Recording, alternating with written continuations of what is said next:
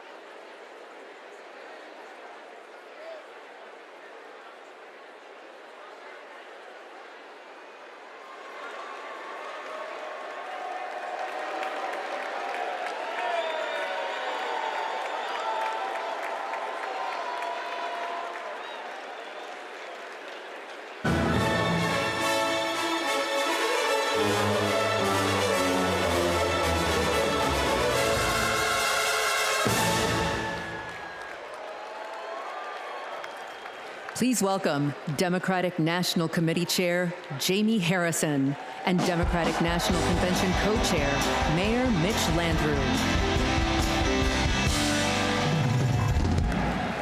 Welcome back, Democrats! To chair today's session, I'm proud to pass the gavel to Co-Chair Mayor Mitch Landrieu.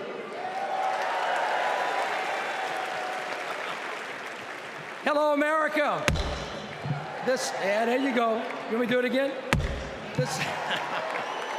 The second in-person session of the 49th Quadrennial National Convention of the Democratic Party will now come to order.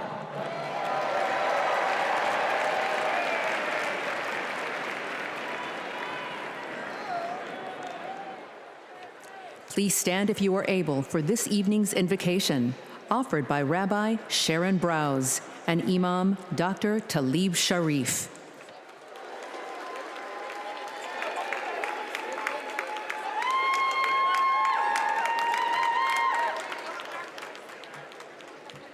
We have gathered together this week to craft a redemption story for America. My faith is sustained by a redemption story. A people beleaguered and bereft, traversing the desert on a journey from degradation to dignity, from darkness to light. Holy One, help us write America's redemption story, a story of ceaseless striving toward a true multiracial democracy, rooted in equal justice, where every person is treated as unique, mighty, and worthy of love. In this story, politics is not a vehicle for repression, bigotry, or personal profit, but a call to service. This story counters extremism with capaciousness and compassion. It rejects the inevitability of war, affirming that every one of us, Muslim and Jew, Christian, Black, White, Latino, AAPI, queer and straight, Israeli and Palestinian, deserves to live in dignity and in peace.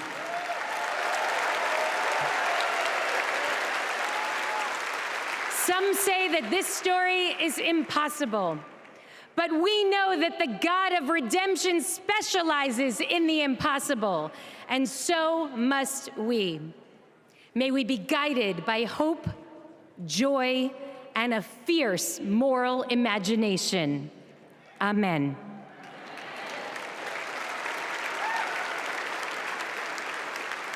Greetings of peace. We pray that Almighty God, Allah, will bless this historic convention. Tonight, we build upon our pledge, one nation under God, indivisible, from Adam, created without racial, ethnic, or national identity, but the first identity, human. Bless us to embrace our shared identity and diverse expressions of life that contribute to the beauty and strength of our nation of nations, made up of people coming together from every land. E pluribus unum. In moving forward with a bold vision for the future, we pray it will reflect our nation's diversity and intrinsic nature to live together intelligently.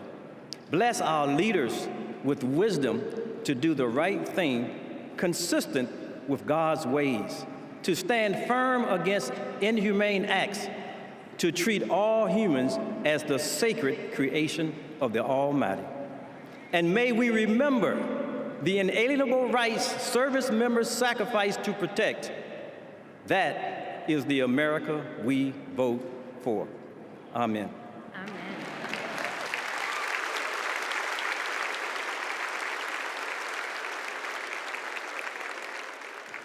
Please welcome Joshua Davis from Virginia to lead us in the Pledge of Allegiance.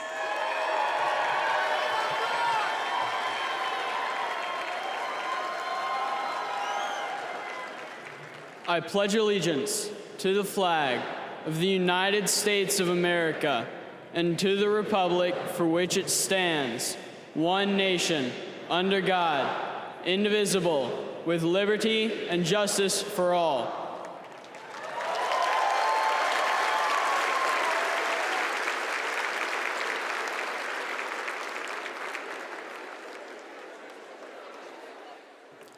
Please welcome Aristotle Garcia Byrne to sing our national anthem.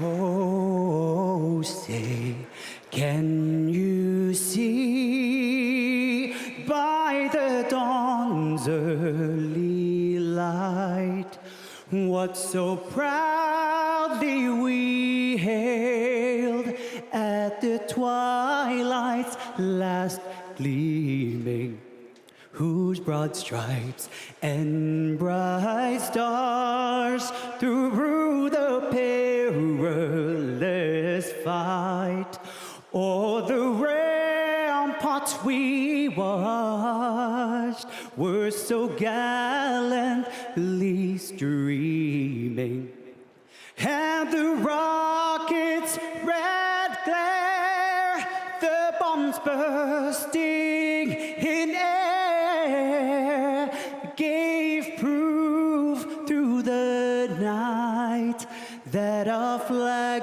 was still there. Oh, say, does that star-spangled banner yet wave o'er the land of the free and the home of the brave?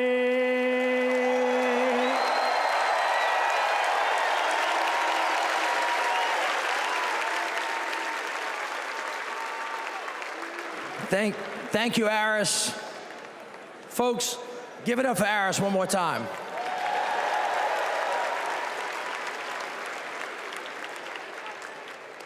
I'd like you to pause with me for a minute. 2 years ago, my dad died, the late Moon Landrieu. He was a great leader. He was a great mayor, secretary of HUD. He lived his life for others. We have lost so many patriots since the last convention. So before we go any further tonight, let's take a moment and join with me and let's remember them all.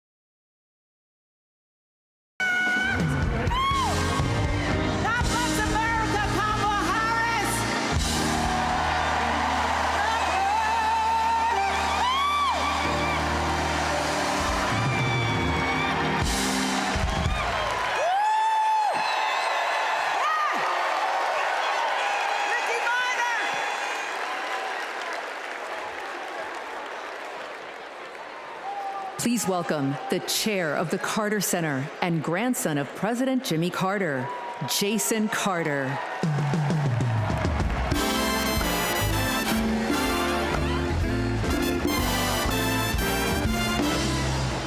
Hello, I'm Jason Carter. My grandfather, President Carter, will have his 100th birthday in October. I call him Pawpaw, and I can tell you that he wishes he could be here tonight. He and my grandmother led their lives with an unwavering faith in God, a respect for human dignity, honesty, and a commitment to loving their neighbors as themselves. Those principles guided them throughout their lives, including during their 4 years in the White House and the 4 decades since. For my grandfather, it was never about fame, recognition, accolades, or awards. His legacy is measured by the lives he has touched and the good he has done. Kamala Harris carries my grandfather's legacy. She knows what is right, and she fights for it. She understands that leadership is about service, not selfishness, that you can show strength and demonstrate decency, and that you can get a whole lot more done with a smile than with a scowl. Pawpaw is holding on. He's hopeful. And though his body may be weak tonight, his spirit is as strong as ever. My grandfather can't wait to vote for Kamala Harris.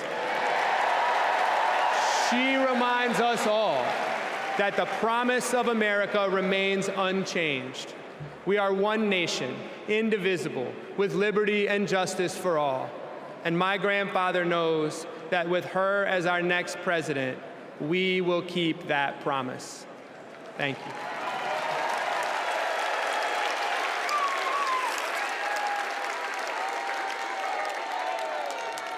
Please welcome delegate from New York and grandson of President John F. Kennedy, Jack Schlossberg.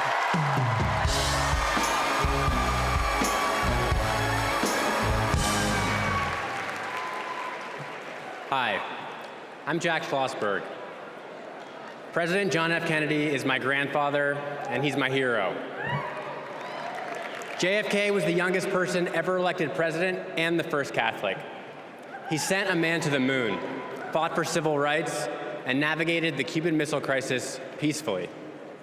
Most of all, he inspired a new generation to ask what they could do for our country.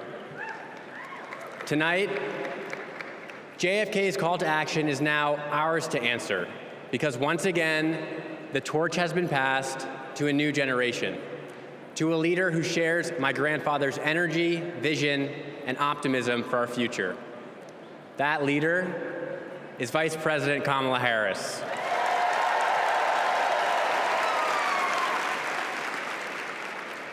Like President Kennedy, Vice President Harris has dedicated her life to public service. She believes in America, like my grandfather did, that we do things not because they're easy, but because they are hard. As president, she will fight for working families. She will expand investments in clean energy so that my generation will have clean air and good jobs. She will defend our freedoms, the freedom for women anywhere in America to make their own healthcare choices, the freedom to be safe from gun violence, the freedom to vote easily and without fear. The choice is ours to make, and history is watching to see what we will do. Now, let's elect Kamala Harris the next President of the United States. Thank you.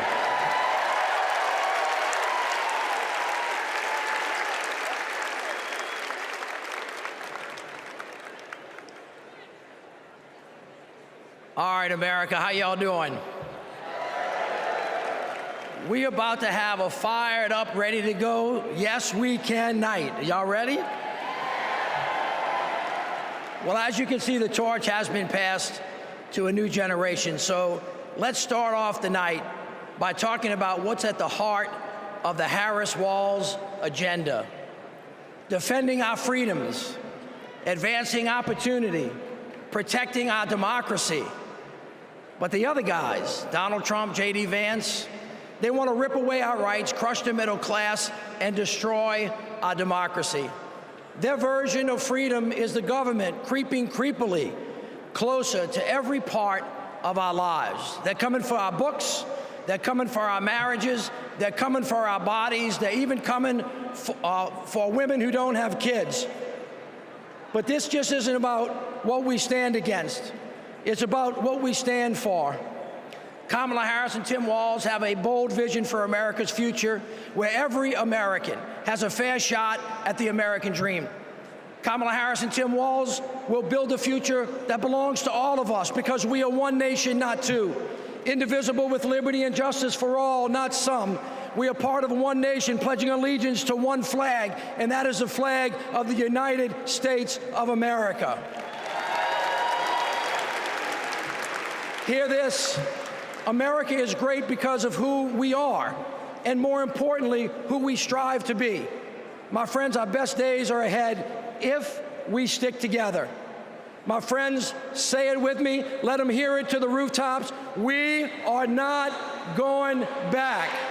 So now please help me welcome. Please help me welcome from the great state of Pennsylvania, the great Representative Malcolm Kenyatta.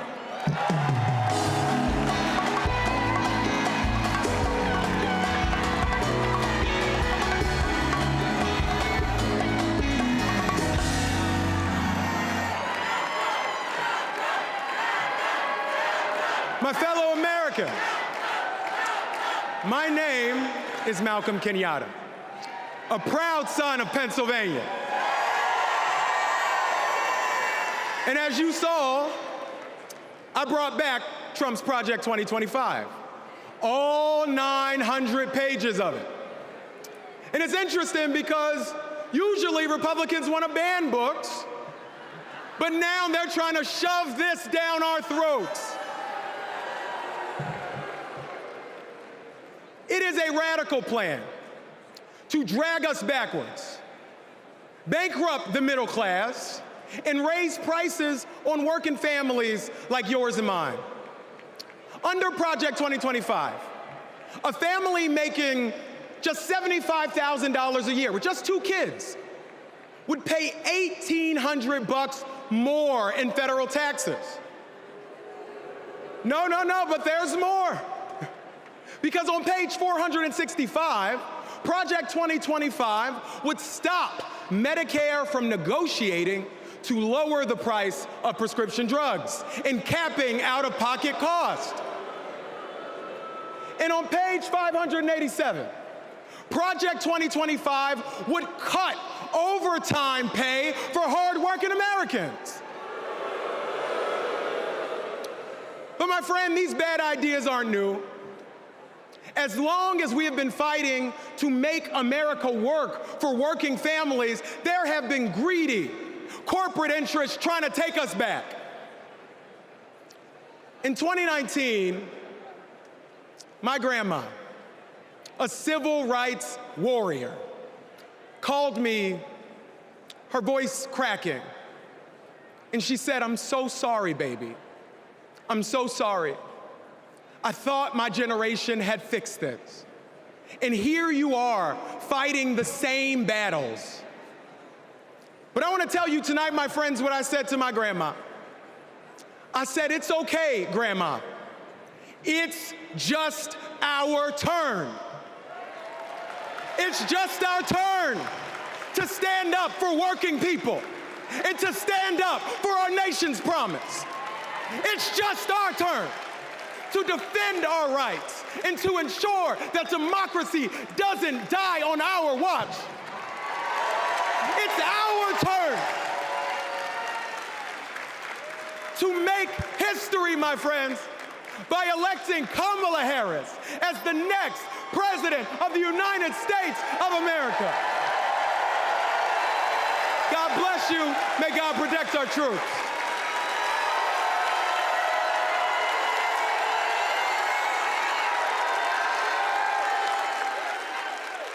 Don't know why, but I feel like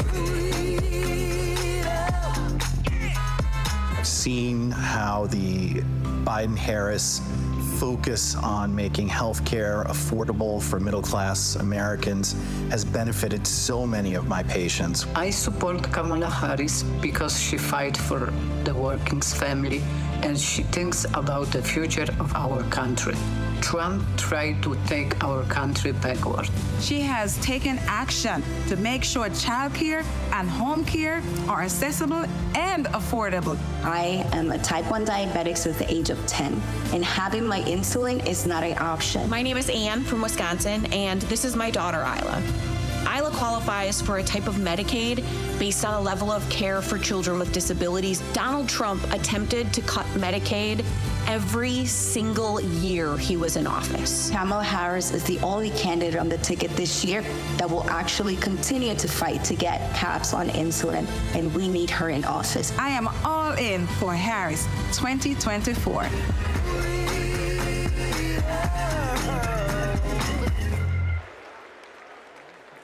Hailing from the South Side of Chicago, please welcome Oscar and Grammy Award-winning artist, author, and longtime activist, Common, featuring Grammy Award-winning gospel singer, Jonathan McReynolds.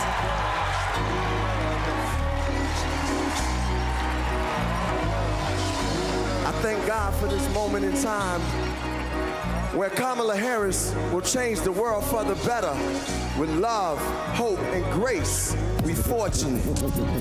I'm fortunate to be alive. Can't explain how I got here, but we've arrived. The deliverance and diligence for which we strive. It's the feeling, there's no silliness when we rise. Fortunate to have friends who don't synthesize. I keep good company, we enterprise. Had a strong gauge since infant eyes. I guess I can see the power in the prize. Incentivized by the streets I identified. Other people's struggles I don't minimize. Fortunate to be born and raised in the shy. Salt of the earth, people with the bravest eye. They say your God is the truth, I wasn't raised to lie. Fortunate to be so que-sera. Every day that I get up, I trace the sky. Draw with the most high on the place that I am. And that's fortunate, you can feel it in the air. Hey yo, it's love out there. Hey, the feeling is free. Yo, Chi-Town at the DNC. Jonathan, what you say? May your struggles keep you near the cross, and may your troubles show that you need God, and may your battles end the way they should, and may your bad days prove that God is good, and may your triumphs keep you humble and high, and may your endings be worthy of every start. Hey, let's take this message to every hood, that your whole life will prove that God is good, and we are fortunate. You can feel it in the air. Hey, hey, yo, it's love out there. Hey, the feeling is free. Yo, we live at the DNC. Fortunate, I was raised by my Uncle Steve and my Uncle Charles. They both told me believe the seeds of a revolutionary. Evolution's very necessary to become fruits and berries of our labor. Told to search for a savior. Fortunate, I had a chance to raise her. In the days of the unknown, I'm fortunate to come home to blocks we fought and swung on. Fortunate the Lord put me on the path to use the microphone for a ride and a staff. Fortunate, yo, we got the golden Paris. We fortunate, y'all, for Kamala Harris. Yo, we fortunate. Yo, the love is in the air. Yo, can you feel it out there? Hey, yo, the feeling is free.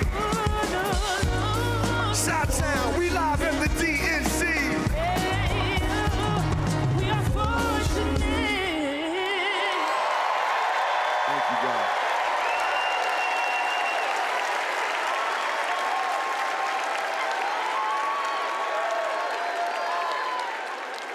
Don't know why, but I feel like My name is Chuck.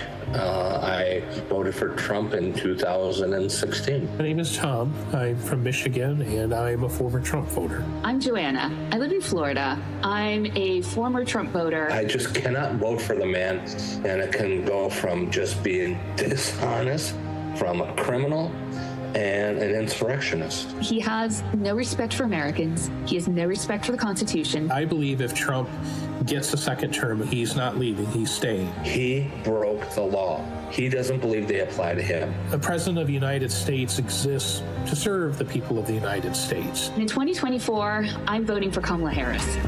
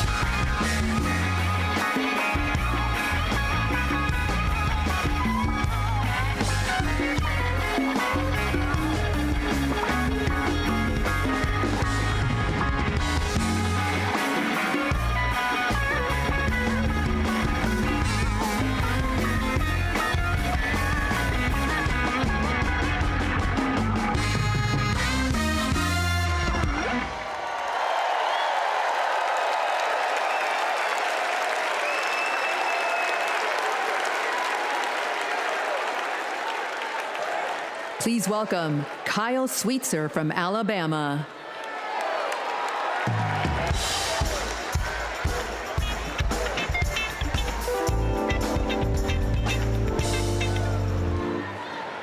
I voted for Trump not once, not twice, but 3 times. You see, I work in construction. I work with my hands. He told us he'd look out for blue-collar workers. So I made my first ever political donation to Trump.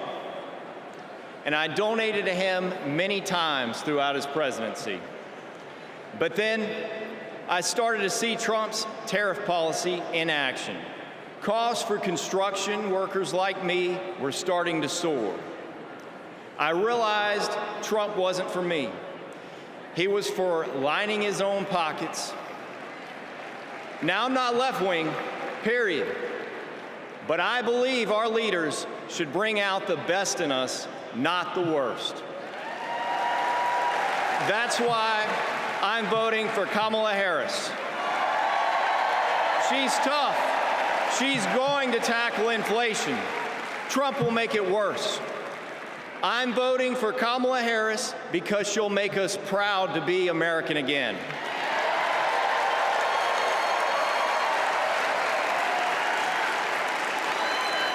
Nobody's ever called me weird. I'm a lot of things, but weird I'm not.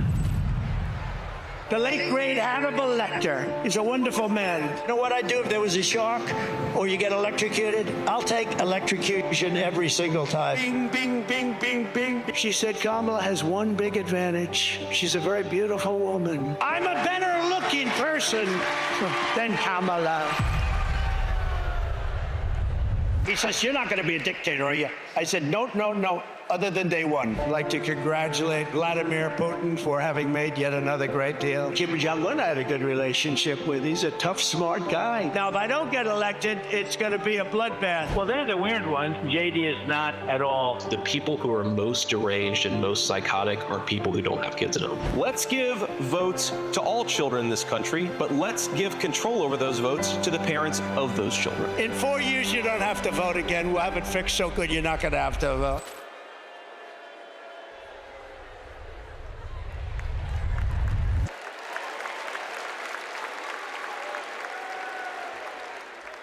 Please welcome Stephanie Grisham.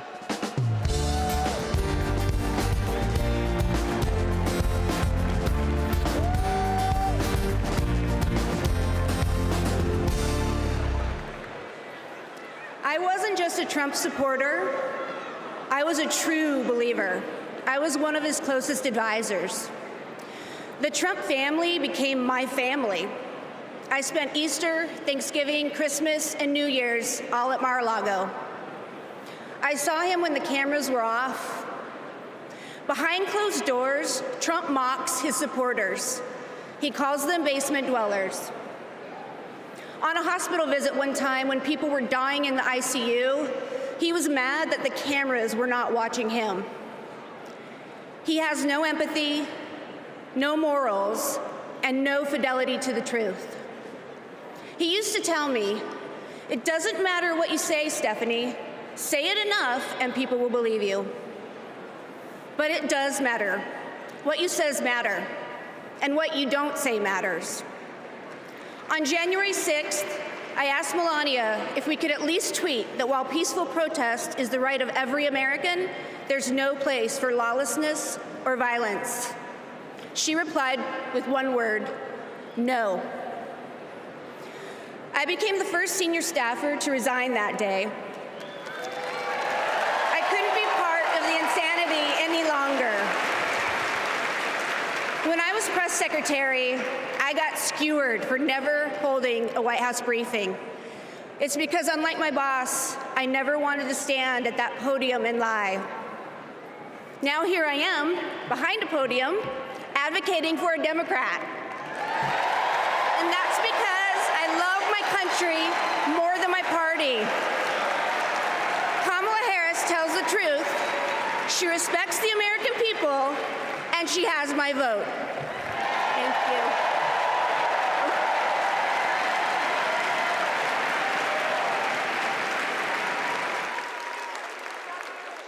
know why, but I feel like At our 12-week ultrasound, our worst nightmares came true. The baby had stopped growing, but my body had not let go. I was told I was not eligible for any treatment at that point. The Dobbs decision was official, and abortion was banned. In 2021, I needed an abortion. After an ectopic pregnancy, I was able to access life-saving medical care when I needed it, and now I'm turning to IVF to build my family. I'm supporting Kamala Harris because I'm an IVF mom. It's not just the headline-making stories that these bans impact. It impacts people trying to build families, just like me. All Americans deserve the right to build their families in the way they know is best for them. We need to band together and elect Kamala Harris as the next president of the United States.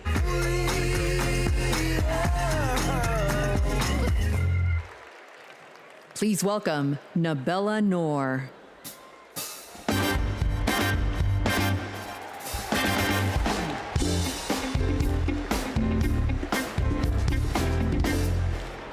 What calls me here tonight is hope.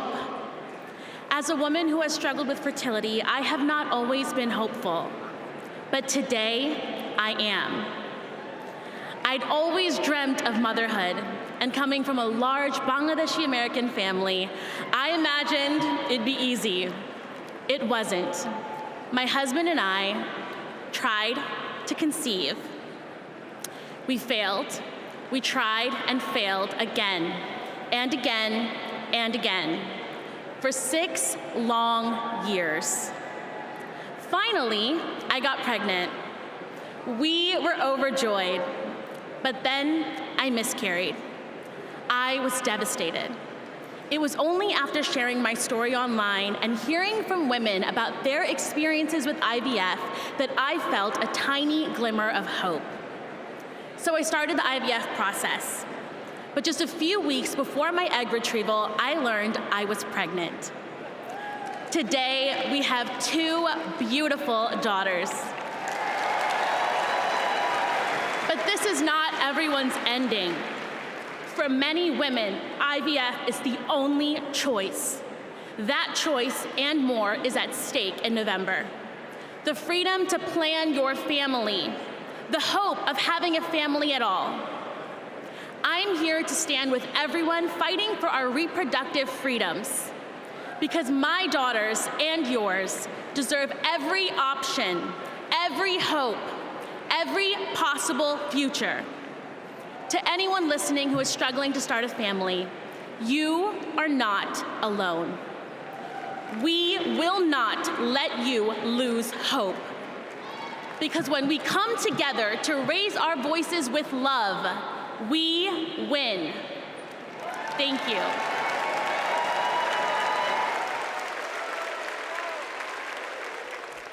Please welcome Michigan Senator Gary Peters.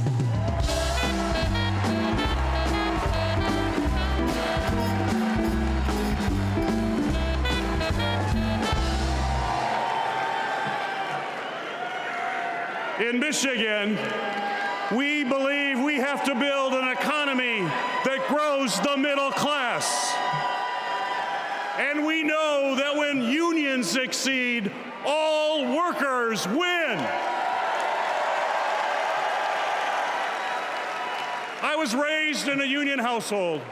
My father was a teacher, and my mother a nurse's aide.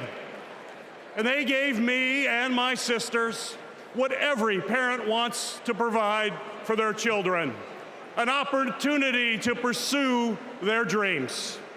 I went to public school, I worked odd jobs, became an Eagle Scout. And Kamala Harris and Tim Walz grew up just like me. And I know they will fight for all of us. They will make it easier to raise our families and to retire with dignity. Just look at the record. As Vice President, Kamala Harris helped pass legislation that finally allowed Medicare to negotiate and lower the cost of prescription drugs. She brought manufacturing jobs back to the United States of America. And as governor, Tim Walz signed the largest infrastructure investment in Minnesota history.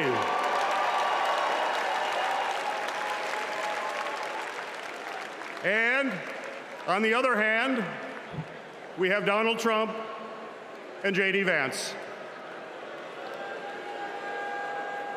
And let's be clear, if they win, working people like my friends here from the Teamsters will pay the price.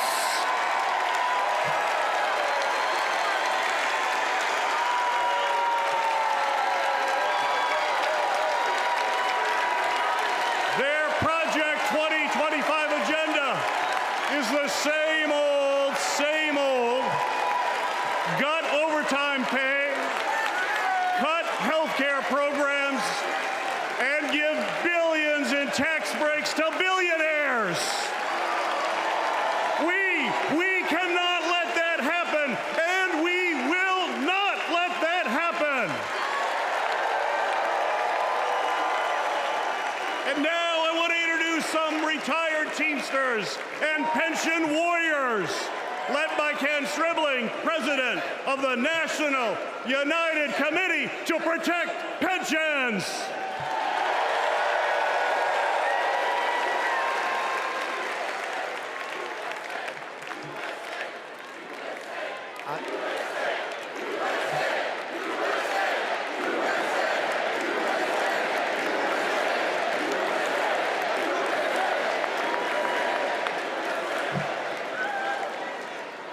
I am Kenneth Stribling, a proud retired Teamster from Local 200 in Milwaukee, Wisconsin.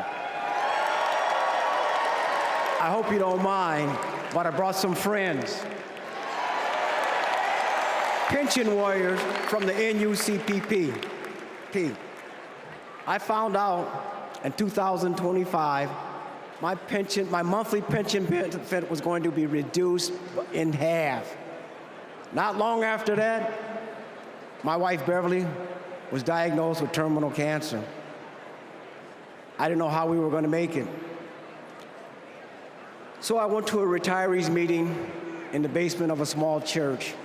At that moment, I knew we were not going to go down without a fight. Beverly made me promise never to quit until we made this right. So we organized a nationwide grassroots movement. For 6 years, we fought hard. And finally, we had a breakthrough. After 50 days in office, the Biden-Harris administration passed the American Rescue Plan, including the Butch-Lewis Act, to save our pensions and secure our retirement. They got it done without one single Republican vote in Congress. They saved over 1 million pensions, including 33,000 from my state, Wisconsin, 52,000 from Pennsylvania, 61,000 from Michigan. As president, I know Kamala Harris will have our backs. She will fight for our retirement, Social Security, and Medicare. Beverly passed away in 2019, but I kept my promise, because a promise is a promise is a promise. Thank you.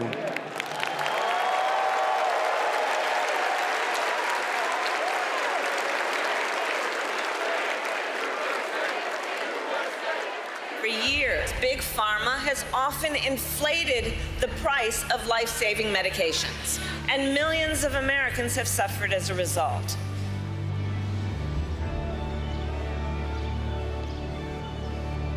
Those costs got passed on to our seniors, but not anymore.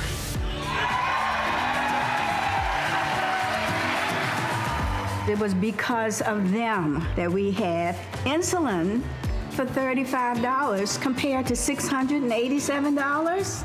What a gift. This $35 is life-changing for us. The beauty of it is it's fixed. Everything else goes up, but it stays the same. I have more discretionary income, $20-30 a month more. His wife and I can go to the pub and have a burger and fries. I can afford my rent. I can afford to feed my children. I can afford my insulin. It's saving me a couple $1,000s a year, which is several trips to visit the grandkids. I am looking forward to that lifestyle where I can travel and be able to enjoy my grandchildren and maybe great-grandchildren. It meant I could enjoy life. President Joe Biden and Vice President Kamala Harris will be in Maryland this afternoon to unveil a new plan cutting prescription drug costs. 10 popular drugs are affected by this, including cancer, diabetes, heart disease, and blood clot medications. Seniors will save roughly $1.5 billion in out-of-pocket costs next year. With Kamala Harris, I feel so hopeful. I feel the future of America will be good.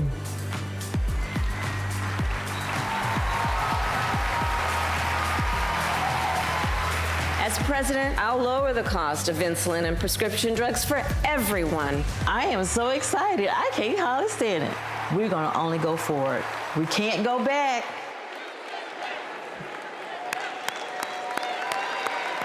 Let's have another hand for our brothers and sisters from Teamsters and all of our brothers and sisters from the unions across America who are rebuilding it, brick by brick. I mean, after that, what do you talk about? Kamala Harris wants to throw a little bit of dirt. So here we go. After years of dead ends and broken promises, President Biden and Vice President Harris brought Republicans and Democrats together to actually get something done. Trump promised Infrastructure Week but never built anything. But this time, the Biden-Harris administration is actually breaking ground, and we're starting to turn dirt, ushering in an infrastructure decade. All I see is possibilities ahead.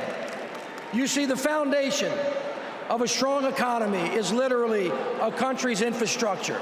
It's the cornerstone upon which all rest. We finally got a president and a vice president who puts their money where their mouth is. Already, $460 billion out the door, $1 trillion of private sector investment building roads and bridges and airports and ports and water systems so that kids don't have to drink dirty water out of lead pipes and little girls don't have to sit on the back of their mama's car trying to do their homework so they can have a better future for us. We're building a clean energy economy. All of it is moving out of the door. And we're touching every part of the country, from the Pakiak, Alaska, all the way down to Lowndes County. We have over, hear me now, 60,000 projects all across this country with funding already underway. We're hitting the ground running, and it's right in everybody's backyards. 2 years ago, after President Biden and Vice President Harris passed the biggest infrastructure investment since President Eisenhower, he called on me and others to help carry out that vision as we rebuild America. As a senior advisor to the president, we pushed out funding for the roads and the bridges. We're literally building bridges to the future, high-speed internet, and the clean energy economy. With these projects, we're ushering in a brighter future, a future in which everyone has clean air to breathe, everyone has clean water to drink, a future in which everyone has the opportunity to build generational wealth, a future in which the most vulnerable communities aren't forced to bear the brunt of progress. And we have made historic progress towards that vision. Let's take a look with what progress is being made in communities across the country with products that are being made right here in the USA. Since passing the bipartisan infrastructure law and the American Rescue Plan, the Biden-Harris administration is putting billions of dollars into cities and counties across the country over the next 5 years. I want to particularly thank the mayors of America. You make things work. Thanks to the Biden-Harris administration, the city of Phoenix has a much greener bus fleet. In San Antonio, we're building the airport of the future in the heart of our city. Until 1970, Scranton and New York were connected by passenger rail. And within 5 years, finally, we're getting that connection back. Our vision is to create a truly multimodal city, a city where people can walk, ride public transportation, or ride a bike to get to their destination. Our city is able to create over 2,000 jobs and move our transit system into the future. We are investing over $50 million to take vacant buildings just like this one to turn them into shovel-ready job sites in the heart of our city. We were able to use American Rescue Plan funding for safe, affordable housing for our neighbors. When a dilapidated apartment complex was condemned, we were able to swiftly relocate these tenants. In Tucson, we have planted or distributed over 100,000 drought-tolerant trees to combat extreme heat. From the great city of Baltimore, Maryland, we're opening brand new rec centers that are closing in our city, and many, many, many more investments thanks to President Biden and Vice President Harris.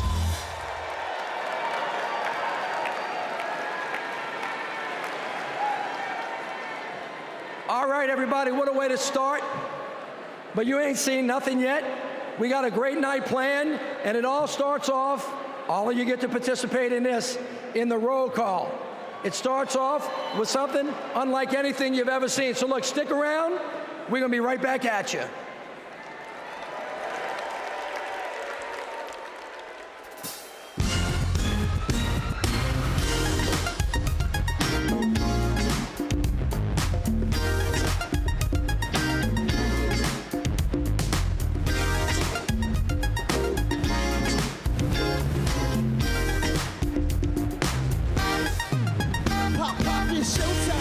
Showtime, guess who's back again?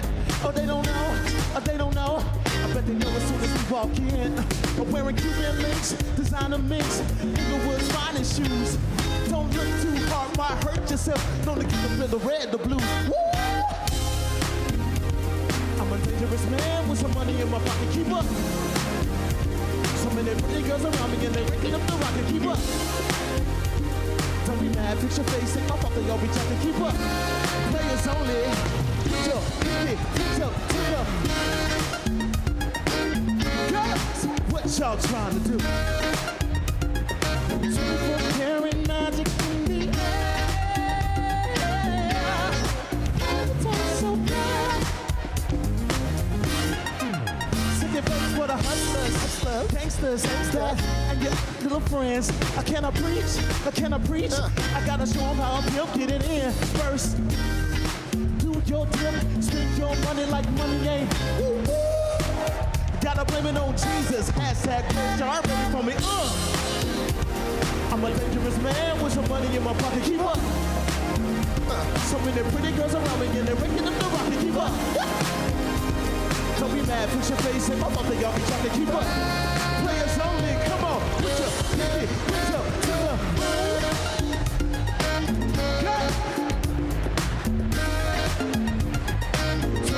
Karat magic in the air. So bad. Everywhere I go, they be like. Everywhere I go, they be like. Everywhere I go, they be like. Don't fight the feeling, invite the feeling. Just put your pinky up to the. What's that sound? Come on now.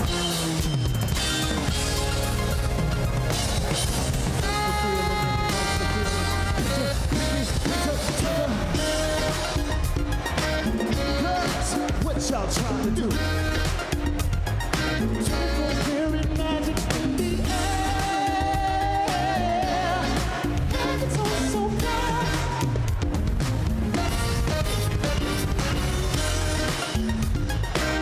Girls, what y'all trying to do?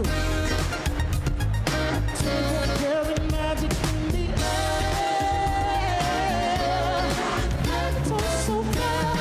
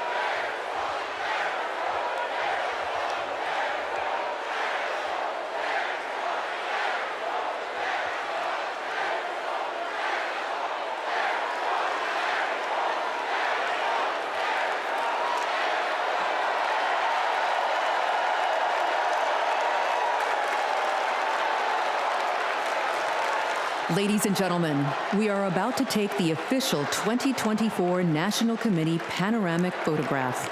At this time, we would ask all of the delegates and guests to take their seats and get ready for this historic photo.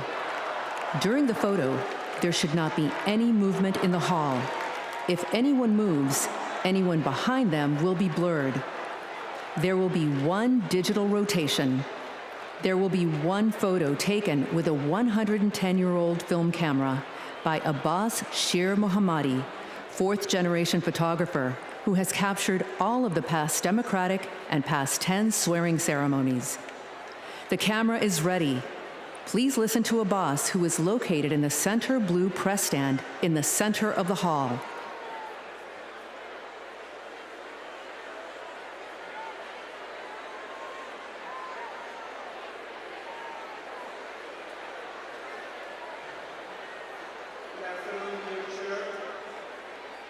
Dear delegates, ladies and gentlemen, it's my privilege to photograph you with a 110-year-old camera.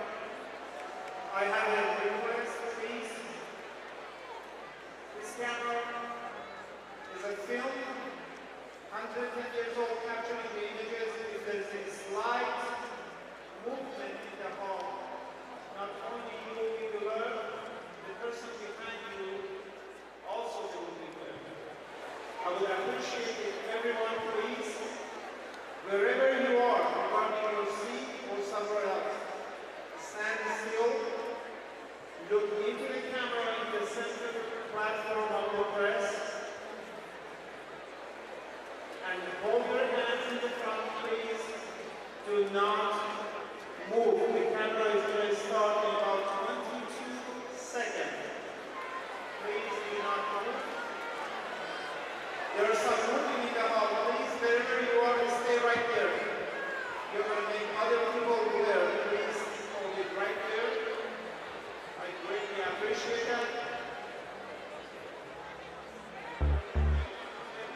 Right now, please do not move.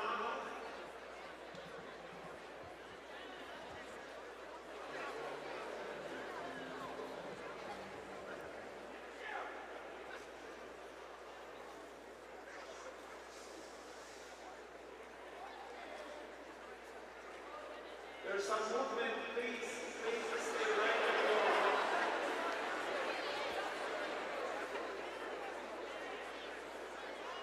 Right there, sis, please put your hands down. I appreciate that. This is your photo. I'm moving, damn it!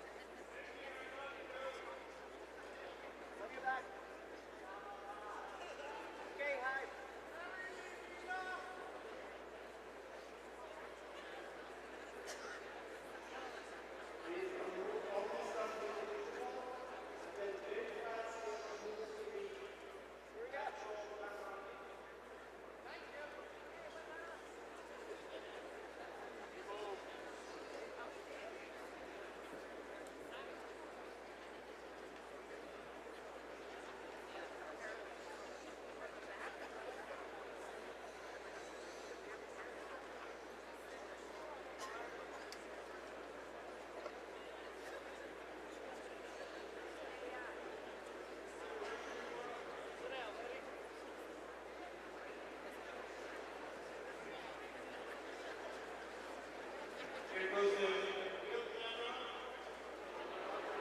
And please do not move. It's an extremely sensitive camera. Thank you.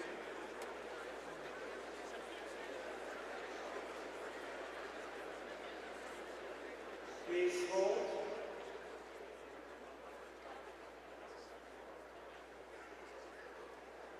You can see this photograph at democraticphotos.com. 48 hours.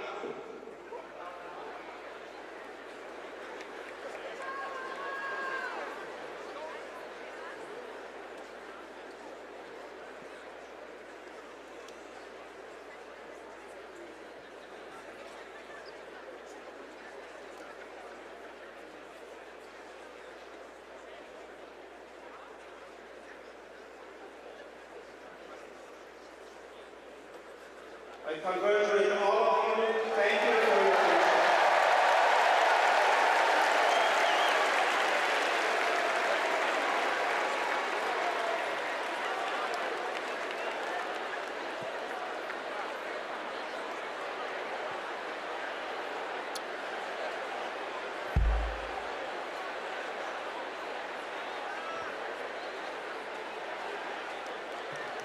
Delegates and guests, please put on your wristbands at your seats.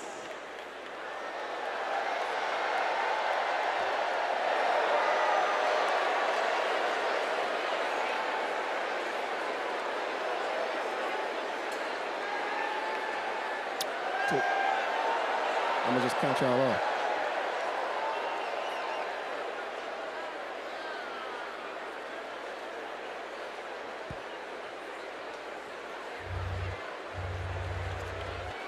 Here we go.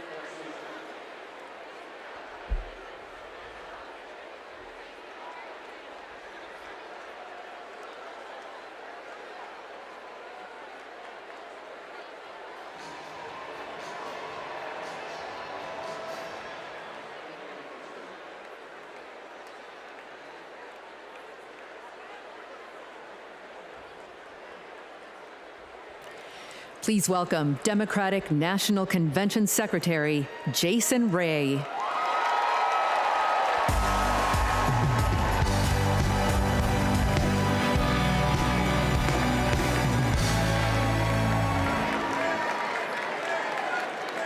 Well, good evening, delegates. My name is Jason Ray, and I'm honored to serve as the secretary of both the Democratic National Committee and the Democratic National Convention. I remember watching my very first convention on television when I was just 10 years old. It was the 1996 convention right here at the United Center. Now, nearly 3 decades later, I could not be more thrilled to join you in making history as we nominate Vice President Kamala Harris.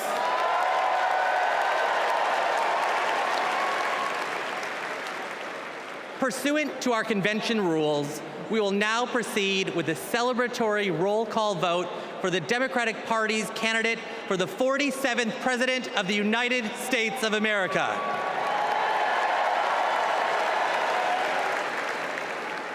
As a reminder, our nomination was made official on August 6th upon the certification of the virtual roll call.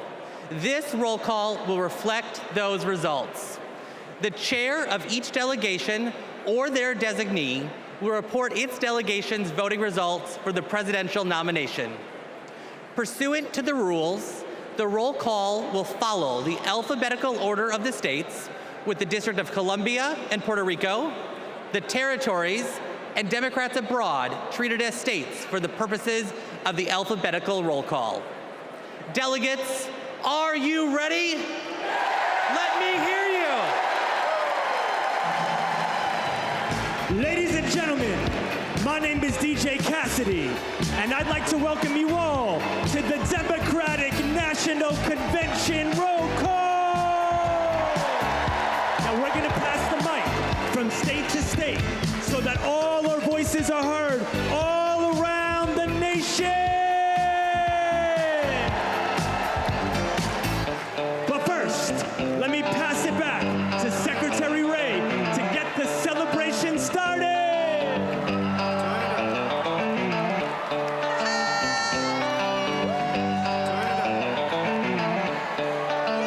Alabama, how do you cast your votes?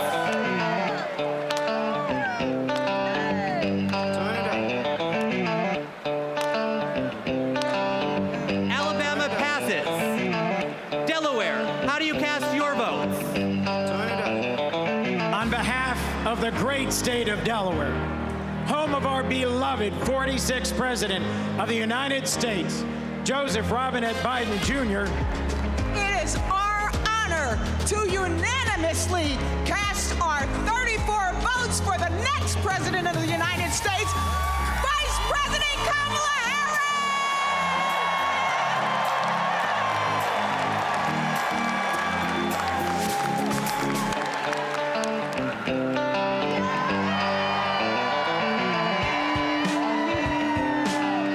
Thank you, Delaware. Alabama, how do you cast your votes? In a letter from the Birmingham jail, Dr. King wrote that progress is not inevitable. We have to fight for it. We have to win it.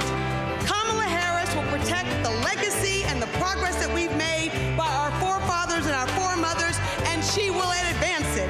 She will safeguard our freedom to vote by passing the John Robert Lewis Voting Rights Advancement Act. She will fight for freedom and opportunity and build an economy that works for everyone. So, from Huntsville to Mobile, from the Black Belt to the Wiregrass, from the historic civil rights cities of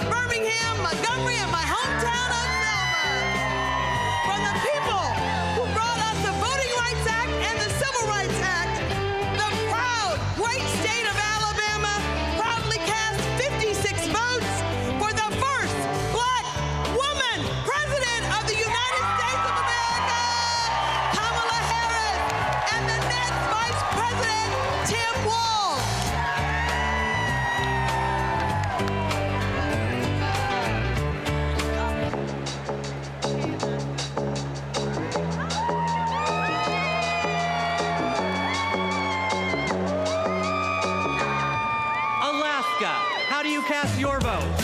Alaska's motto is North to the Future, and that's exactly where Kamala Harris and Tim Walz are going to take us. A future full of opportunity for everyone. As a teacher, a union member, and a proud Black woman, it is my honor to cast Alaska's 19 delegates for the next president of these United States, Kamala Harris.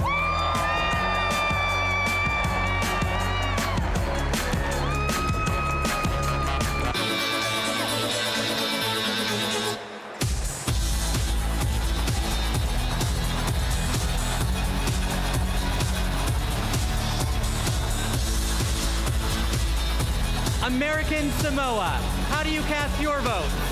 Talofa lava. Here in American Samoa, faith, service, and community are everything.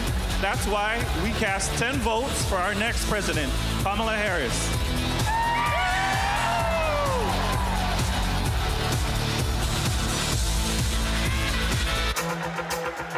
Now, once again, my name is DJ Cassidy, and this is the DNC roll call. So let's pass the mic around the nation.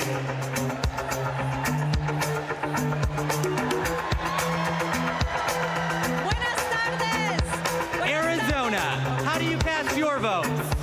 Buenas tardes from the Grand Canyon state of Arizona, the future of the Democratic Party, where we've been bringing the heat since 2020, electing Democrats up and down the ballot. Our diverse coalition is proud to cast our 85 votes for Kamala Harris.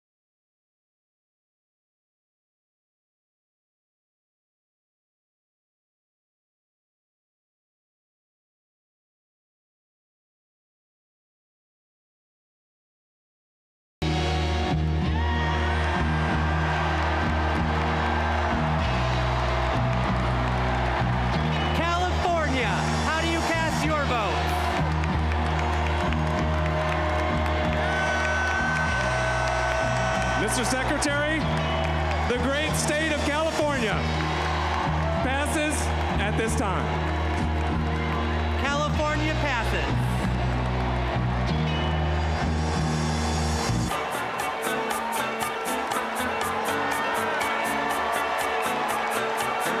Colorado, how do you cast your vote? Mr. Secretary, in Colorado, we know how to climb mountains, and we're going to make sure Kamala Harris and Tim Walz reach the summit and win this election. Colorado proudly casts its votes for Kamala Harris. Get it go!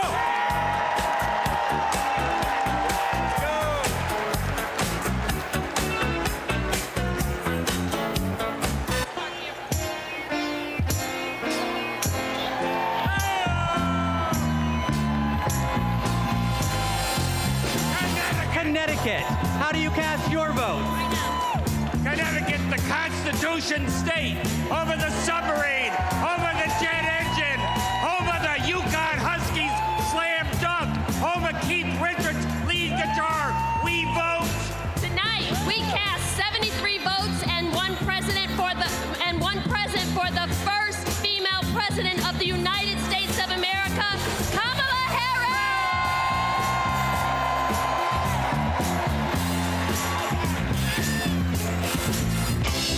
Now we're passing the mic all around the world tonight. So let's join together. together. Here we go, here we go, here we go. Let's go!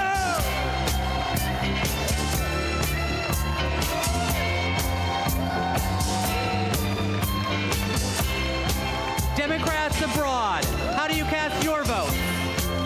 Mr. Secretary, Democrats Abroad represents millions of Americans who live abroad and vote back home in all 50 states and in D.C. U.S. citizens can go to votefromabroad.org to register and request a ballot. On behalf of our large, diverse community, we joyfully cast 21 votes for Kamala Harris!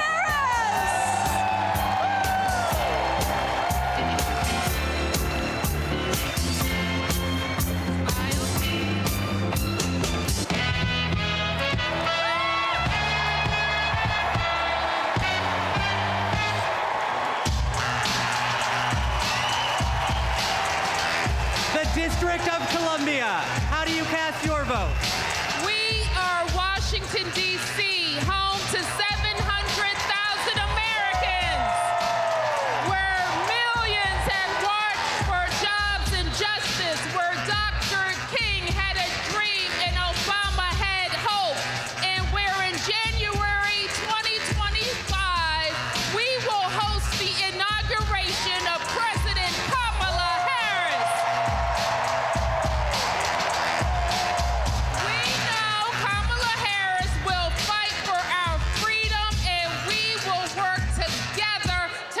Washington, D.C., the 51st state.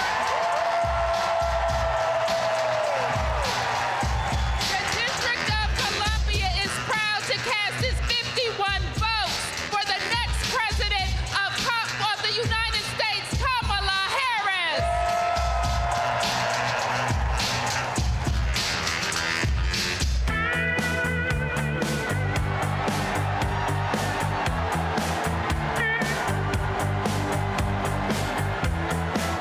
Florida, how do you cast your vote?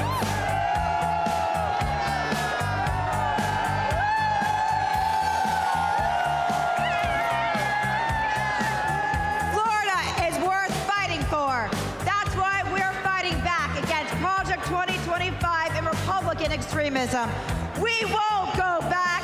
We won't back down. I cast 4 votes present and 243 votes from the great state of Florida for the first president, first female president of the United States, Kamala Harris.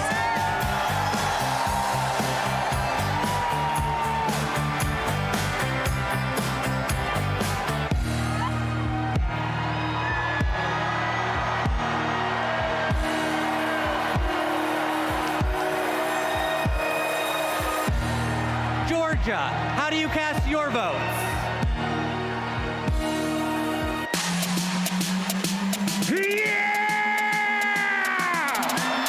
Ladies and gentlemen, we are here tonight to officially nominate Kamala Harris for president.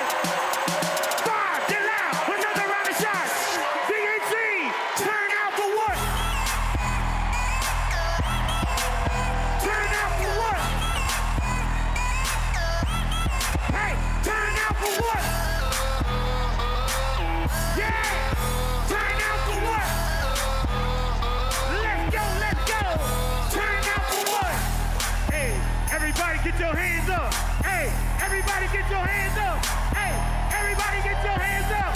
Now, say, we're not going back.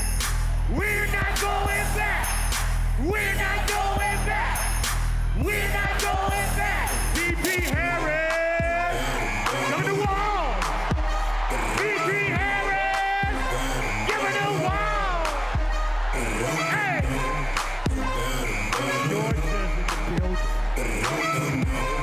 Mr. Secretary, the South's got something to say.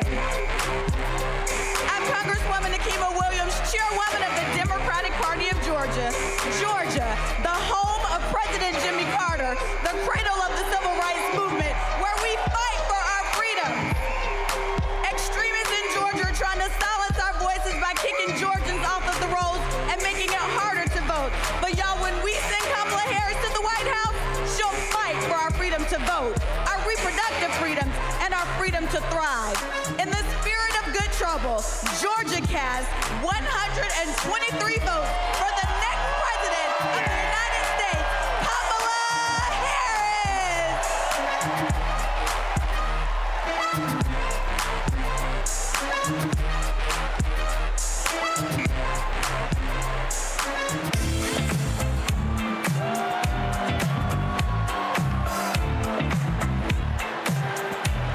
Guam, how do you cast your vote?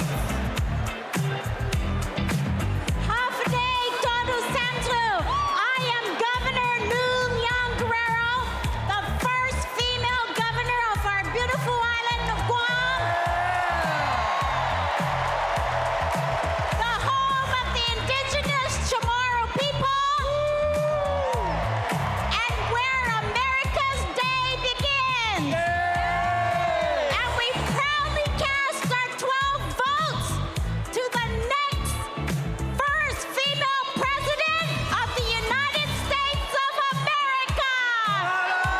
Viva Kamala! Viva Kamala!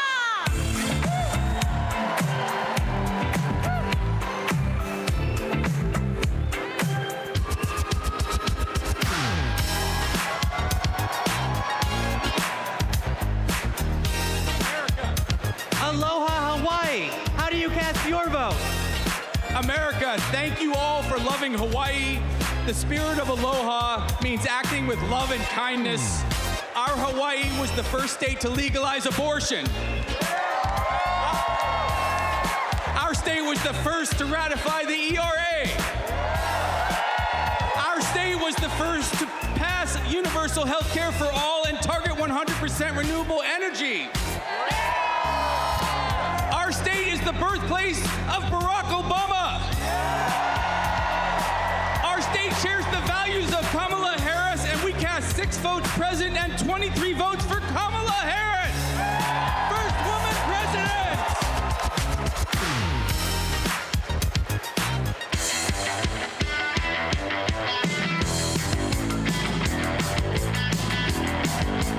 Idaho, how do you cast your vote? Republicans ripped away our reproductive freedoms. The Idaho Democrats are mounting our comeback. For the first time in decades, we're running in every legislative district. We are not going back. Idaho cast 27 votes for Kamala Harris.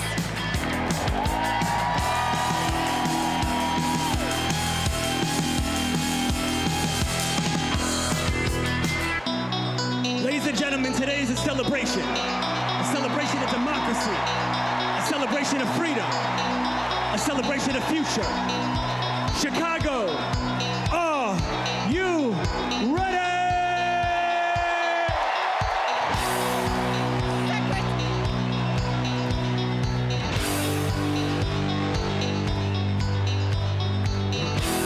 Our convention host, Illinois, how do you cast your vote? Secretary, Illinois Democrats are doing the work to win in November, and I am proud to introduce my partner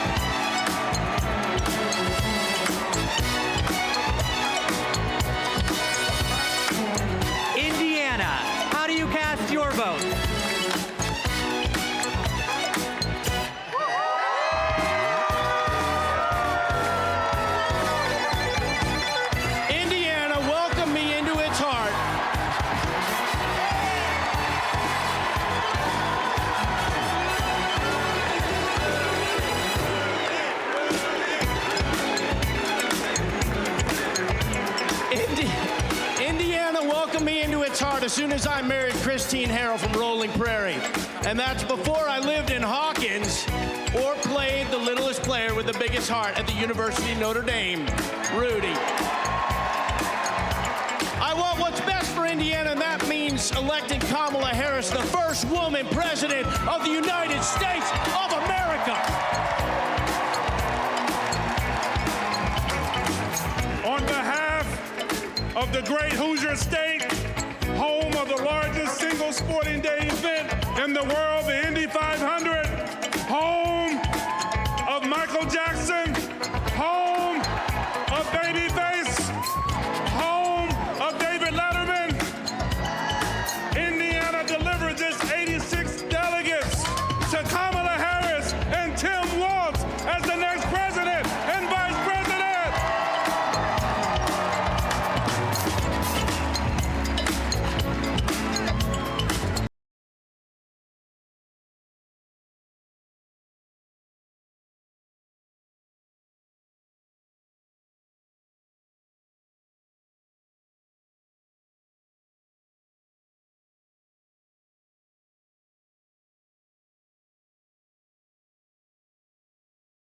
The tall corn state of Iowa, the state that launched Barack Obama on his way to the presidency. The state that put education on its state quarter. And the state that feeds and fuels the world casts one vote absent and 45 votes for the next president of the United States of America, Kamala Harris.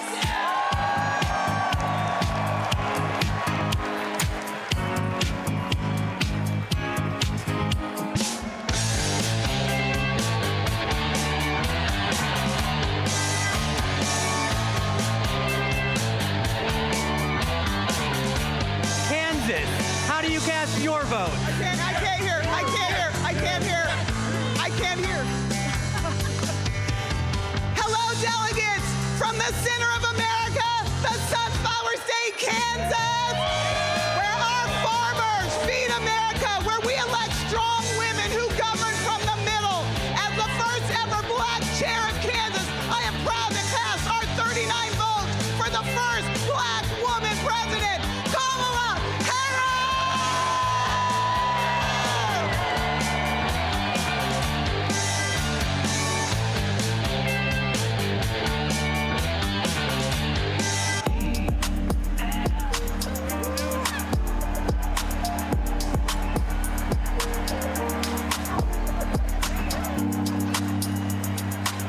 The Commonwealth of Kentucky, how do you cast your vote?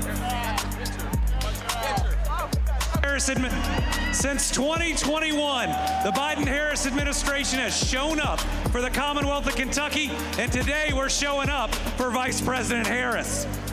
With this administration, we've broken every record for private sector investment, exports, tourism, wages, and new jobs. Together, we're building the 2 largest battery plants on planet Earth, and we opened the cleanest, greenest recycled paper mill the world has ever seen. We are proud to cast 56 votes for the next president of the United States, Kamala Harris.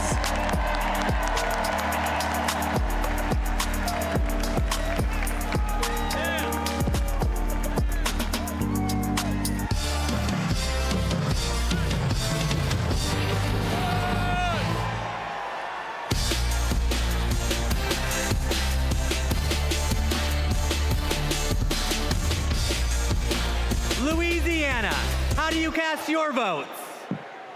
Greetings from Louisiana. Mr. Secretary, my name is Wendell Pierce, and I'm a proud son of Louisiana. And Louisiana is about family, and I'm surrounded by my family of the delegates of Louisiana. And our great Congressman, Troy Carter. Louisiana casts its votes in support of our democracy, and we stand in line for a more perfect union. And born out of that democracy from the Big Easy, the northernmost Caribbean city, the last Bohemia was jazz. And nothing could be more emblematic of jazz and democracy than what we swing with in the Big Easy. And it's because of that that I am here to cast my personal vote for the next President of the United States, Kamala Harris. And now, the leader of our party, Mr. Randall Gaines. The great state of Louisiana, a state that embodies the principles and spirit of hope and resilience, and so does Kamala Harris. The great state of Louisiana cast its one vote present, and our 47 votes for the next President of the United States, Kamala Harris.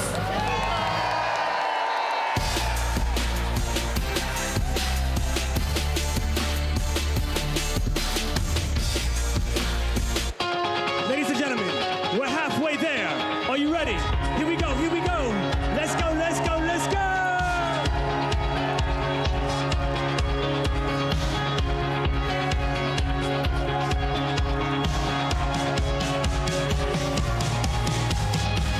Next up is Maine. Maine, how do you cast your vote?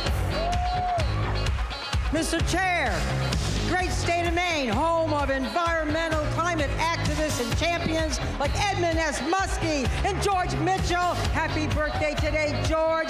The state where the sun rises first on the nation over our bold and rocky coast, bringing with it today a new day for the brave and open-hearted people of this country. We have improved lives, restored rights, and preserved our environment in Maine for future generations. Maine leads, and as Maine goes, so will go the nation.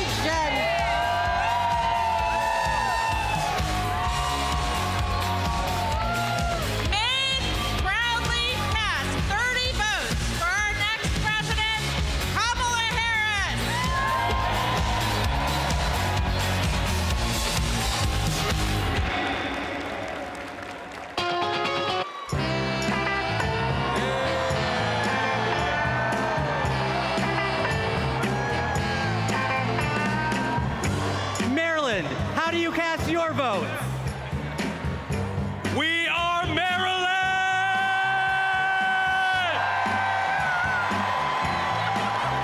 And we represent Marylanders past and present who have contributed to America's greatness. We are the birthplace of Harriet Tubman. We are the birthplace of Thurgood Marshall. We are the birthplace of Frederick Douglass. We are the place where soldiers defended our freedoms in Baltimore and also in Antietam, and the home of thousands of veterans who call Maryland home. And this community of patriots is proud to cast our votes for the next President of the United States, Kamala Harris.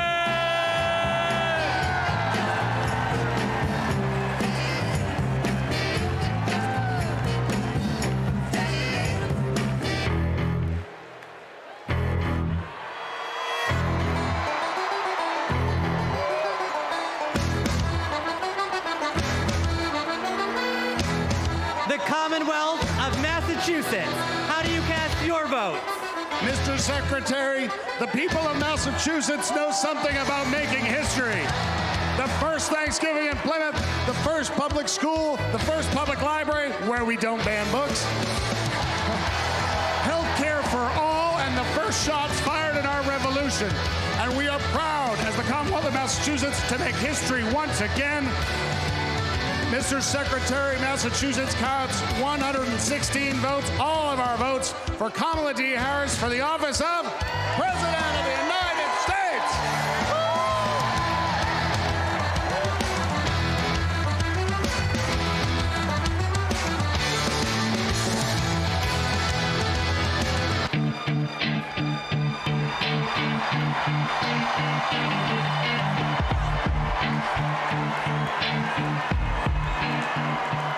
Michigan, how do you cast your votes? Good evening from the Great Lakes State. I'm Michigan Democratic Party Chair Lavora Barnes. Michigan has an incredible story. we put the world on wheels, and we built the middle class. And I'm excited to now. We are getting things done in Michigan in 2022. We flipped our state House of Representatives for the first time in 40 years. We're getting it done in Michigan. And I'm Governor Gretchen Whitmer. We cut taxes. We protected freedoms. We brought manufacturing home, and we know how to win. This November, Washington together.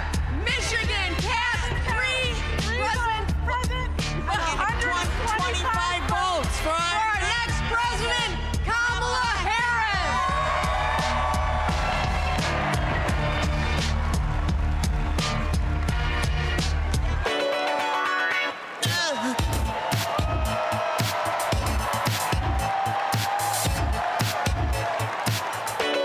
Minnesota, how do you cast your votes?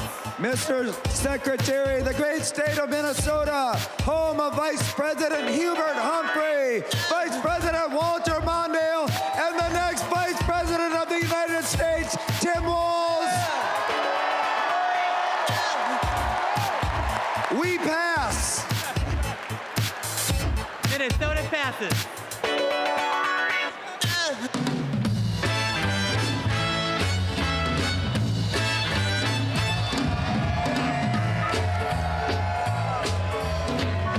Mississippi, how do you cast your votes? Mr. Secretary, I'm State Chair Shaq Taylor from the home of magnolias and mockingbirds, from the great state of Mississippi, from the Red Clay Hills to the Mississippi River. To our Gulf Coast, we're proud of our heroes such as Fannie Lou Hamer and our special guest, Mr. January 6th, the Honorable Benny G. Thompson. With great joy, Mississippi delivers 40 votes for our future president, Miss Kamala Harris.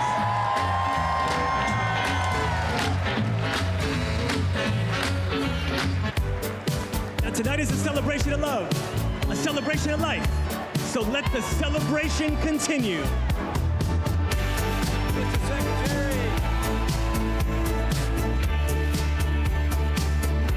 Mr. Secretary, I'm Russ Carnahan. Missouri, how do you cast your vote?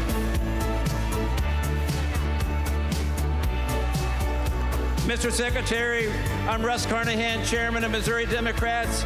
We're home to Super Bowl champion Kansas City Chiefs. We are home to common sense leaders like President Truman, Senators Eagleton, Carnahan, McCaskill, and we will fire Josh Hawley and hire Marine veteran Lucas Coons. Our voters will reclaim reproductive freedom. Kamala Harris has sent a lightning bolt of energy and hope across this country, and we proudly cast 2 votes present and 68 votes for Kamala Harris and our Midwestern friend, Tim Walz.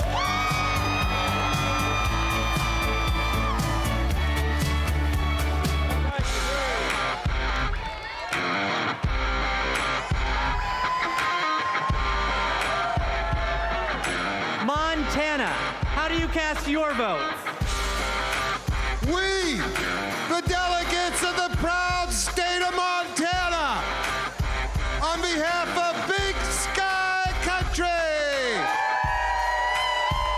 the last best place in these United States, I'm grateful for the beauty of our land and determined to protect it for future generations.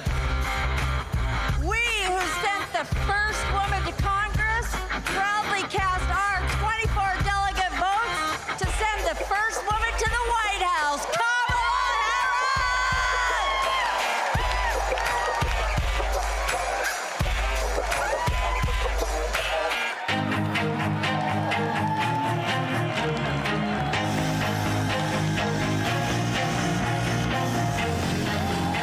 Nebraska, how do you cast your vote?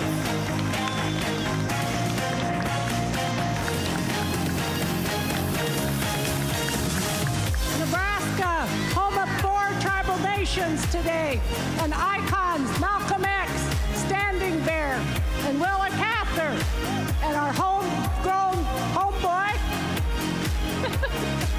Tim Walz. And the quality of life capital of the country, Lincoln, capital of Husker Nation, where the Biden-Harris team and unions are rebuilding the heartland. In Omaha, now affectionately known as Kamaha, where we will protect the blue dot. We are ready for it. Nebraska proudly casts our 34 votes for Kamala Harris and Coach Tim Walz.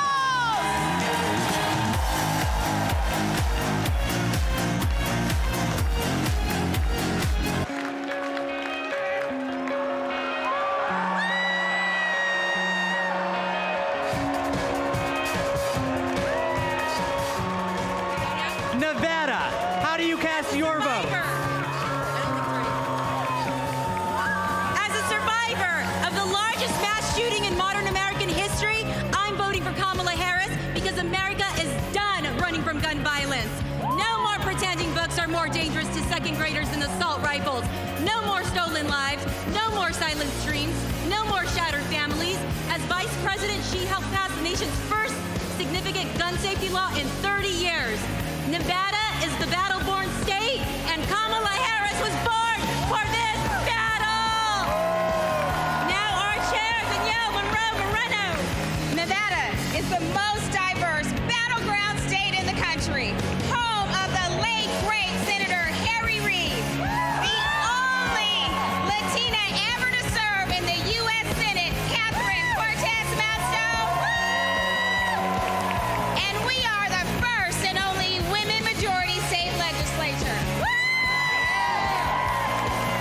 As Nevada's first black woman chair, I proudly deliver the Silver State's 48 votes for the next president of the United States of America, Kamala Harris.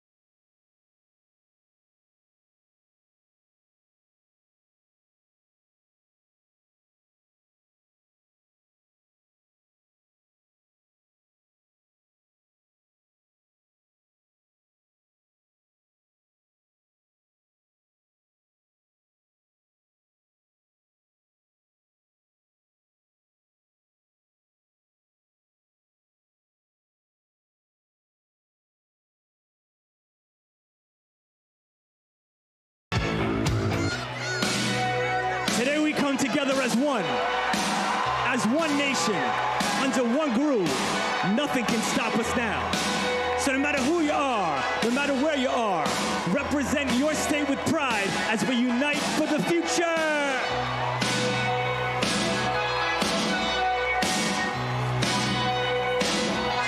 New Jersey, how do you cast your vote? Everybody, I'm Governor Phil Murphy. We're from Jersey, baby, and you're not. In the Great Garden State, we care about protecting women's rights and lifting up vulnerable communities. That's what we mean when we say the Great Garden State.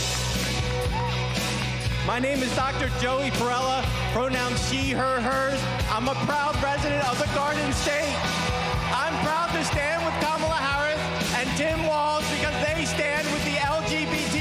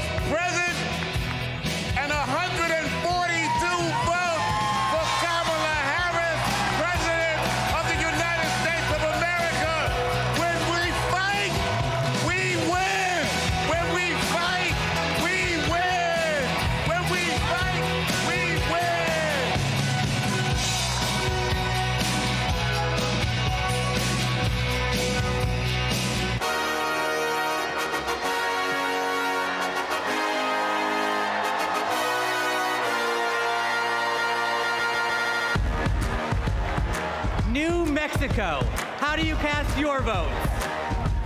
Buenas noches!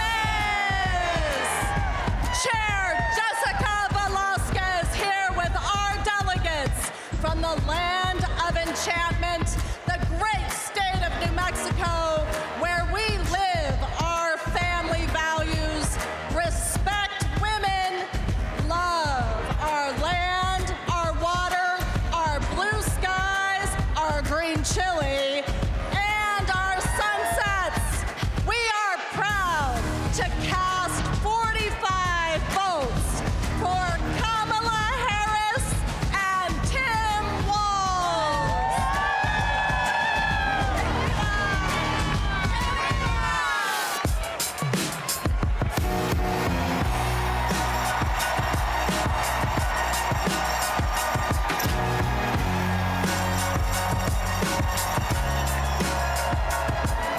New York, how do you cast your vote?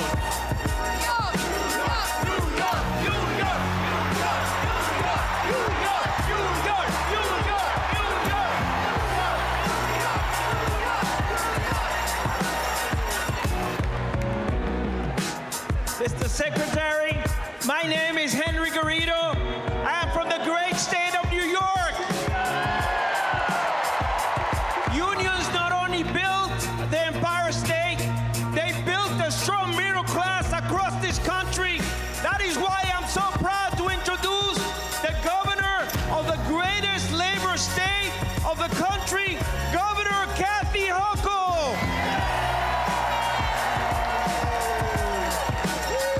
As governor of the greatest state that ever existed. Hey, we're New Yorkers, get used to it. From Seneca Falls, the birthplace of the women's rights movement, to Stonewall, the birthplace of the LGBTQ movement, to Stone King Mountain, the birthplace of the environmental justice movement, and the birthplace of the labor movement. We are also not just the birthplace of great progressive movements, we are the birthplace of Shirley Chisholm. We are the birthplace of Geraldine Ferraro. And we are the home of Hillary Clinton. And that's why, as the first woman governor of New York, I am so proud to cast 298 votes to make Kamala Harris the first female president of the United States of America.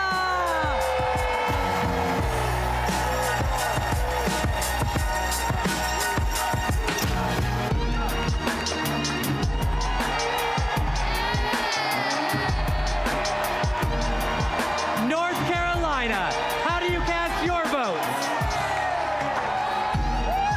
My name is Anderson Clayton. I have the honor of serving as the youngest state party chair in this country. And North Carolina is the home of folks like Anthony Hamilton. Yeah, Governor Jim Hunt, Dr. Reverend William Barber, Nina Simone. We represent a new South. And we are proud to be that again this year by electing Josh Stein, Allison Riggs, Wesley Harris, Anita Earls, and everyone else that's on our ballot this year. We are going to make sure that we put Democrats on the ballot and in people's hearts and minds. North Carolina gives 131 votes to the phenomenal Kamala Harris.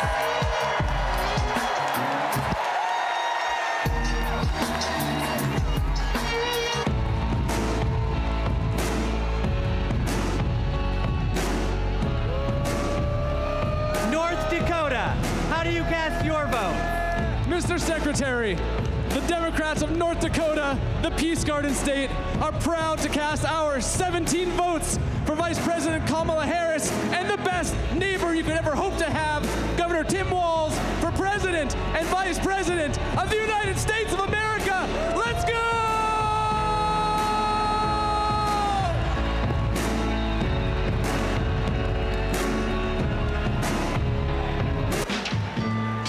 So now, ladies and gentlemen, My name is DJ Cassidy. This is the DNC roll call, and tonight, your voice is the future.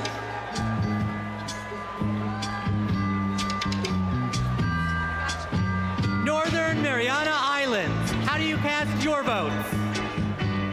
Hafaday, Tiro, and hello, everyone.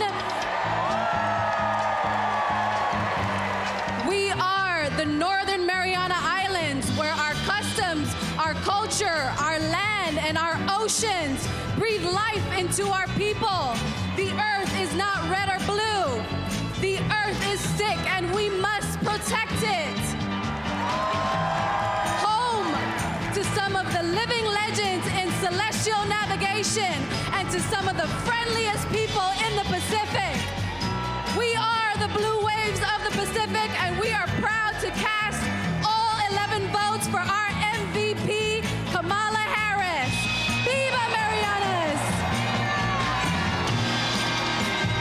Viva Harris Walz!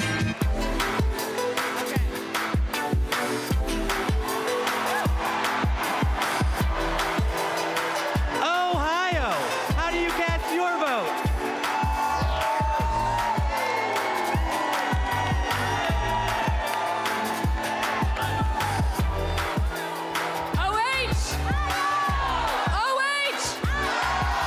Mr. Secretary, Ohioans know how to make history. We put a man on the moon, and we are the founding home of the AFL-CIO. We enshrined abortion rights in our state constitution by 13 points, and we are going to send Sherrod Brown back to the U.S. Senate. As the first woman to lead Ohio Democrats, I am proud to cast our ballots for the first woman to be president of the United States. Mr. Secretary, we cast one vote present and 142 votes for Kamala Harris and Tim Walz.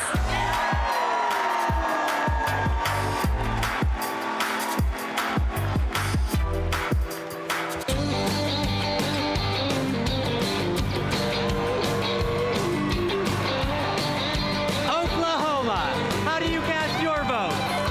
Hello from Oklahoma, where we fight for the future for all Oklahomans can be proud of.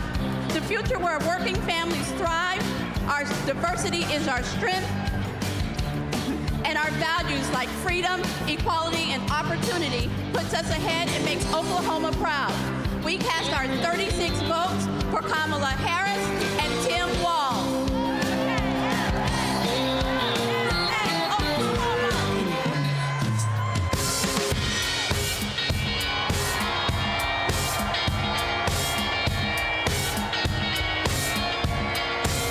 Oregon, how do you cast your vote?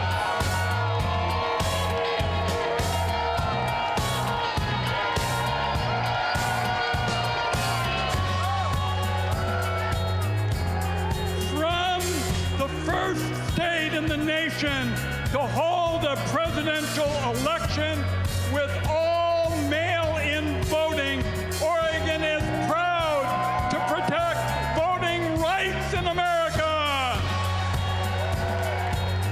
And hailing from the heart of the beautiful Pacific Northwest, Oregon protects our planet and fights for LGBTQ equality.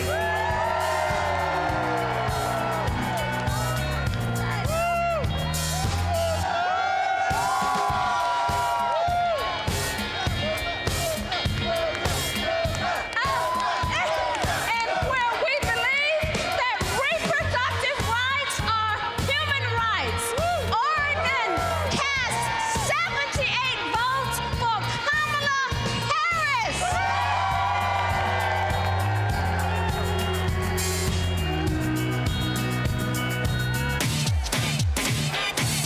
Party people in the place to be. We're now passing the mic at the DNC. It goes 1, 2, 3, let's go!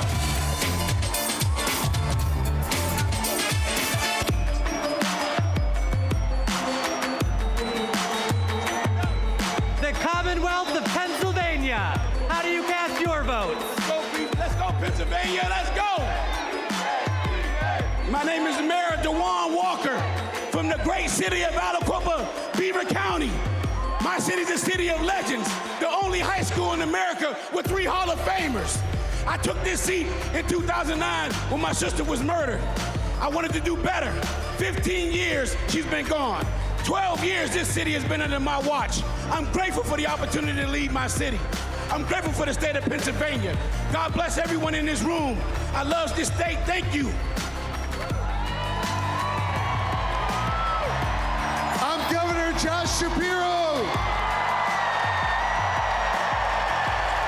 The proud governor of the Commonwealth of Pennsylvania, the birthplace of democracy, the birthplace of freedom, the greatest Commonwealth of all. And together, Pennsylvania cast 178 votes for the next Madam President of the United States, Kamala Harris, and Vice President Tim Walz.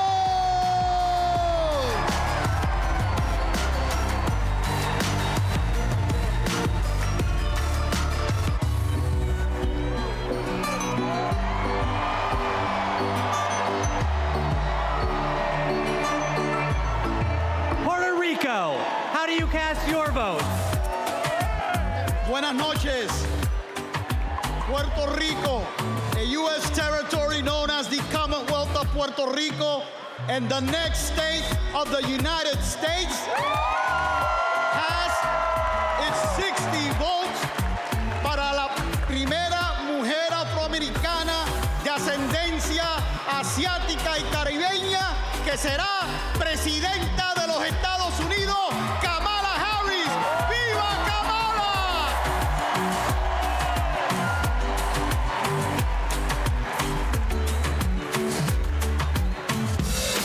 DNC, let's go! Roll call, keep it coming now. Roll call, keep it coming now.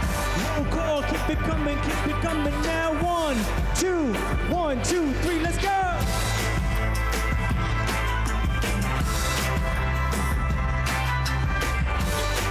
Rhode Island, how do you cast your vote? I am Joe Shikachi, Speaker of the Rhode Island House. We are the smallest state, but we have the biggest ideas. Home to the nation's first wind farm and a historic act on climate, we continue leading the way on sustainability and housing. The deep blue ocean state is proud to cast 1 vote present and 34 ballots for the next President of the United States, Kamala Harris.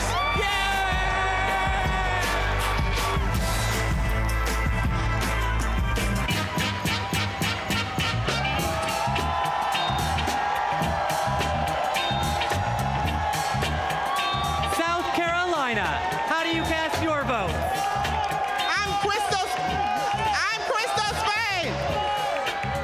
I'm Crystal Spain, Chair of the South Carolina Democratic Party. Hello from the great state of South Carolina, where we pick presidents.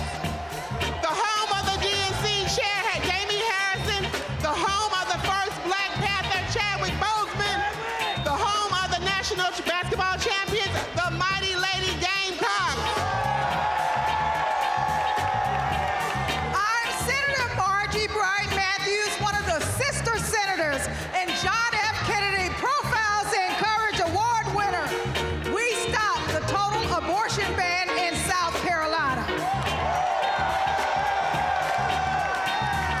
Like us, Kamala has proven that she has the courage to fight and will fight for all Americans. South Carolina is not going back.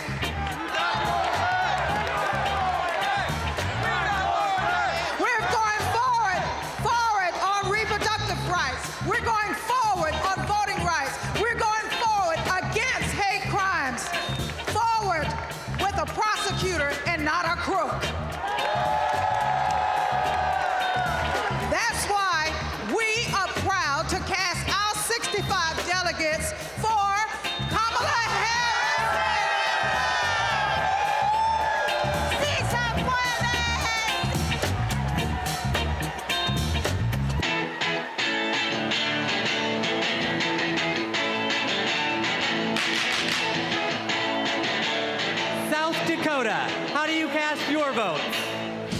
Tau mitakiapi, chante washte na bechuzapalo. In my beautiful Lakota language, that means hello, my relatives. I shake your hand with a happy heart. That is the spirit of my beloved South Dakota. My name is Chante Redis, and I want to say that my people, the Ocheti Shakoan, are still here. The 7 council fires are still here. Let me tell you what a Kamala Harris presidency will mean for me, my friends, and my community. More importantly, more opportunities, more good-paying jobs, better access to health care, and a quality education. That is the future we deserve, and it is the future we will win on November 5th when we elect Kamala Harris. Thank you, Mr. Secretary. The state of South Dakota is proud to be part of such a historic moment in our country's history. We are a land that is proud of our hardworking farmers and ranchers, that celebrates 9 tribal nations and their incredible cultures, where natural beauty can be seen from the Big Sioux River to Mount Rushmore. South Dakota is honored to cast all 20 of our votes for Vice President Kamala Harris, who will soon be known as Madam President.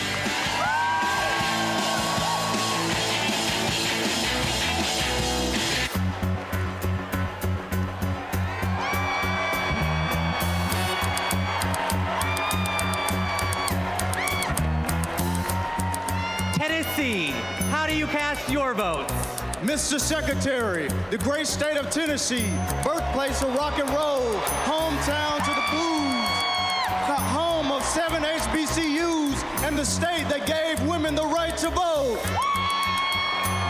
From the bluffs of Memphis to the peaks of Mountain City, the movement for justice rooted in love in Tennessee is still strong.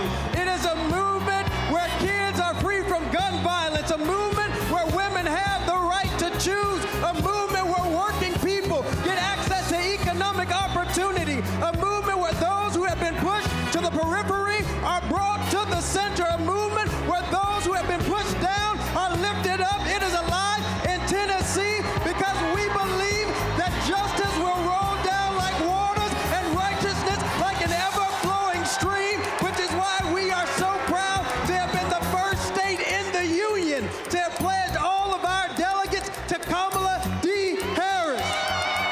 We cast 72 votes for the first woman and next president of the United States, Kamala D. Harris.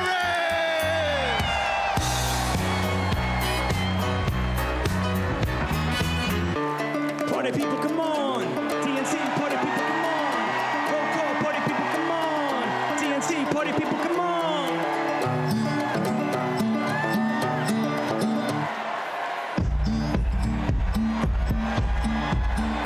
Texas, how do you cast your votes?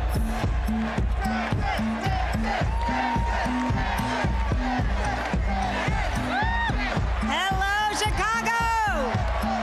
I'm Eva Longoria from Corpus Christi, Texas, home of Selena Quintanilla, and I'm here to introduce native Texan Cecile Richards.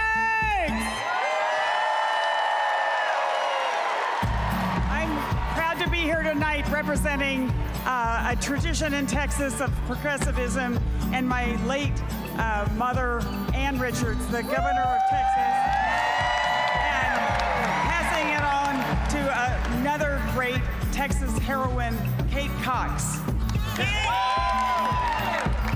I'm Kate Cox, and I love being a mom.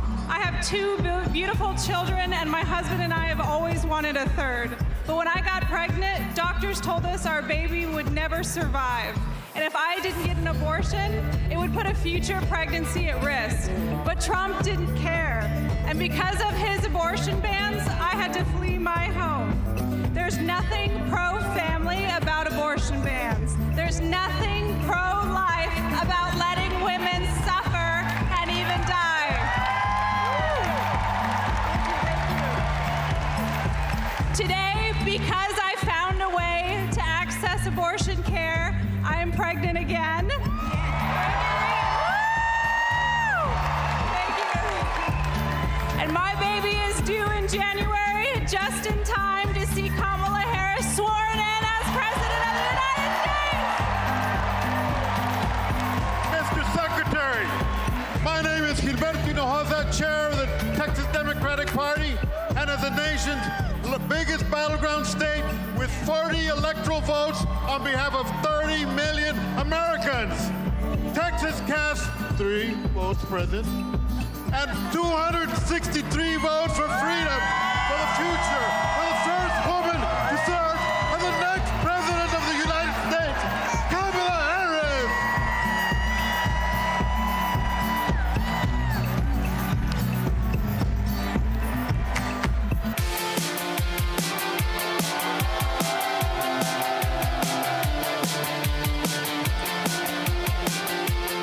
Utah, how do you cast your vote?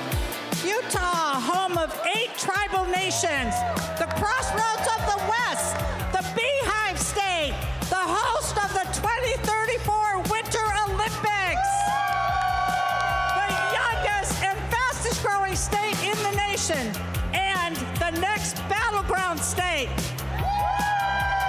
Mr. Secretary, we proudly cast 34 votes for Vice President Kamala Harris!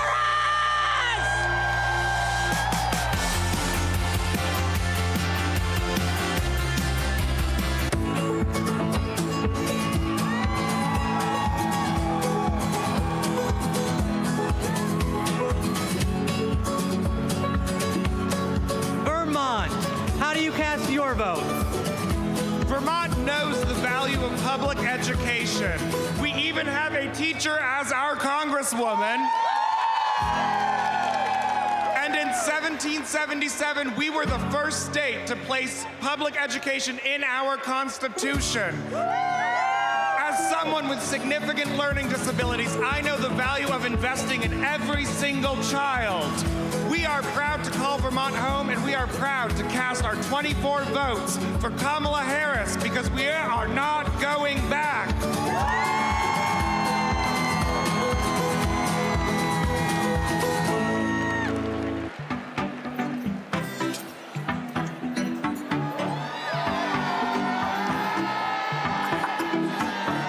The U.S. Virgin Islands, how do you cast your vote?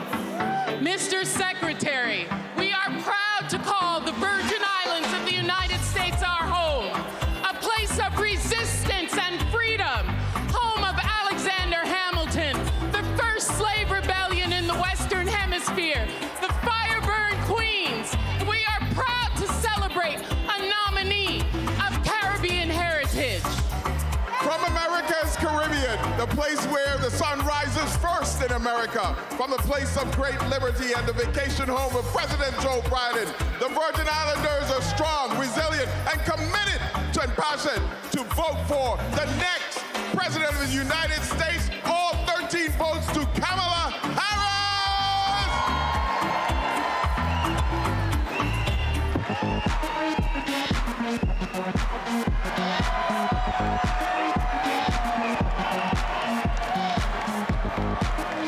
The Commonwealth of Virginia, how do you cast your vote?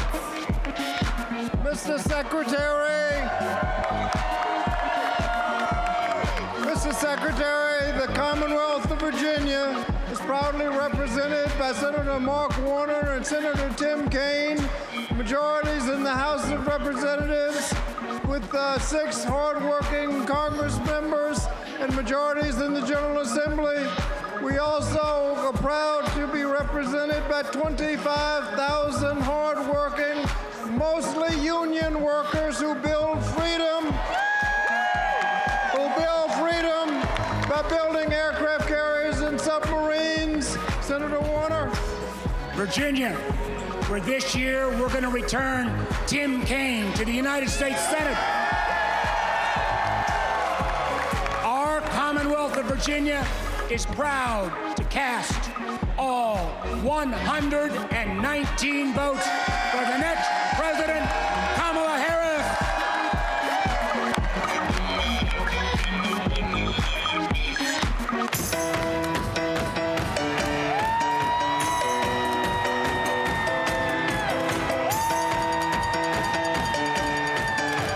Washington, how do you cast your vote?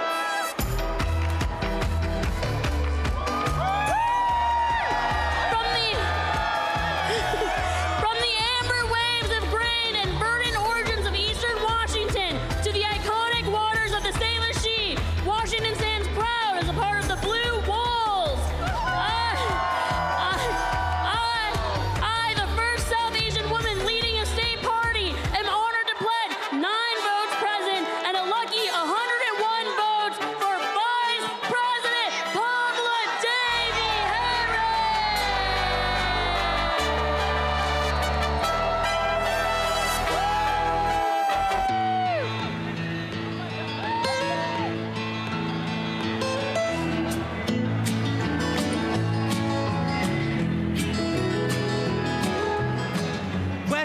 Virginia.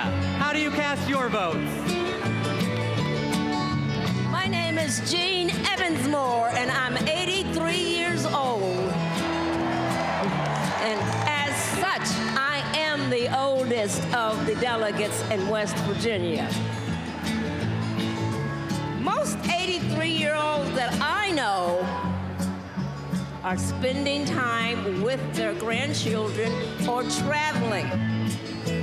But I'm here, suited up and ready to battle. Because I will not, I repeat, I will not let everything I've fought for be taken away by Donald Trump.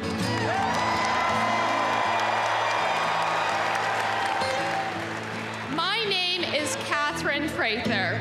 I am 18 years old, and I am the youngest delegate from West Virginia.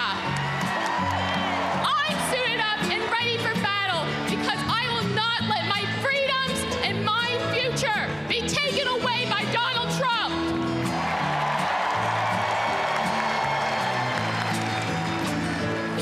That's why we're proud to cast West Virginia's 24 delegates for the next President of the United States, Kamala Harris!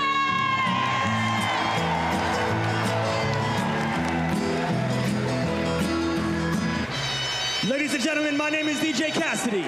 Now, are you ready?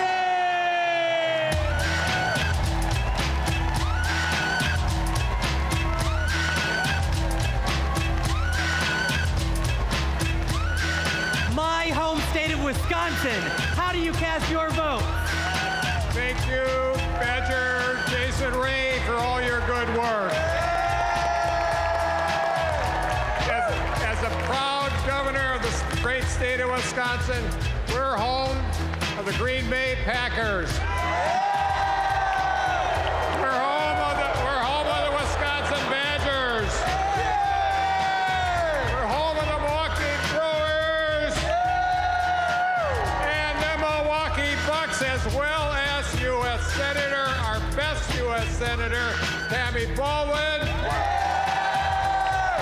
and our great congressional folks, Gwen Moore and Mark Pocan. I'm here because I'm jazzed as hell to announce that Wisconsin cast one vote present and 94 votes who are we? Got me going here. Former Wisconsinite, former state, oh my God. I love you, Dirty! We love you, Dirty! 94 votes for.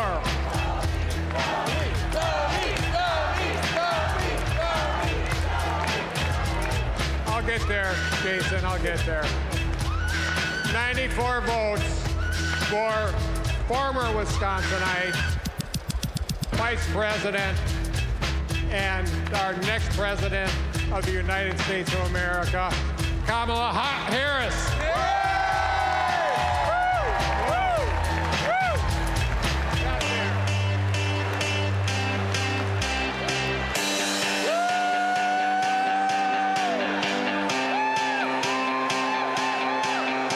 Wyoming. How do you cast your vote?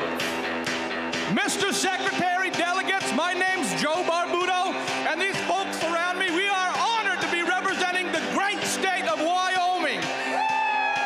Both the first state and territory in this nation to recognize a woman's right to vote, and the state that 100 years ago elected Democrat Nellie Taylor Ross, our nation's first female governor. With that legacy in mind and heart, the Equality State cast all of our votes for the woman who will be the first woman president of the United States. Say it with me now, Kamala Harris!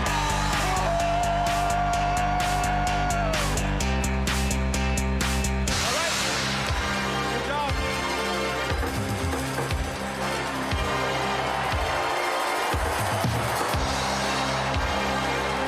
The great state of Minnesota. How do you cast your vote?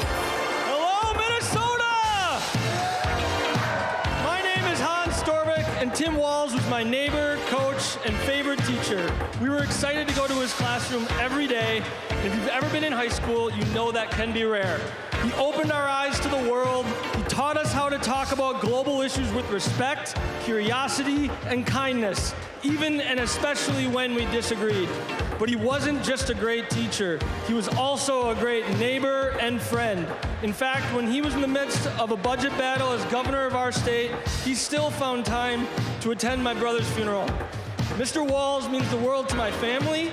He's always been there for us, and that's how I know he'll always be there for you as vice president.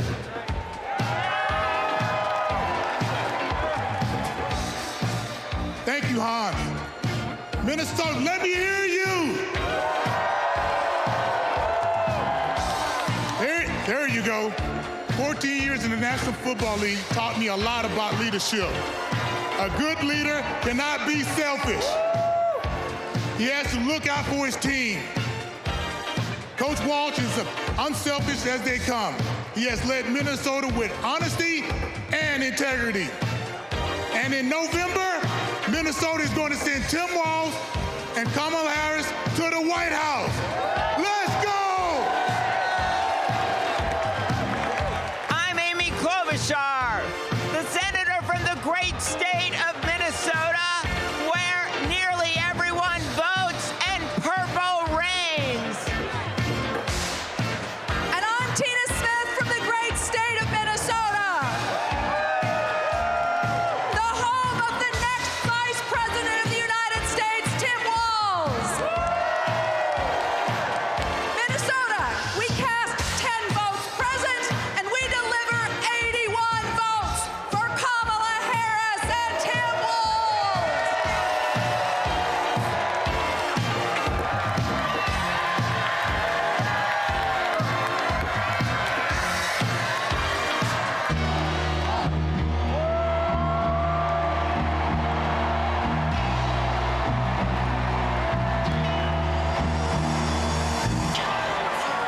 The great state of California. How do you cast your vote? My name's Governor Gavin Newsom. From the great state of Nancy Pelosi. I come from a state, like our nation, of dreamers, of doers, of entrepreneurs, of innovators, that prides itself on being on the leading and cutting edge of new ideas. California is the most diverse state in the world's most diverse democracy. And we pride ourselves on our ability to live together and advance together and prosper together across every conceivable and imaginable difference. But the thing we pride ourselves most on is that we believe the future happens in California first.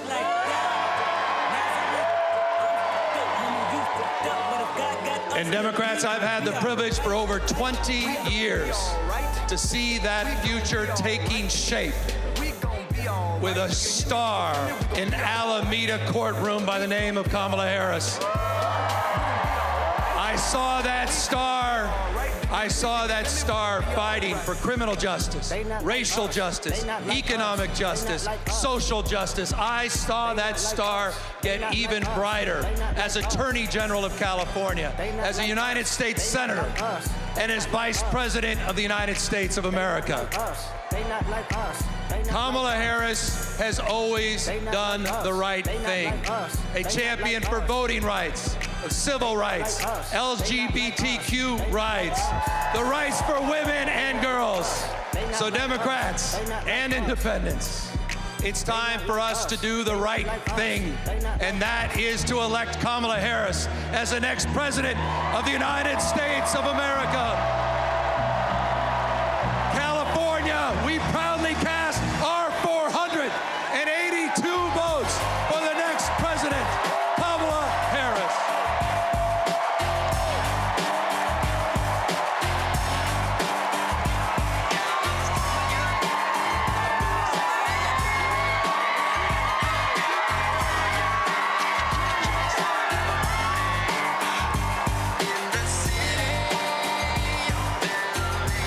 Thank you to everyone who participated in our celebratory roll call. Delegates, please know how critical you are to this process, both now and earlier this month when we conducted our virtual roll call. I am thrilled to reaffirm Kamala Harris as the Democratic nominee for President of the United States.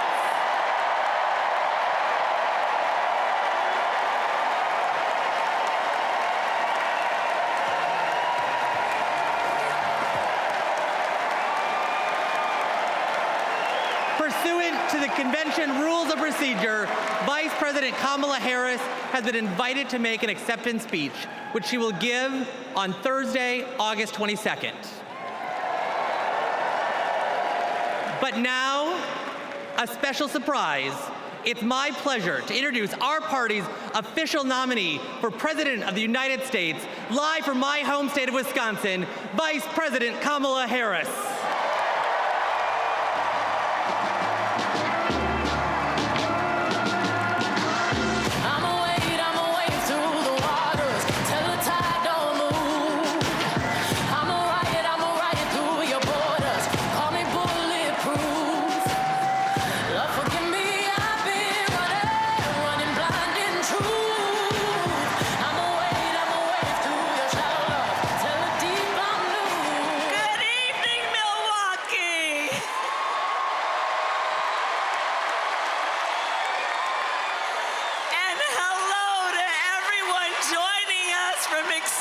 Chicago. The delegates at the Democratic National Convention, well, they just completed their roll call. And they have nominated Coach Walz and me to be the next Vice President and President of the United States of America.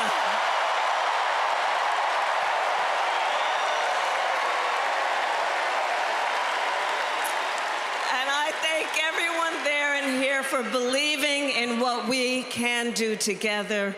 We are so honored to be your nominees. This is a people-powered campaign, and together we will chart a new way forward. A future for freedom, opportunity, of optimism and faith. So to everyone in Chicago and across America, thank you. Thank you. Thank you. And you're going to hear from our wonderful second gentleman shortly. I'll see you in 2 days, Chicago.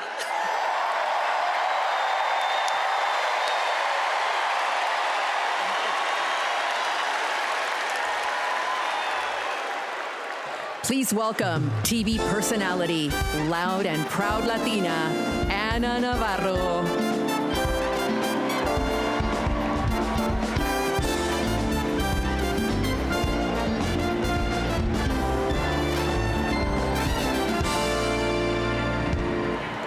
Buenas noches, Chicago. So tell me, are you excited? Wow, what energy, what a moment. I have to tell you, I will never stop being the little refugee girl who came to this country at the age of 8. Thank you for inviting me to be here. Welcome to the second night of the Democratic National Convention. Let me tell you about the Kamala Harris I know. She is legitimately a joyful, optimistic leader. She cares about policy, yes, but she also cares about people and how that policy affects real people, not just the members of Mar-a-Lago. And you know what else? Kamala Harris, she likes dogs. And my dog, Cha-Cha, likes her. Dogs are good judges of character. So are cats. We cannot elect a president who does not like dogs or hangs around with people who shoot them. Now, let's be serious. Donald Trump and his minions call Kamala a communist. I know communism. I fled communism from Nicaragua when I was 8 years old. I don't take it lightly. And let me tell you what communist dictators do. And it's never just for one day. They attack the free press. They call them the enemy of the people, like Ortega does in Nicaragua. They put their unqualified relatives in cushy government jobs so they can get rich of their positions, like the Castros do in Cuba. And they refuse to accept legitimate elections when they lose and call for violence to stay in power, like Maduro is doing right now in Venezuela. Now, you tell me something. Do any of those things sound familiar? Is there anybody running for president who reminds you of that? And I know one thing, it's not Kamala Harris. That is not the America we love. It's not the land of freedom we treasure. Last night, we heard President Biden say that he loves his job, but he loves his country more. Every American needs to love our country more. Every American has the duty to put our country first. Country first before party. Country first before political ambition. Country first before habit. And in this election, putting country first means one thing and one thing only: voting for Kamala Harris. And that is what this night is about. That is what we're going to talk about tonight. So you know what? Let's get it started. Let's get this fiesta going.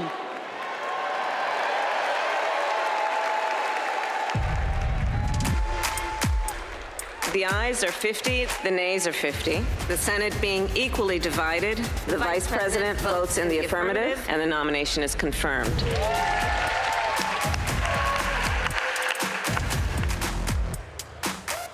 And the concurrent resolution as amended is adopted.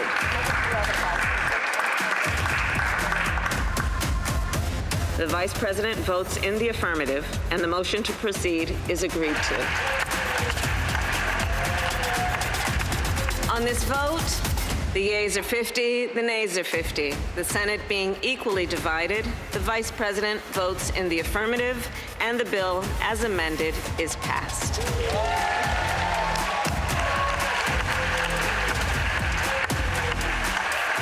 It is my honor to present the Golden Gavel to Vice President Harris, 32 tie-breaking votes.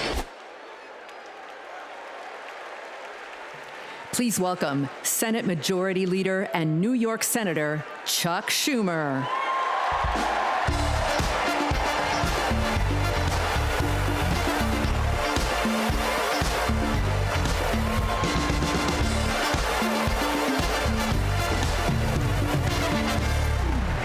Everybody, wasn't that a great roll call?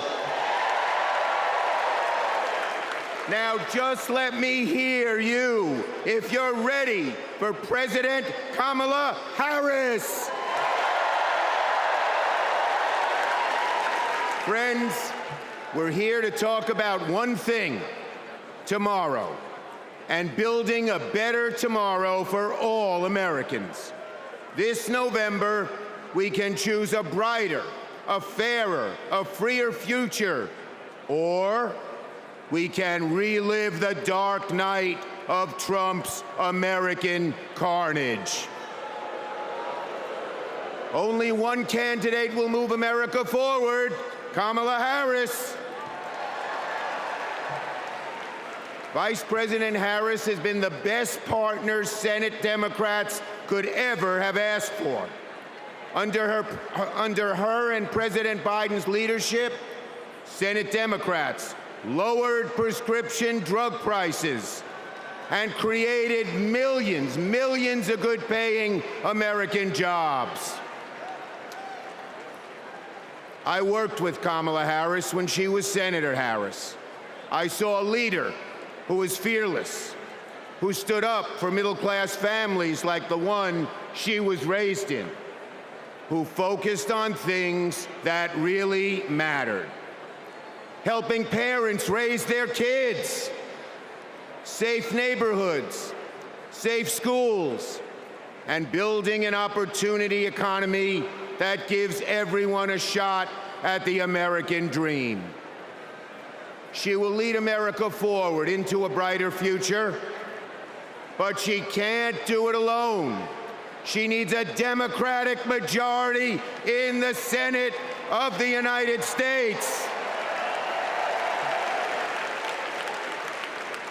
Now, my friends, 2 years ago, the naysayers said Senate Democrats stood no chance in the midterms. I told them, just you wait. We're going to keep the Senate and maybe pick up a seat or two, and that's exactly what happened.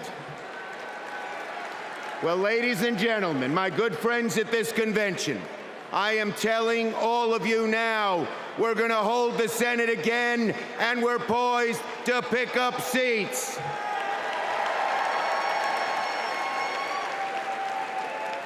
A Democratic majority to create good-paying jobs and lower costs, to defend a woman's right to choose, to deliver for communities back home. Our senators are doing it, like Jackie Rosen, delivering high-speed rail for Nevada, John Tester, bringing high-tech jobs to Montana, and Bobby Casey and Sherrod Brown and Tammy Baldwin and Martin Heinrich fixing bridges in Pennsylvania and Ohio and Wisconsin and New Mexico. We also have amazing candidates. Ruben Gallego, Angela Alsobrooks, Andy Kim, Alyssa Slotkin, Lisa Blunt, Rochester, Colin Allred, Debbie Mucarsel-Powell. And folks, listen to this. More than half of our candidates are candidates of color. We're making the Senate look like America. Now let's compare that with Senate Republicans. Senate Republicans pretend to care about middle-class families, but they voted no on expanding the child tax credit, and J.D. Vance didn't even show up to vote. Senate Republicans pretend to care about the border, but they voted no on the strongest border bill in a decade. Republicans tend to care about freedom, but they voted no on a woman's right to choose. No to safeguard IVF. No to birth control. That is just a taste of their extreme agenda. Is that what we want for America? Do we want a Republican Senate that assaults reproductive freedoms? Do we want a Republican Senate that cuts taxes for the rich, rigs the game for big oil and big pharma?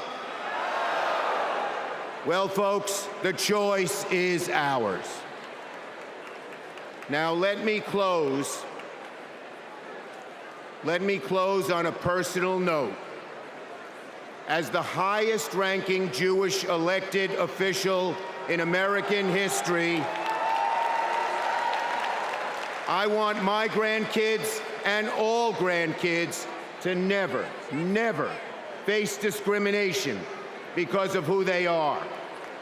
But Donald Trump, this is a guy who peddles anti-Semitic stereotypes. He even invited a white supremacist to Mar-a-Lago. And unfortunately, his prejudice goes in all directions.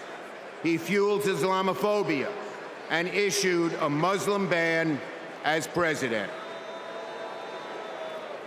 Tonight, folks, I am wearing this blue square to stand up to anti-Semitism, to stand up to all hate, Our children, our grandchildren, no matter their race, no matter their creed, their gender, or family, deserve better than Donald Trump's American carnage. So, are you ready to make sure Donald Trump never, ever gets near the White House again? So let's elect Kamala Harris, Tim Walz, and a Democratic majority in the Senate, and keep the torch of freedom burning bright for generations to come. On to victory in November.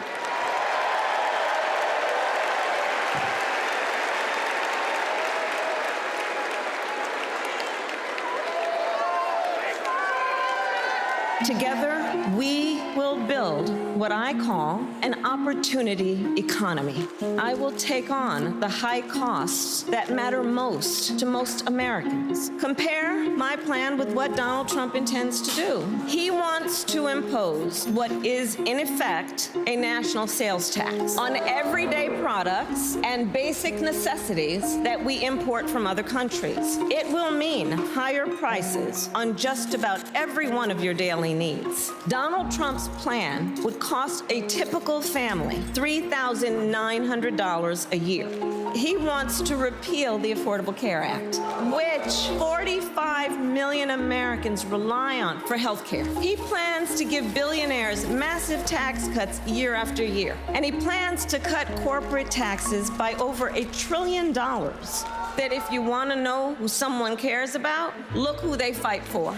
We capped the price of insulin at $35 a month and the total cost of prescription drugs at $2,000 a year for seniors. And just yesterday, we announced that we are lowering the price for 10 more life-saving drugs.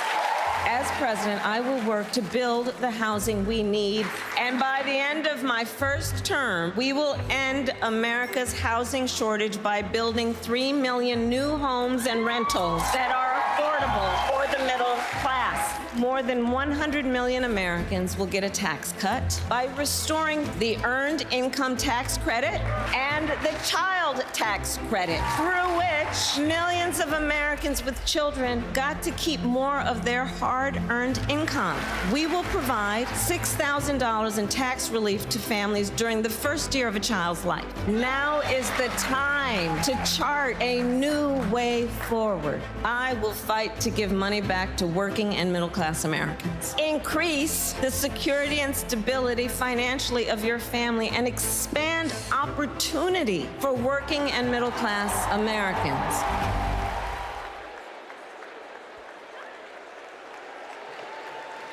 Please welcome Vermont Senator Bernie Sanders.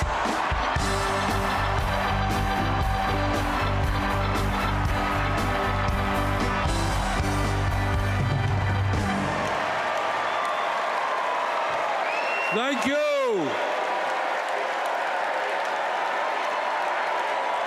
Thank you. My fellow Americans, it is an honor to be with you tonight because we're laying the groundwork for Kamala Harris to become our next president. And let me tell you why that is so important. I want you all to remember where we were 3.5 years ago. We were in the midst of the worst public health crisis in 100 years and the worst economic downturn since the Great Depression. 3,000 Americans were dying every day, and our hospitals were overwhelmed with COVID patients. All across the country, businesses were shutting down. Unemployment was soaring. Workers were losing their health insurance. Schools were closing. State and city budgets were running out of money. People were being evicted from their homes. Children in America were going hungry. That was the reality the Biden-Harris administration faced as they entered the Oval Office. A nation suffering, a nation frightened, and people looking to their government for support. And within 2 months of taking office, our government did respond.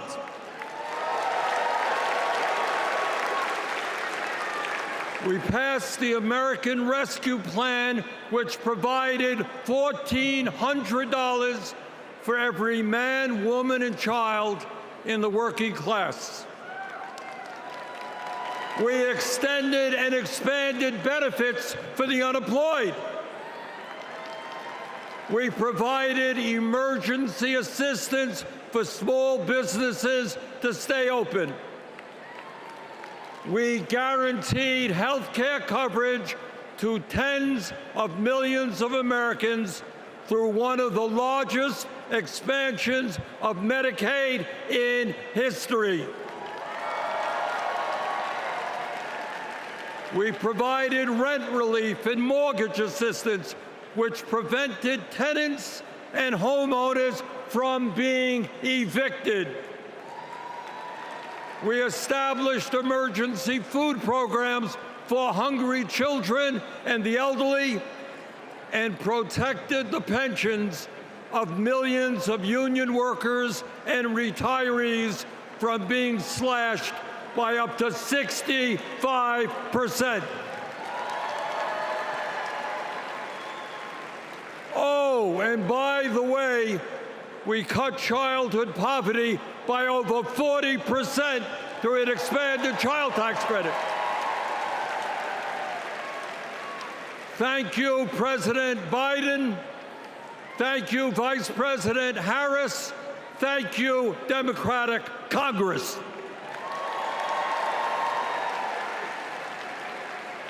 Now, I say all of this not to relive that difficult moment, but to make one simple point. When the political will is there, government can effectively deliver for the people of our country. And now we need to summon that will again, because too many of our fellow Americans are struggling every day to just get by, to put food on the table, to pay the rent, and to get the health care they need. Brothers and sisters, bottom line, we need an economy that works for all of us, not just the billionaire class.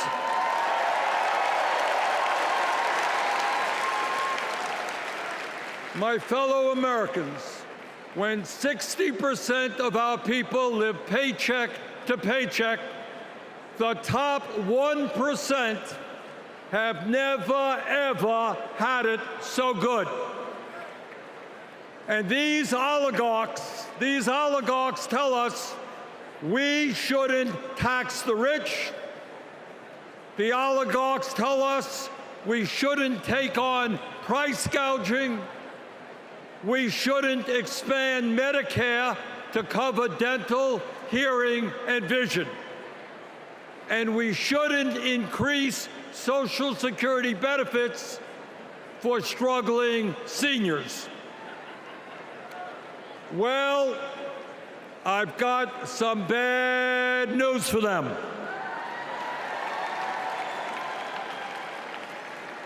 That is precisely what we are going to do.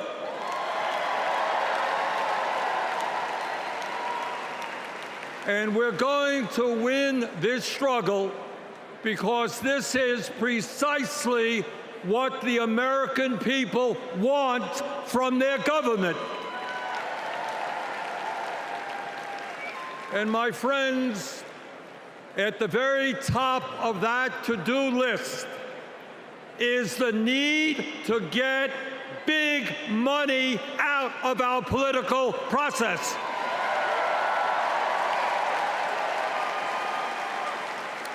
Billionaires in both parties should not be able to buy elections, including primary elections.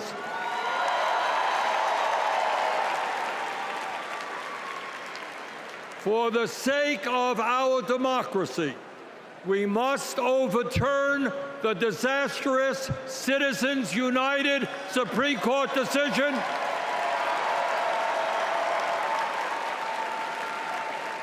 and move toward public funding of elections. And let me tell you what else we must do. We need to join the rest of the industrialized world and guarantee health care to all people as a human right, not a privilege. We need to raise the minimum wage to a living wage. We need to pass the PRO Act so that workers can organize in unions and gain the decent pay and benefits they deserve. We need to strengthen public education, raise teachers' salaries, and make sure that every American, regardless of income, receives the higher education he or she needs. We need to take on Big Pharma and cut our prescription drug cost in half so that we no longer pay any more than other countries. Joe and Kamala made sure that no senior in America pays over $35 a month for insulin. We need to make sure that reality is true for every American. I look forward to working with Kamala and Tim to pass this agenda. And let us be very clear. This is not a radical agenda. But let me tell you what a radical agenda is. And that is Trump's Project 2025. At a time of massive income and wealth inequality, giving more tax breaks to billionaires is radical. Putting forth budgets to cut Social Security, Medicare, and Medicaid is radical. Letting polluters destroy our planet is radical.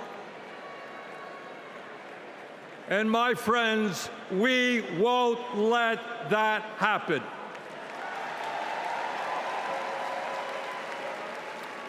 Fellow Americans, in the last 3.5 years, working together, we have accomplished more than any government since FDR.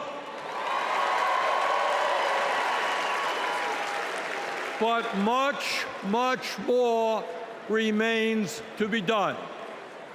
We must summon the courage to stand up to wealth and power and deliver justice for people at home and abroad. Abroad,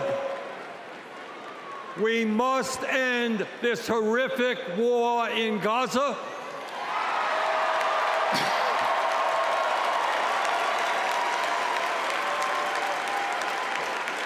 bring home the hostages, and demand an immediate ceasefire.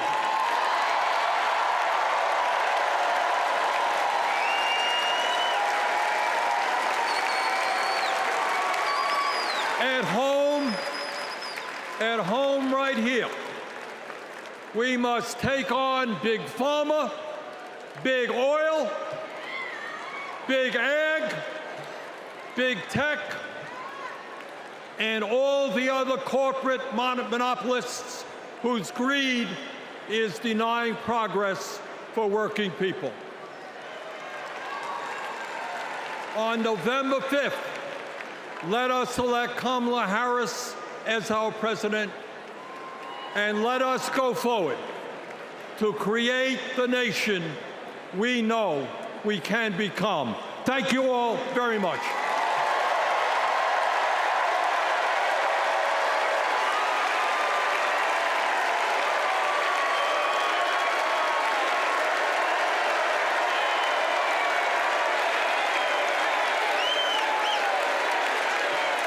Please welcome Illinois Governor J.B. Pritzker.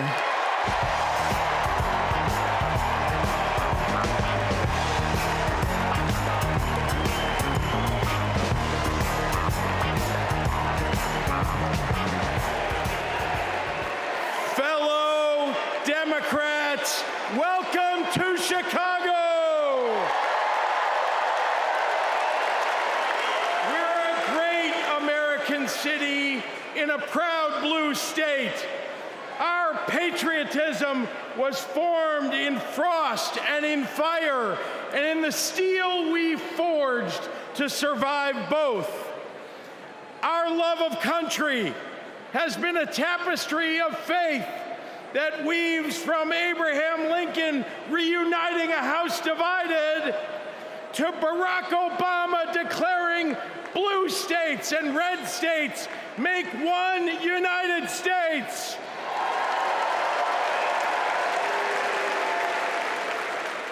Now, Illinois' presidential pedigree is unmatched. And given that Vice President Kamala Harris spent some of her early life right here, I speak for the entire Illinois delegation when I say we claim her too.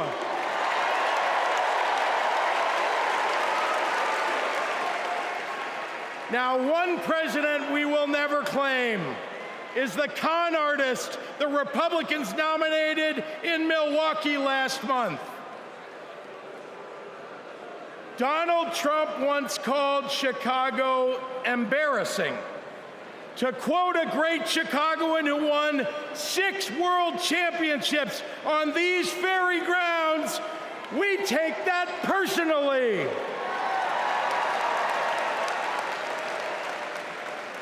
I had to govern for 2 years while Trump was president. Let me tell you what's embarrassing. In Illinois, we passed a massive bill to fix our roads and bridges. When Donald Trump proposed his own plan, he turned right around and called it stupid. We eliminated the grocery tax. Donald hasn't been in a grocery store since his first bankruptcy. Illinois invested in clean energy and the jobs it brings.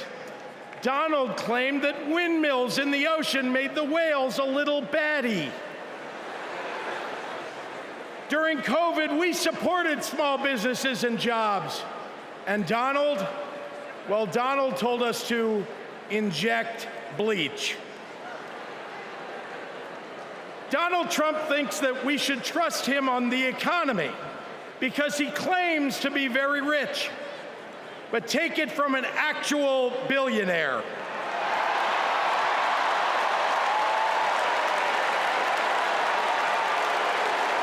Trump is rich in only one thing: stupidity.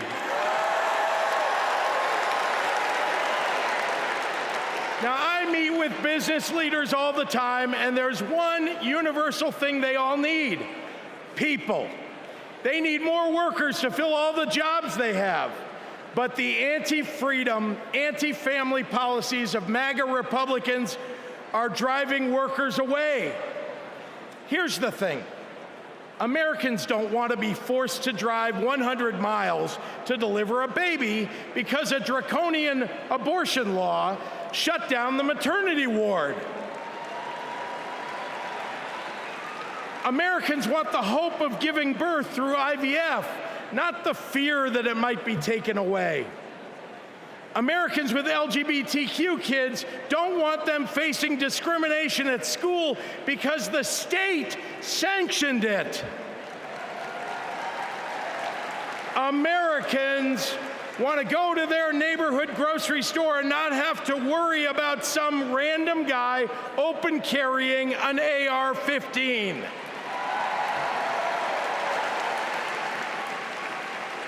Americans don't want their kids to be taught in history class that slavery was a jobs program.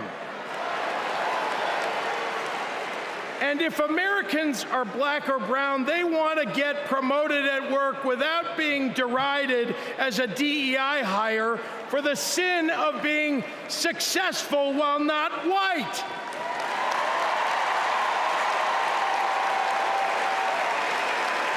Let's be clear.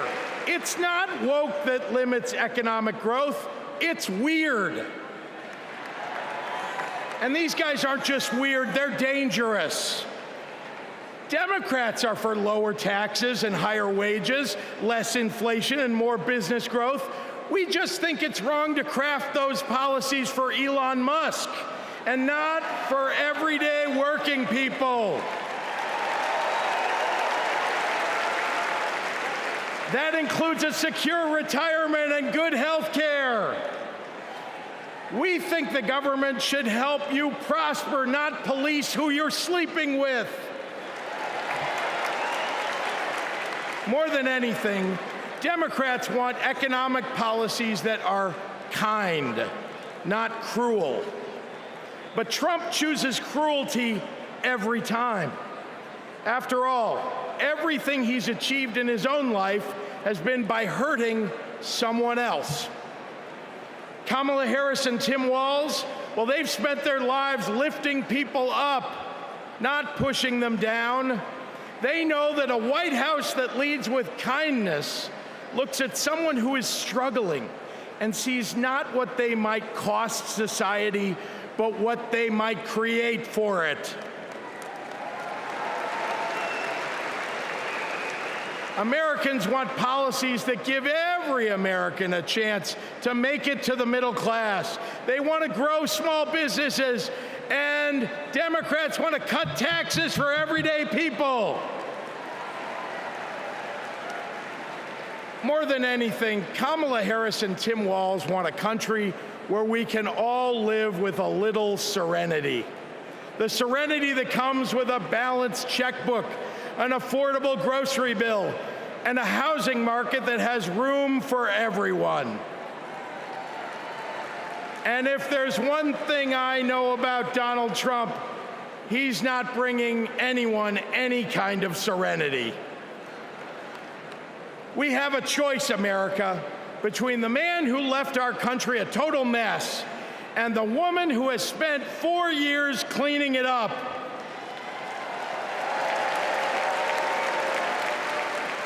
And I think it's time we stop expecting women to clean up messes without the authority and the title to match the job.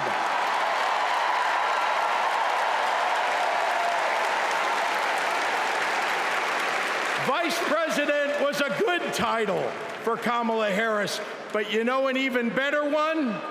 President of the United States of America. Let's go get 'em!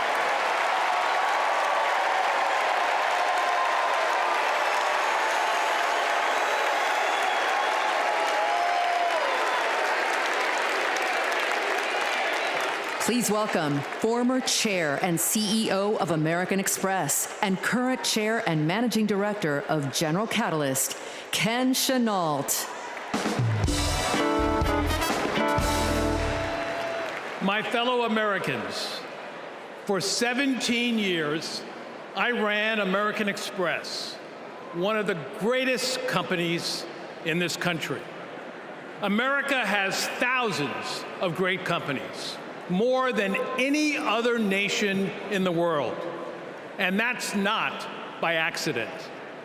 The United States is the best place in the world to do business because of the values on which our country was built. Democracy, the rule of law, free and fair elections, the peaceful transfer of power.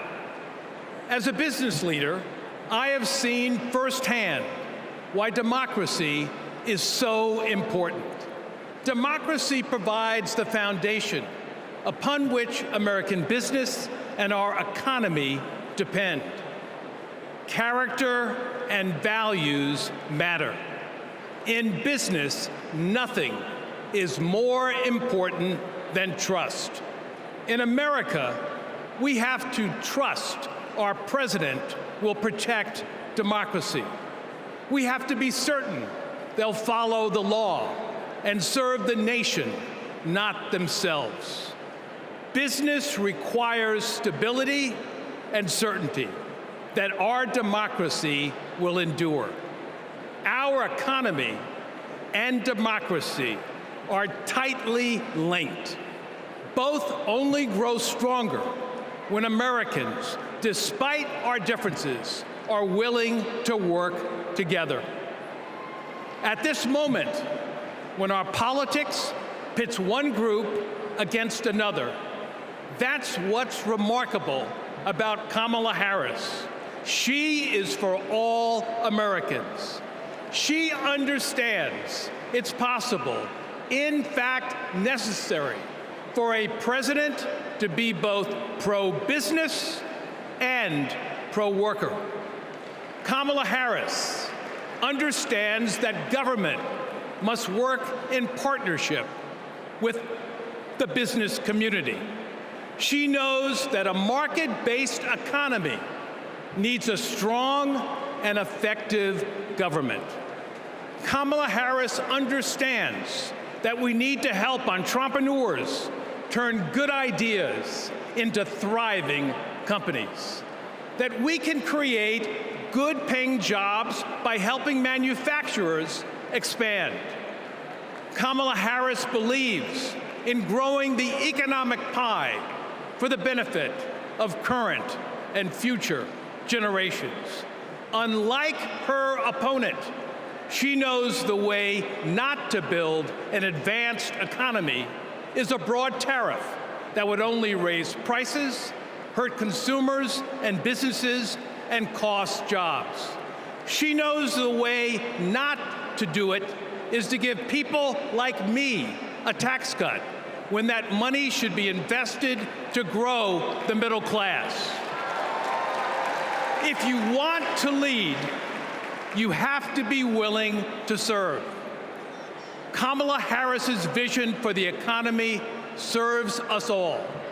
She has demonstrated throughout her career that she wants to serve all people and wants all Americans to have the opportunity to work to achieve their own share of the American dream. Our economy goes up and down, but the reason America is the strongest nation in the world is because of her commitment to something bigger than ourselves, our commitment to each other, to democracy. That's what this election is about. It's more than a choice between two parties or sets of policies. It's a choice about who we're going to be as a country. In his words and actions, Kamala Harris's opponent has shown us that he does not believe in our democratic values, and he will seek only to serve himself and his desire for vindication and vengeance. Kamala Harris will face the facts. She will navigate this country, the greatest country in the world, through the inevitable challenges, while also leading with the hope and values that America was founded on. Kamala Harris understands that the role of a leader is to instill hope, to repudiate the merchants of fear, and focus on ensuring that the best days are ahead of us. She believes in America, its principles, the hopes and dreams of our people, and the promise of our future. That is why I believe Kamala Harris should be the next president of the United States of America. God bless America.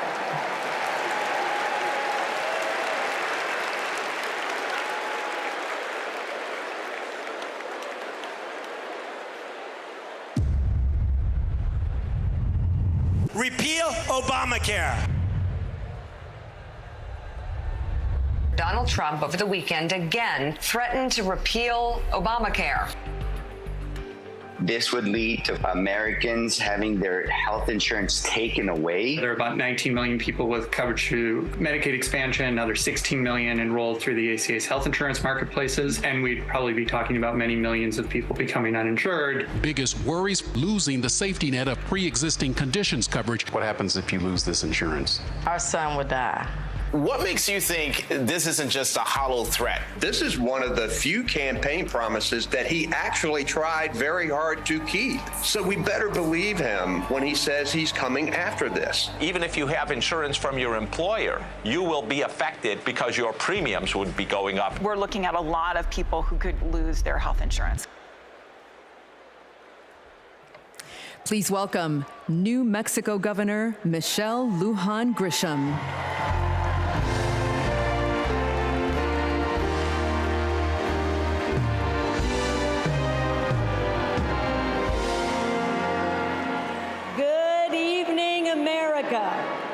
I'm Michelle Luhan Grisham, governor of the great state of New Mexico. And in my state, we like things spicy, a little chili on everything, a little kick in our campaigns. And let me tell you, we are feeling en fuego right now.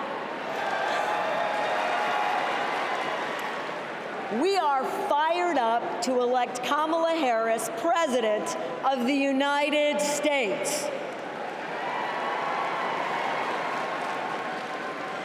This election is about protecting our democracy and securing our freedoms, including the right to affordable, quality health care. Now, this issue is personal to Vice President Harris, whose mom passed away after a battle with colon cancer. And it's personal to me. At 2 years old, my sister was diagnosed with a tumor that was incurable and made her uninsurable by the time she was 3. And it's personal to Americans across the country who know what it's like when someone they love gets sick. Donald Trump and J.D. Vance want to dismantle our healthcare system, repeal the Affordable Care Act, and eliminate protections for pre-existing conditions. Either these guys don't get it, or they just don't care. You know who gets it? Kamala Harris gets it, and she cares.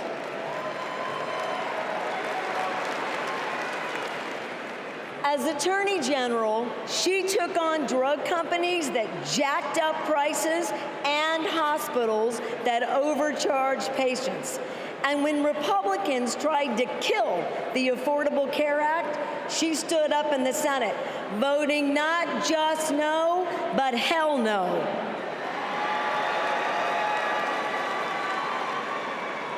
And Kamala Harris hasn't just stopped Republicans from making our healthcare system worse. She fights every day to make it better. And I know, I spent 20 years working to get Medicare the ability to negotiate lower drug prices. As Vice President, Kamala Harris delivered it. You know what Donald Trump delivered? Junk plans, higher premiums, and abortion bans. And if you don't think a second term would be worse, then I've got a box of Trump steaks to sell you. We have not just a better choice. America, we have the best choice. Yes, we do. Kamala Harris will protect your right to care. She'll cap drug costs, she'll go after corporate price gougers, and ensure every woman who needs it can access reproductive health care.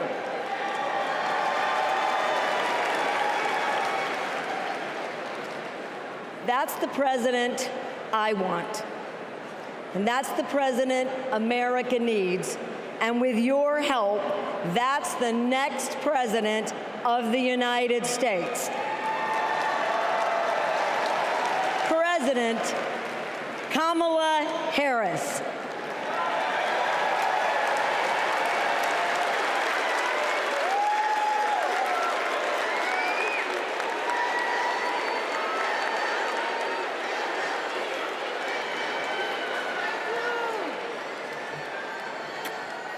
I love you too.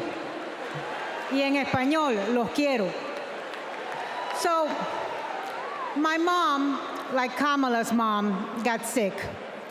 When my mom died in 2021, Kamala called me. She had lost her mother to cancer in 2009. Kamala helped me navigate my grief. She said that heartbreak and loss are the price for having loved and having been loved. How I wish our mothers could be here to see this moment.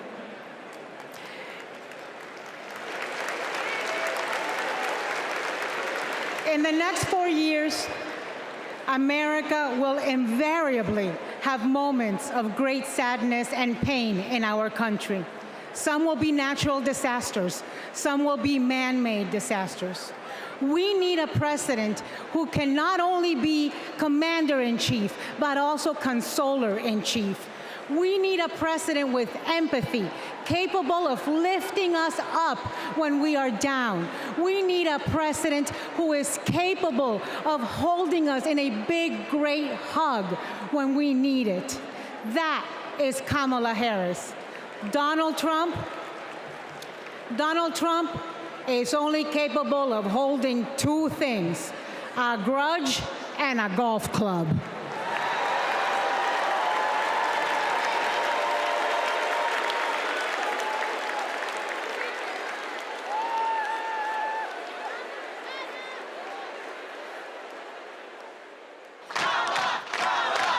I remember when Kamala was first running for district attorney and people were like, oh, I don't know if she's tough enough.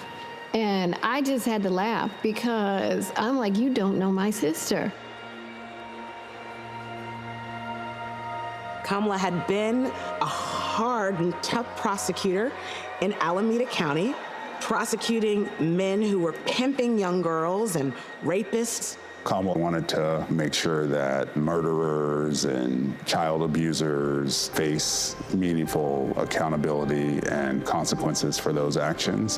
One of the cases that she had early in her career was where a man had scalped his girlfriend. And she ended up getting a conviction, getting justice for that woman.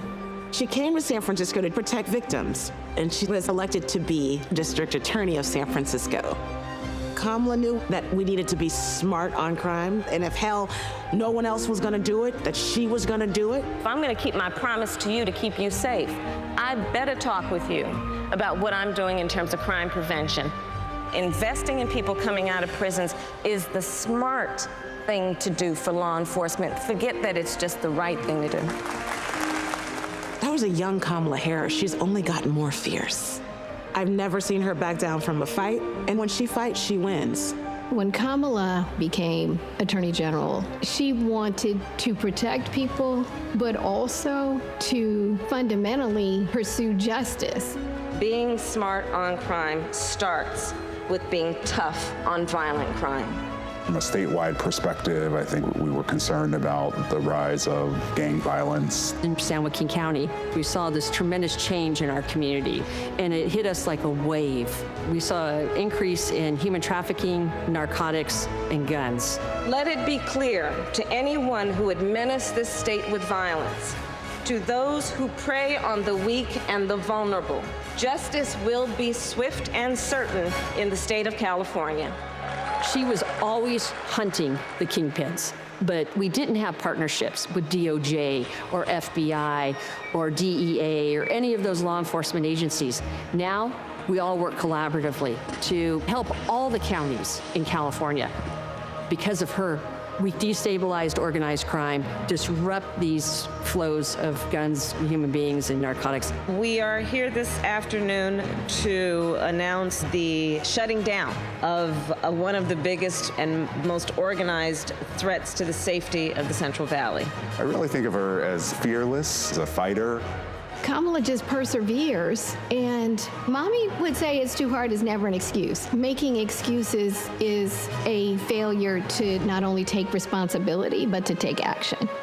If you have the will, the desire, the passion, the commitment, there is no challenge that is insurmountable.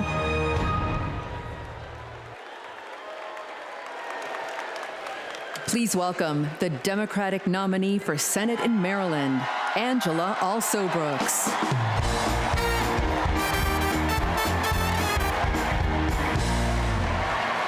Good evening, America, and hello, Maryland. People like me, thank you. People like me, stories like mine don't usually make it to the United States Senate, but they should. I'm the proud granddaughter of a housekeeper, Sarah Daisy, who raised her 3 children in a 1-bedroom apartment. It was her dream to work in government to help people. That meant taking a typing test. But she didn't know how to type, and she couldn't afford a typewriter. So she put a white piece of paper on the refrigerator and drew a keyboard on it. And every night, she stood in front of that refrigerator and taught herself to type. She took the test, passed it, and got the job she dreamed of. I am her legacy. And tonight, I am a candidate for United States Senate from the great state of Maryland.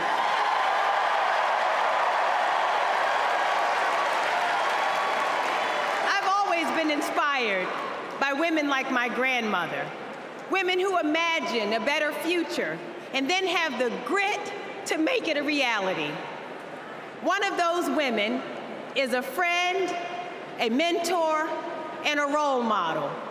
That woman is Kamala Harris. Let me tell you about the Kamala I've known for 14 years. I first heard about her in 2009 when I was running for state's attorney in Prince George's County, Maryland. I read a story in Essence magazine about a district attorney in San Francisco using new ideas to keep her community safe. Few had a better record prosecuting violent crime. She put rapists, child molesters, and murderers behind bars. But what she knew was that violent crime accounts for about 30% of all crimes. For the 70% that are nonviolent, she created a first-of-its-kind program called Back on Track. After serving time and pleading guilty, these low-level offenders will get the job training, GED help, and apprenticeships they needed to find a job. The result? The recidivism rate plummeted. Now, after reading about this super bad district attorney, I talked nonstop about her on the campaign trail. 2 days after I won the election, my phone rings. It's Kamala Harris calling to congratulate me and ask how she could help. She helped me bring back on track to Maryland. And wouldn't you know it, crime went down and economic growth went up. Back on track is now a national model. Now Donald Trump says if Kamala Harris is elected, tough guys will treat her like a play toy. Do you know who else thought that? The drug cartels she busted, the big oil companies she made pay for polluting, the big banks that she made pay $20 billion to homeowners they ripped off. Getting justice for others isn't a power trip for her. It's a sacred calling. And hear me, Kamala Harris knows how to keep criminals off the streets. And come November, with your help, she'll keep one out of the Oval Office.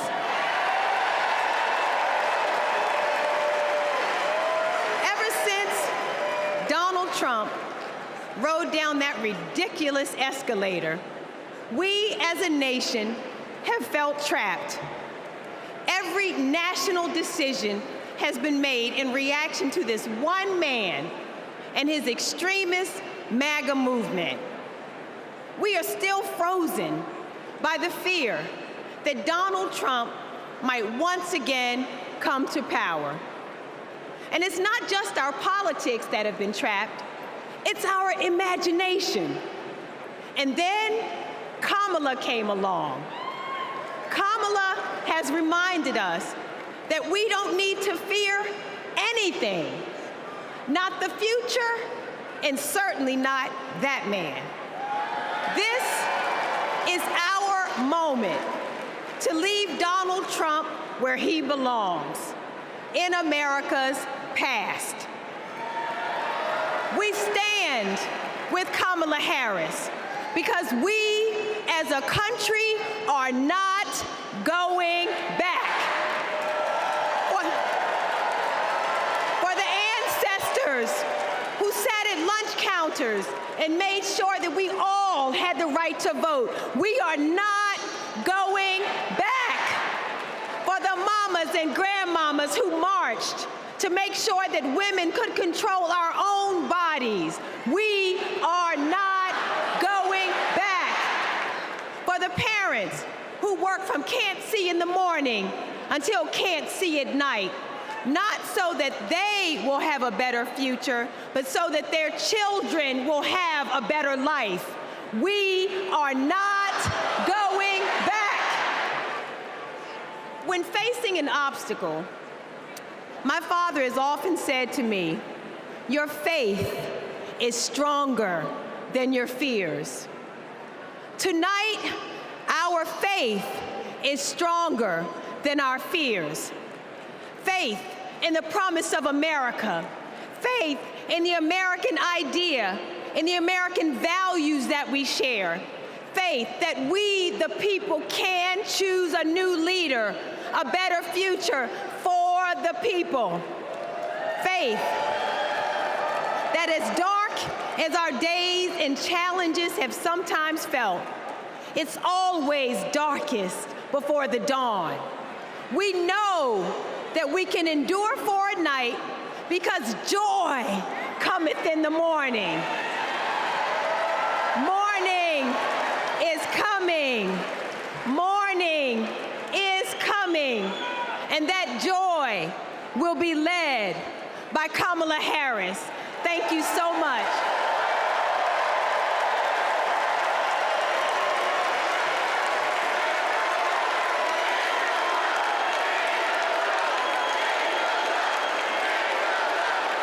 Please welcome Mesa, Arizona Mayor John Giles.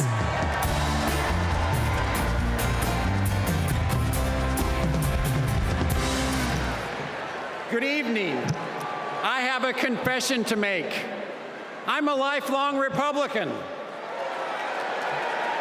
So I feel a little out of place tonight, but I feel more at home here than in today's Republican Party. The grand old party has been kidnapped by extremists and devolved into a cult, the cult of Donald Trump. Trump doesn't know the first thing about public service. Like a child, he acts purely out of self-interest.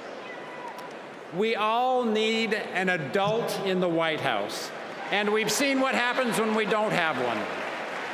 Trump made a lot of lofty promises: unlimited economic growth, American manufacturing reborn, a secure border. Turns out Donald Trump was all talk. He wanted our votes, but he couldn't deliver a thing.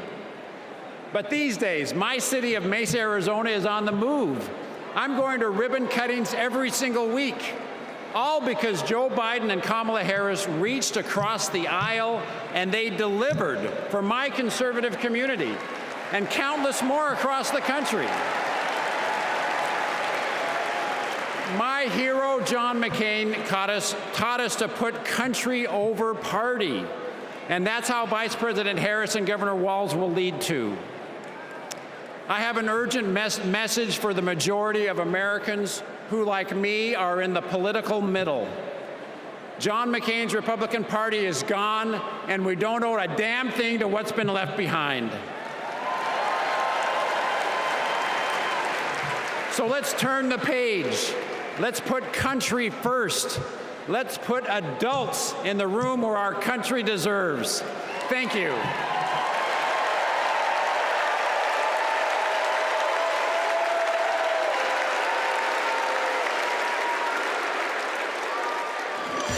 It's our dream to have a large family. Being a parent, it's the most important thing in my life. For decades, Americans have turned to the miracle of IVF treatments.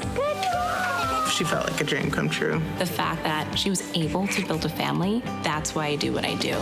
Without IVF, I don't know how this would have been possible. IVF treatment gives many patients an opportunity to have a family. I love that I get to help people every day become parents. But a party that pretends to be pro-family wants to put a stop to this. They are attacking the right to expand and start a family. It's unthinkable. They may never have the family that they've dreamt of. In the U.S. Senate, Republicans blocked a Democratic bill that would have established protections for in vitro fertilization. Mr. Vance, no. If Republicans actually cared as much about protecting IVF, this would have been a simple yes vote. Family means support. To me, family is your whole world. It's the life that you build. IVF made my family. It made my heart whole. It made my life full. It made my life full. And it made my life full. And we will always fight for you, for your family, for your freedoms, and for your future. Kamala Harris and Tim Walz honor the freedoms of all families to make decisions about what is right for them, for this generation and generations to come.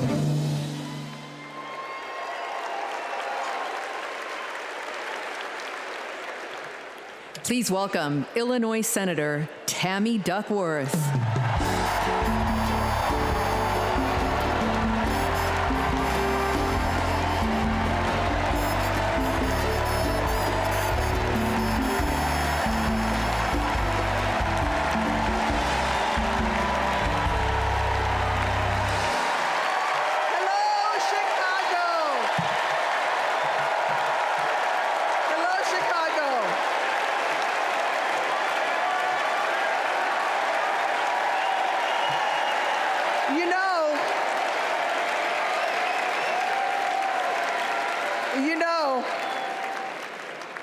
I went to war to protect America's rights and freedoms.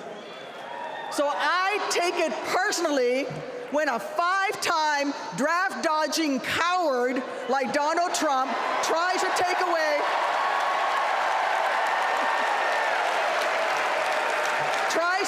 my rights and freedoms in return. especially when it concerns my daughters. My girls, gamer girl Abigail and queen of the monkey bars, Miley, are everything to me. But they would never have been born without access to reproductive care. Because after 10 years of struggling with infertility, I was only able to have them through the miracle of IVF. But now, Trump's anti-woman crusade has put other Americans' right to have their own families at risk. Because if they win, Republicans will not stop at banning abortion. They will come for IVF next. They'll prosecute doctors. They will shame and spy on women. And if you think that's far-fetched, just look up what happened in Alabama last year. So let me say to every would-be parent, I see you, I'm with you. And together, in November, we'll send a message to old Cadet Bone Spurs.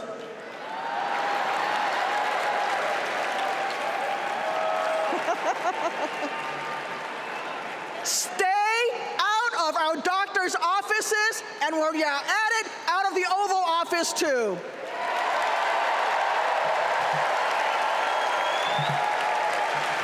Look, my struggle with infertility was more painful than any wound I earned on the battlefield. So how dare a convicted felon like Donald Trump treat women seeking health care like they're the ones breaking the law? How dare J.D. Vance criticize childless women on cable news, then vote against legislation that would have actually helped Americans to start families?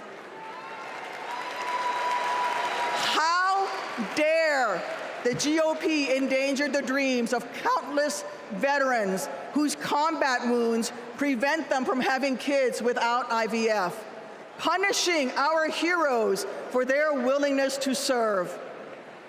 It's simple. Every American deserves the right to be called mommy or daddy without being treated like a criminal. Kamala Harris believes that. So let's make some history and elect her in November. God bless America.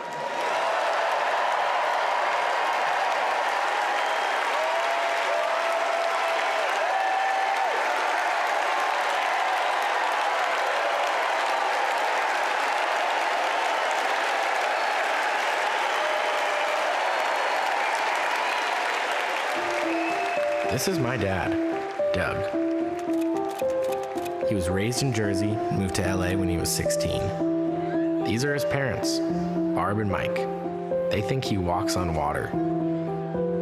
This is what he wore to his bar mitzvah. And here's him at summer camp. They voted him most athletic, so he says. This is a photo McDonald's used when he was Employee of the Month. It hung on our wall for years. My dad is a lawyer, a really good one. My mom called him the crisis guy because he was everyone's first call. My parents split when I was in middle school, and that wasn't easy. That's not easy for any kid. But it helped that my parents stayed friends, and we all kept hanging together. We grew closer than ever. And then he met Kamala, the blind date that would dramatically change all of our lives forever. It was my senior year of high school. Elle and I would laugh watching them fall in love, acting like teenagers. In 2014, Kamala became Mamala. She took over Sunday night dinners and taught Doug how to actually cook. Our blended family wasn't used to politics or the spotlight, but when Kamala became senator, we were all excited to step up, especially my dad. Then Kamala became vice president. It felt like Doug was a bit out of place on Capitol Hill. I thought, what is my goofy dad doing here? But he embraced it. He left his practice after being a lawyer for 30 years. That was tough. I was so proud to watch him do it, to stand by her side, an example of true partnership. I just got married myself, and he's inspired me as a new husband. Anyone who really gets close to him knows he's kind, loving, and fiercely protective. I mean, just look at this face. This is my dad, the first second gentleman in the history of this nation. He's found his voice around the issues that matter to him. You have no choice but to speak up and speak out. There is an epidemic of hate, including a crisis of anti-Semitism in our country and around the world. What they are doing on reproductive freedom and freedom in general is just outrageous. And next, he's gonna make history again as the first gentleman. I can't wait for everyone to get to know why we all love him. He's the glue that keeps this family together. We might not look like other families in the White House, but we are ready to represent all families in America.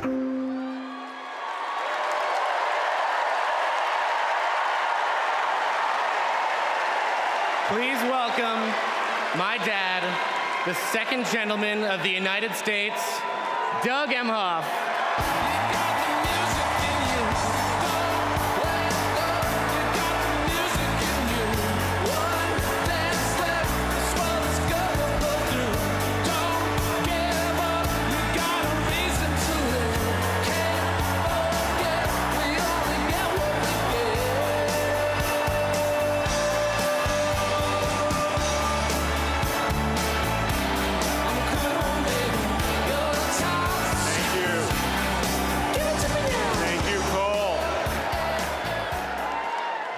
I guess he didn't want me to give this speech. He just... Thank you so much. Hello. Thank you. Hello to my big, beautiful, blended family up there. I love you so much. Aren't you proud of Cole? Wow. And a special shout out to my mother. I see you. My mother is the only person in the whole world who thinks Kamala is the lucky one for marrying me.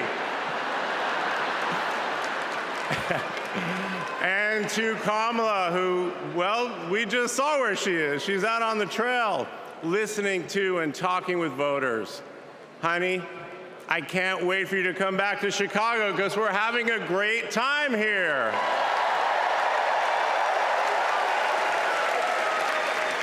I love you so much. I'm so proud of how you're stepping up for all of us. But that's who she is. Wherever she's needed, however she's needed, Kamala rises to the occasion. And she did it for me and our family. And now that the country needs her, she's showing you what we already know. She's ready to lead. She brings both joy and toughness to this task, and she will be a great president we will all be proud of. Now, I'm the son of two Brooklynites, Mike and Barb. They've been together almost 70 years. My dad worked in the shoe business in Manhattan, and he moved our family out to New Jersey. Where's New Jersey? I see you out there. When I was a little kid. And in a lot of ways, I had a typical Jersey suburban childhood. I biked around the neighborhood. I took the bus to Hebrew school. And I rode to Little League practice in the way back of my coach's wood-paneled station wagon. And if we did well, we got to have a Slurpee after. In my neighborhood, everyone left their garage door open. Wherever you ended up at dinner time, that's the family that fed you. Everyone took care of everyone else. And the guys I grew up with are still my best friends. The group chat is active every day, and it's probably blowing up right now, guys. When my dad had to get a new job, we moved across the country to LA. Money was tight. Hey, California.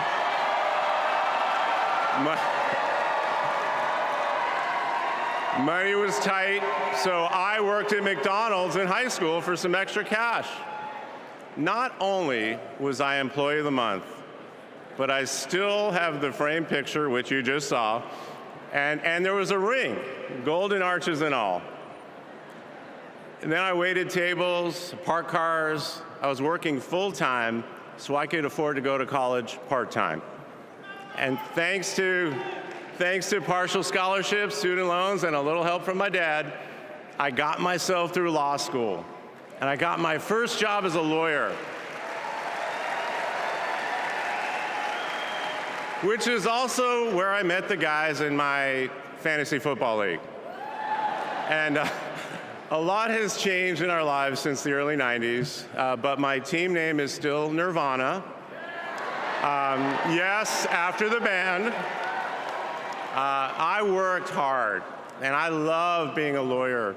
And by the way, I still get to be part of the profession by teaching students at Georgetown Law School.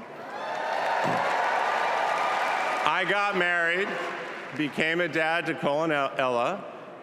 Unfortunately, I went through a divorce, but eventually started worrying about how I would make it all work. And that's when something unexpected happened. In 2013, I walked into a contentious client meeting. We worked through the issue, and by the end of the meeting, the now happy client offered to set me up on a blind date, which is how I ended up with Kamala Harris's phone number.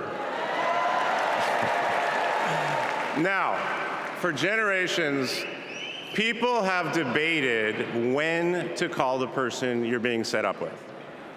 And never in history has anyone suggested 8:30 a.m.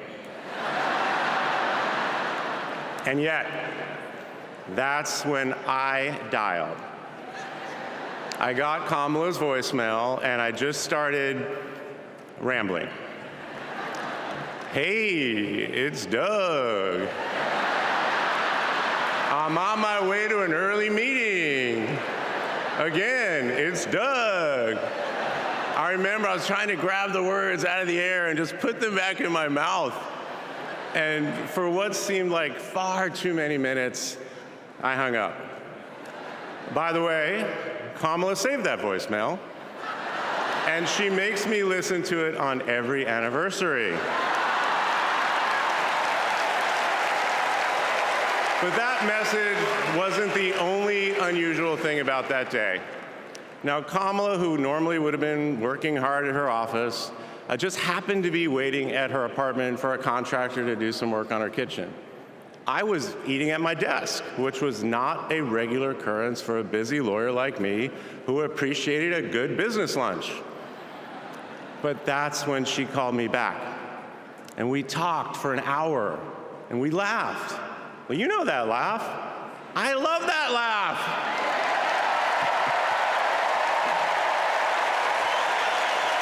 And maybe that counted as our first date. Or maybe it was that Saturday night when I picked her up and told her, buckle up, I'm a really bad driver. Because you can't hide anything from Kamala Harris, so you might as well own it. And as I got to know her better and just fell in love fast, I learned what drives Kamala. And it's what you've seen over these past 4 years, and especially these past 4 weeks. She finds joy in pursuing justice.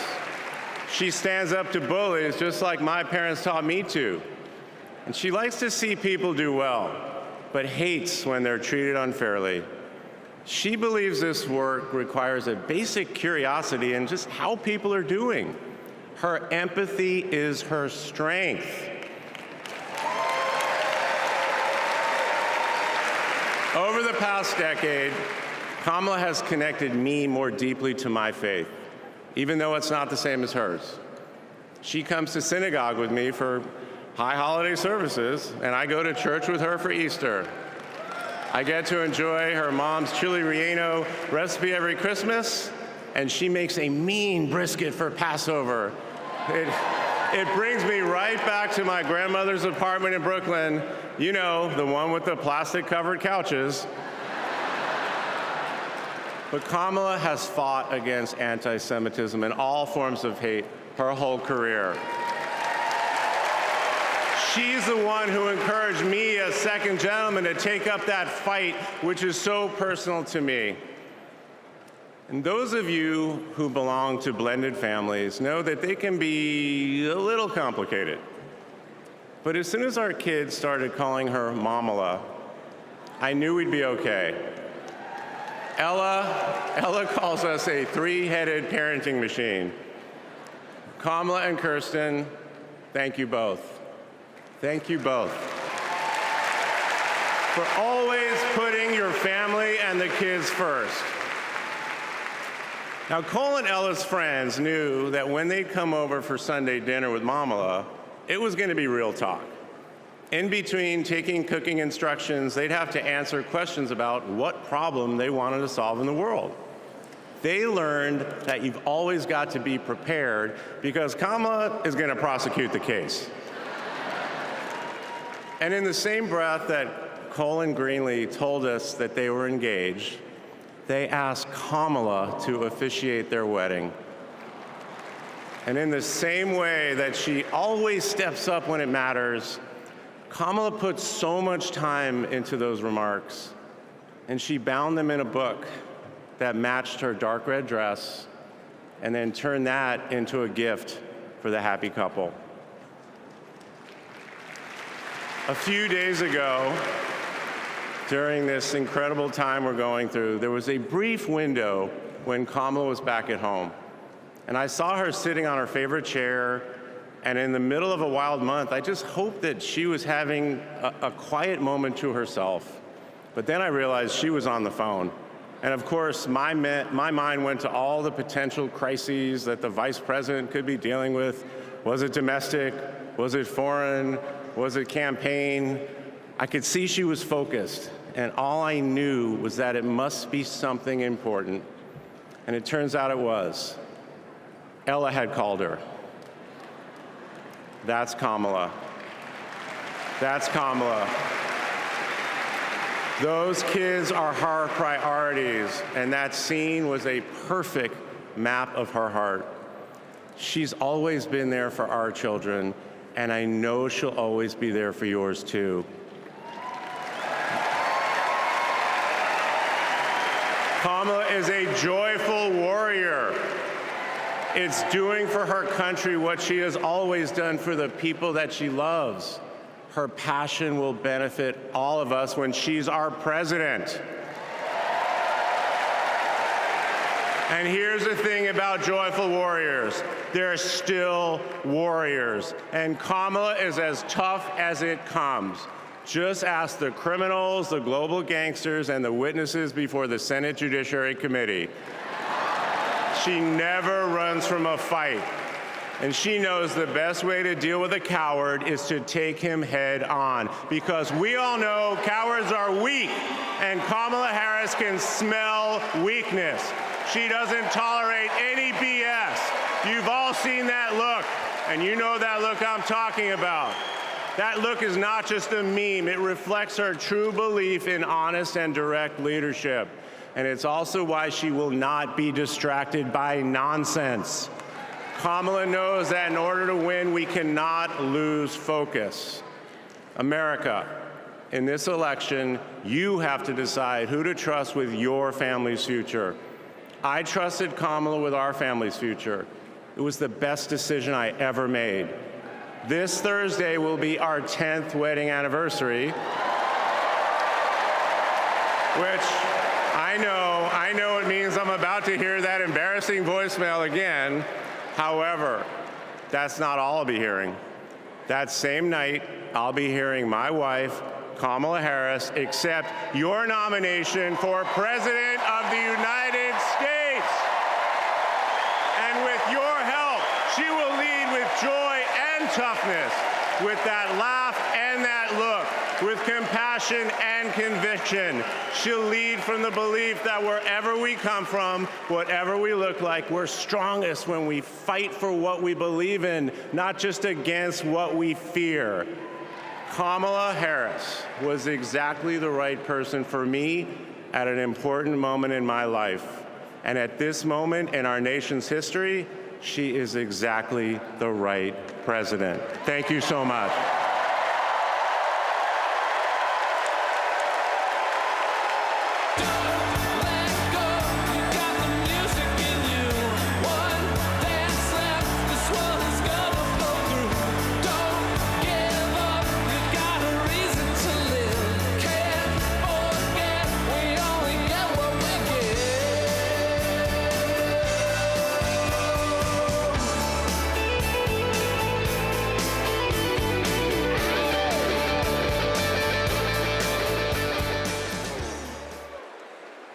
Please welcome former First Lady Michelle Obama.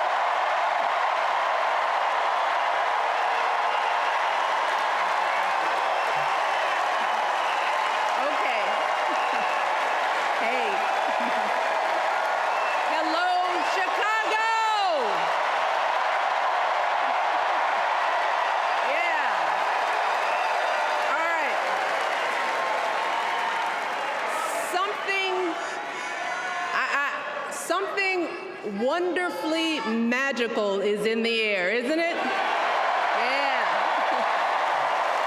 You know, we're feeling it here in this arena, but it's spreading all across this country we love. A familiar feeling that's been buried too deep for far too long. You know what I'm talking about. It's the contagious power of hope.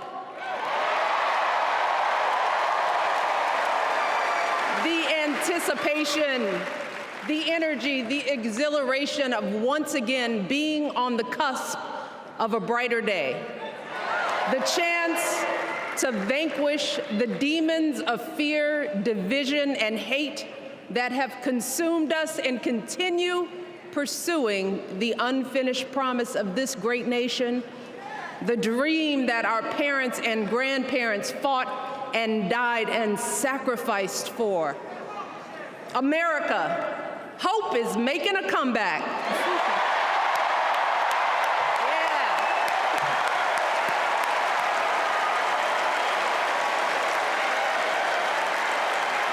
But to be honest, I am realizing that until recently, I have mourned the dimming of that hope. And maybe you've experienced the same feelings. Is that deep pit in my stomach, a palpable sense of dread about the future. And for me, that mourning has also been mixed with my own personal grief. The last time I was here in my hometown was to memorialize my mother, the woman who showed me the meaning of hard work and humility and decency, the woman who set my moral compass high and showed me the power of my own voice. Folks,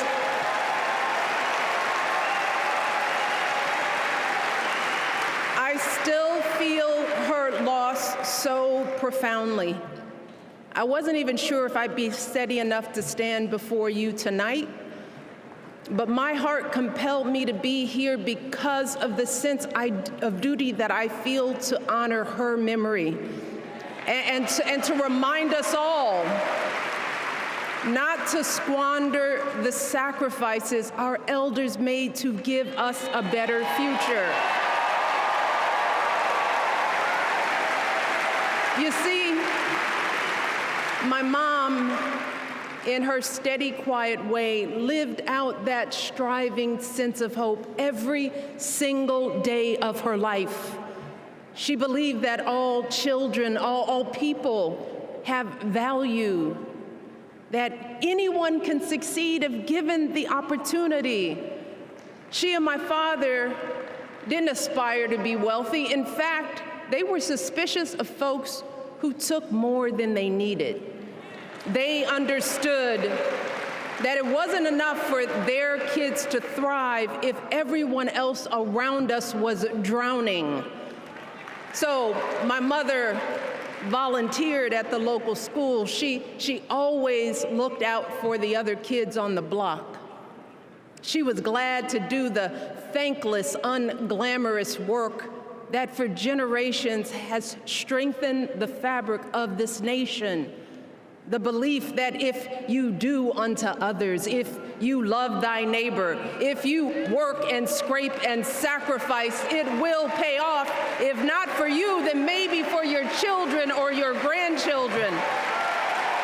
You see, those values have been passed on through family farms and factory towns, through tree-lined streets and crowded tenements, through prayer groups and National Guard units and social studies classrooms. Those were the values my mother poured into me until her very last breath. Kamala Harris and I built our lives on those same foundational values. Even though our mothers grew up an ocean apart, they shared the same belief in the promise of this country. That's why her mother moved here from India at 19. It's why she taught Kamala about justice, about the obligation to lift others up, about our responsibility to give more than we take. She'd often tell her daughter, "Don't sit around and complain about things, do something." So, with that voice in her head, Kamala went out and she worked hard in school, graduating from an HBCU, earning her law degree at a state school. And then she went on to work for the people, fighting to hold lawbreakers accountable, strengthening the rule of law, fighting to get folks better wages, cheaper prescription drugs, a good education, decent health care, child care, elder care. From a middle-class household, Kamala worked her way up to become Vice President of the United States of America. My girl, Kamala Harris, is more than ready for this moment.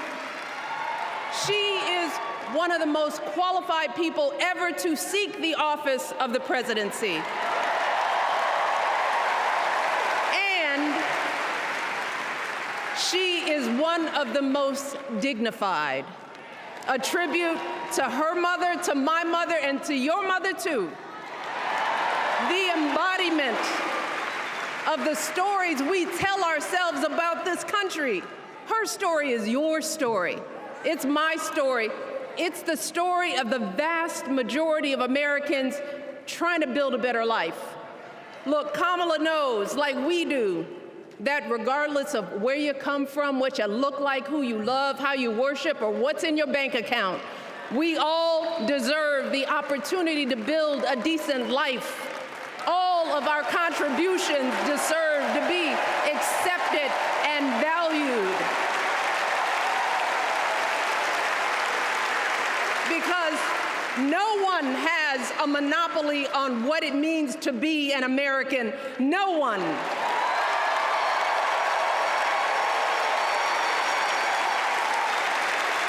Kamala has shown her allegiance to this nation, not by spewing anger and bitterness, but by living a life of service and always pushing the doors of opportunity open to others.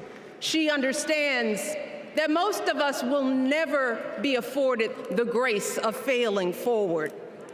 We will never benefit from the affirmative action of generational wealth.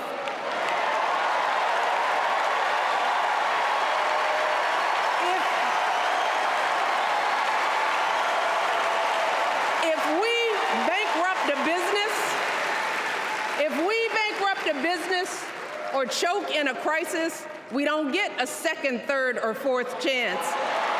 If things don't go our way, we don't have the luxury of whining or cheating others to get further ahead. No.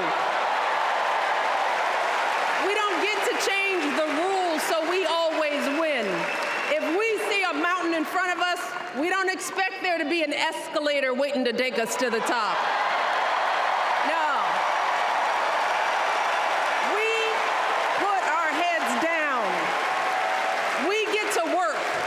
In America, we do something. And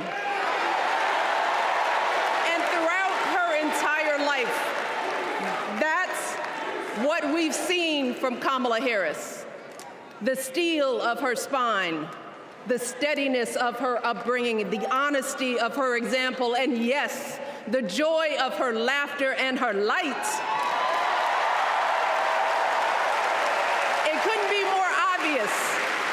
Of the two major candidates in this race, only Kamala Harris truly understands the unseen labor and unwavering commitment that has always made America great.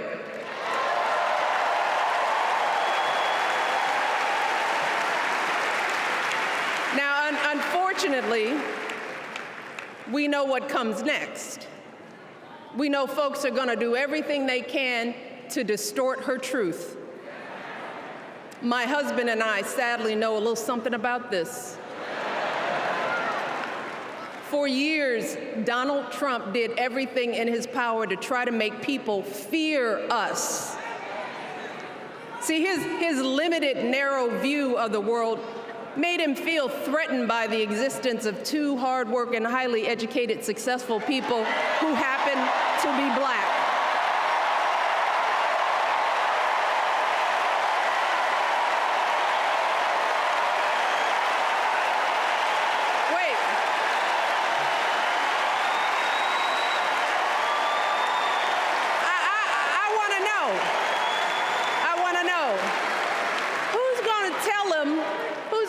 That the job he's currently seeking might just be one of those black jobs.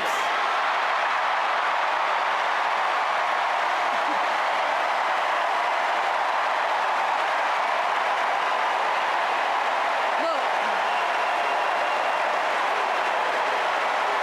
it's his same old con. His same old con, doubling down on ugly, misogynistic, racist lies as a substitute for real ideas and solutions that will actually make people's lives better. Look, because cutting our health care, taking away our freedom to control our bodies, the freedom to become a mother through IVF like I did, those things are not going to improve the health outcomes of our wives, mothers, and daughters. Shutting down the Department of Education, banning our books, none of that will prepare our kids for the future. Demonizing our children for being who they are and loving who they love, look, that doesn't make anybody's life better.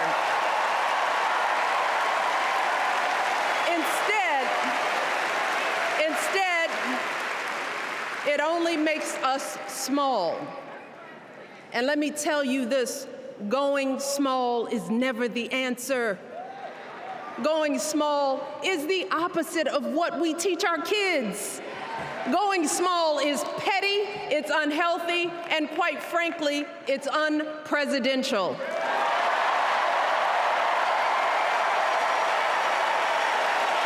So, why would any of us accept this from anyone seeking our highest office? Why would we normalize that type of backward leadership? Doing so only demeans and cheapens our politics.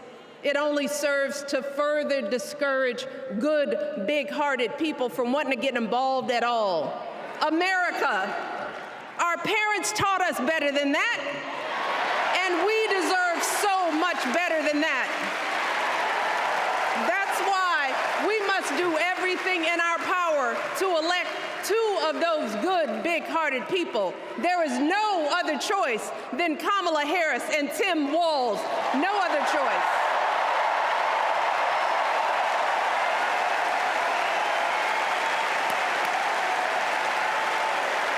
But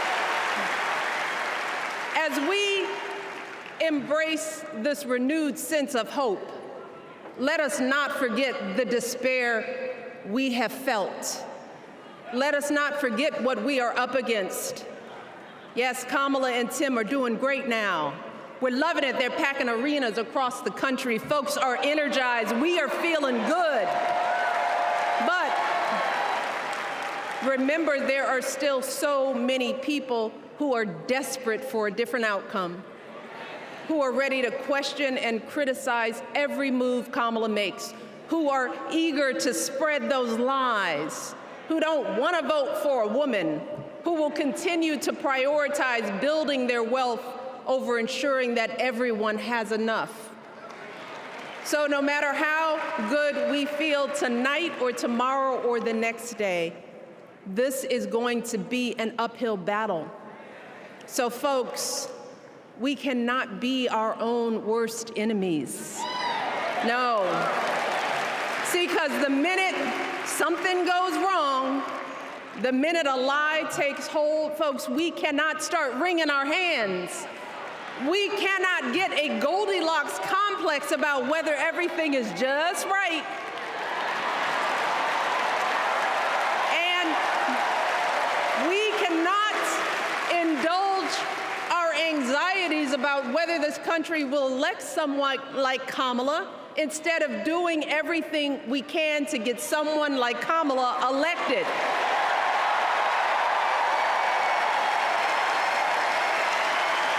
Kamala and Tim, they have lived amazing lives.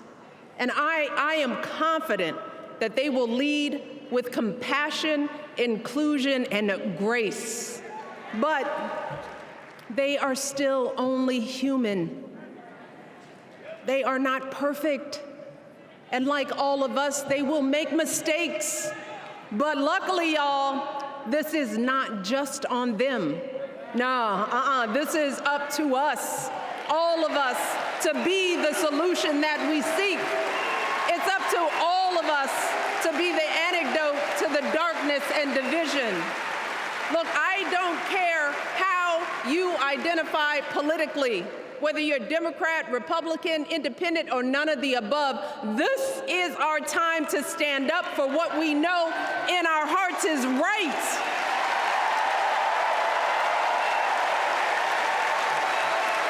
To stand up, not just for our basic freedoms, but for decency and humanity, for basic respect, dignity, and empathy, for the values at the very foundation of this democracy. It's up to us to remember what Kamala's mother told her. Don't just sit around and complain, do something. So if they lie about her, and they will, we've got to do something. If we see a bad poll, and we will, we got to put down that phone and do something. If we start feeling tired, if we start feeling that dread creeping back in, we gotta pick ourselves up, throw water on our face, and what? We only have 2.5 months, y'all, to get this done. Only 11 weeks to make sure every single person we know is registered and has a voting plan. So, we cannot afford for anyone America to sit on their hands and wait to be called. Don't complain if no one from the campaign has specifically reached out to you to ask you for your support. There is simply no time for that kind of foolishness. You know what you need to do. So, consider this to be your official ask. Michelle Obama is asking you, no, I'm telling y'all to do something.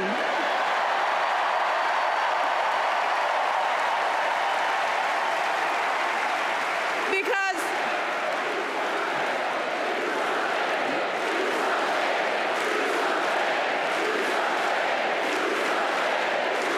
you all, this election is going to be close. In some states, just a handful, listen to me, a handful of votes in every precinct could decide the winner.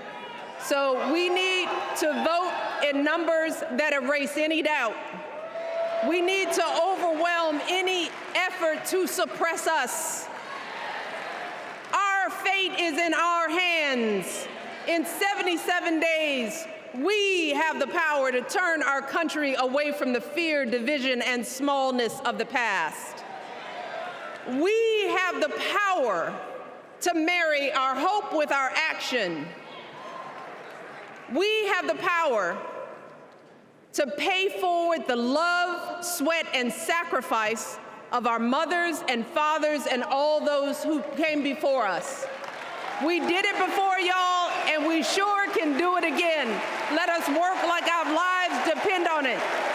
And let us keep moving our country forward and go higher, yes, always higher than we've ever gone before as we elect the next President and Vice President of the United States, Kamala Harris and Tim Walz. Thank you all. God bless.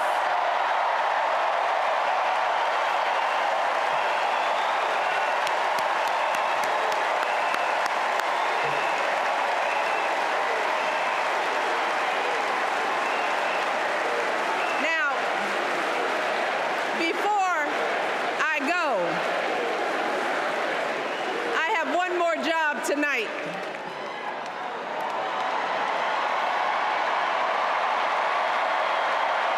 Yeah, one more job. You all, thank you for all the love, but it is now my honor to introduce somebody who knows a whole lot about hope.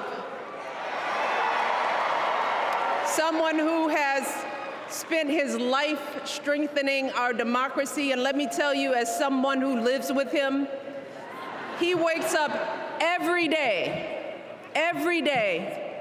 and thinks about what's best for this country.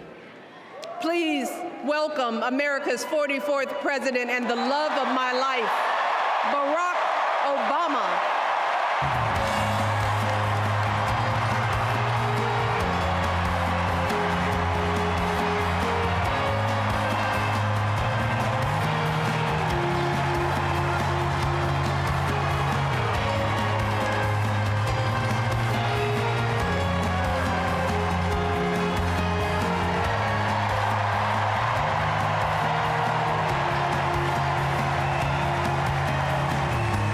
See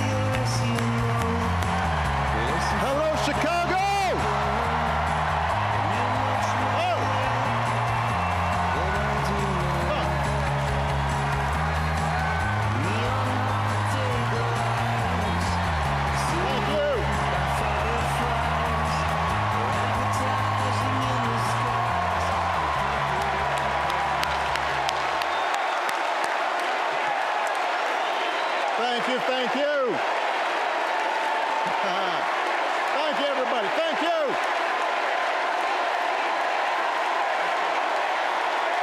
Thank you. Thank you. All right. That's enough. Thank you. Chicago, it's good to be home. It is good to be home, and I don't know about you, but I'm feeling fired up.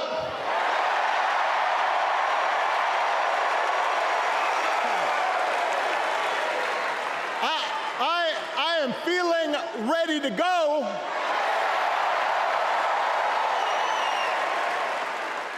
Even if I am the only person stupid enough to speak after Michelle Obama.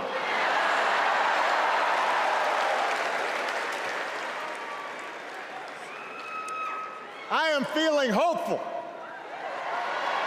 because this convention has always been pretty good to kids with funny names who believe in a country where anything is possible.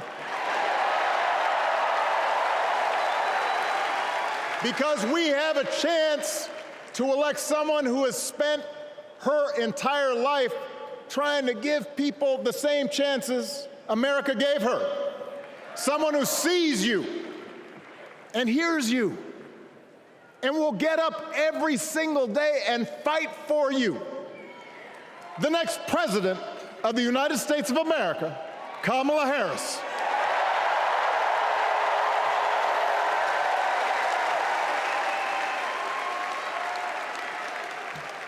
It's been 16 years since I had the honor of accepting this party's nomination for president. And I know that's hard to believe because I have not aged a bit. But it's true. And looking back, I can say without question that my first big decision as your nominee turned out to be one of my best. And that was asking Joe Biden to serve by my side as vice president.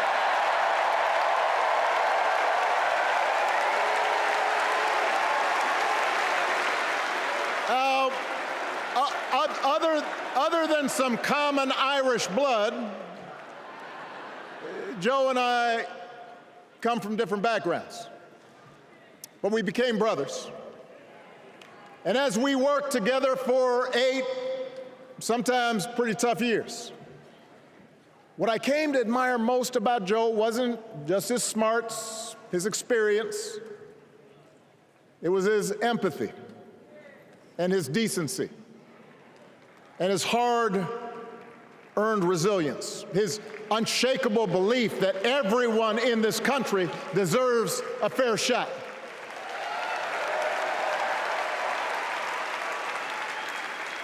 And over the last 4 years, those are the values America has needed most.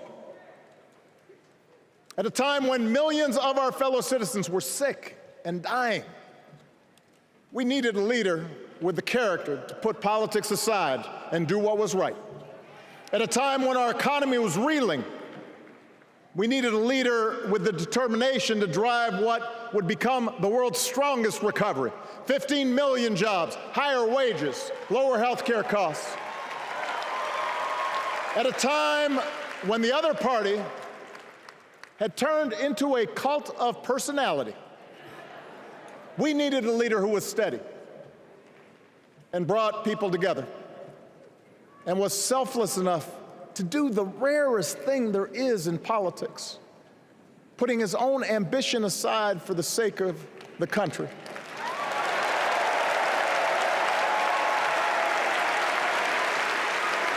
History will remember Joe Biden as an outstanding president who defended democracy at a moment of great danger. And I am proud to call him my president, but I am even prouder to call him my friend.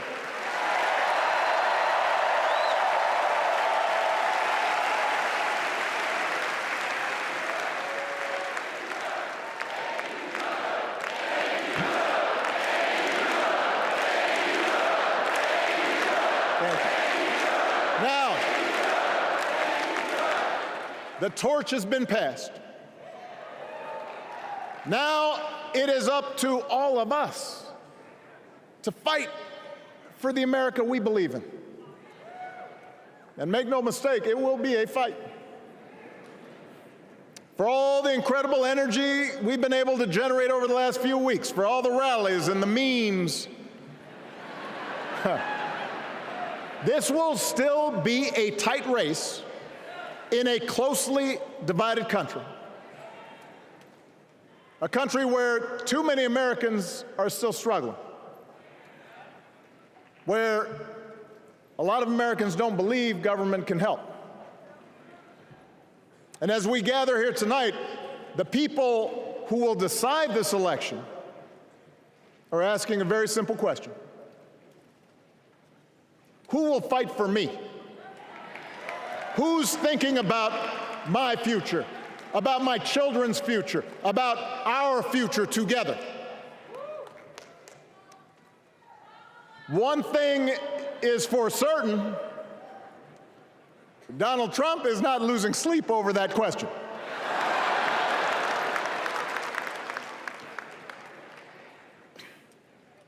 Here's a 78-year-old billionaire who has not stopped whining about his problems since he rode down his golden escalator 9 years ago. It has been a constant stream of gripes and grievances that's actually been getting worse now that he's afraid of losing to Kamala. There's the childish nicknames, the crazy conspiracy theories, this weird obsession with crowd sizes.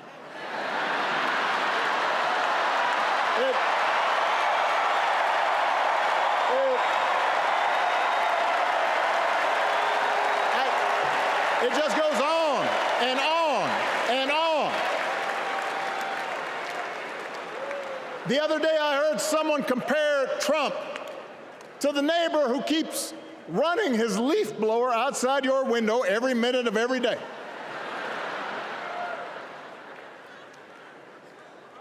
Now, from a neighbor, that's exhausting. From a president, it's just dangerous. The truth is, Donald Trump sees power as nothing more than it means to his ends. He wants the middle class to pay the price for another huge tax cut that would mostly help him and his rich friends. He killed a bipartisan immigration deal written in part by one of the most conservative Republicans in Congress that would have helped secure our southern border because he thought trying to actually solve the problem would hurt his campaign. He doesn't. Do not boo. Vote.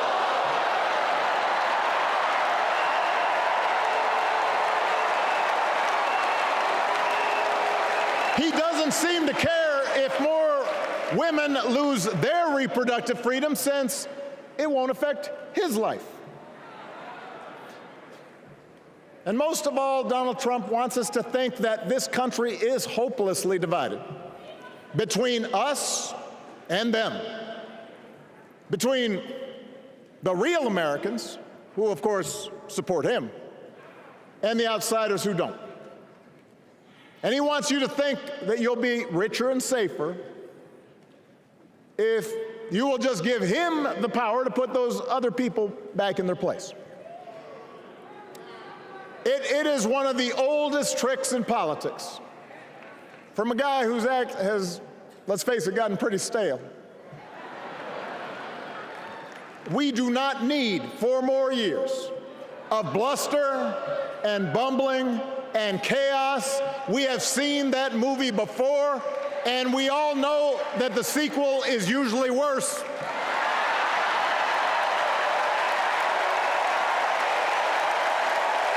America's ready for a new chapter. America's ready for a better story.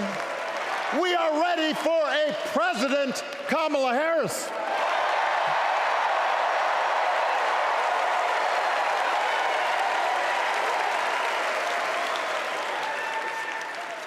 And Kamala Harris is ready for the job. This is a person who has spent her life fighting on behalf of people who need a voice and a champion.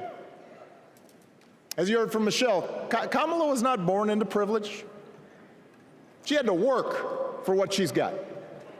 And she actually cares about what other people are going through. She's not the neighbor running the leaf blower. She's the neighbor rushing over to help when you need a hand. As a prosecutor, Kamala stood up for children who had been victims of sexual abuse. As an attorney general of the most populous state in the country, she fought big banks and for-profit colleges, securing billions of dollars for the people they had scammed. After the home mortgage crisis, she pushed me and my administration hard to make sure homeowners got a fair settlement. Didn't matter that I was a Democrat.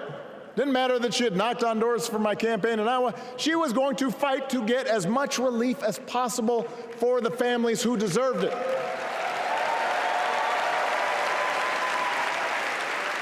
As vice president, she helped take on the drug companies to cap the cost of insulin, lower the cost of health care, give families with kids a tax cut. And she is running for president with real plans to lower costs even more and protect Medicare and Medicaid and sign a law to guarantee every woman's right to make her own health care decisions.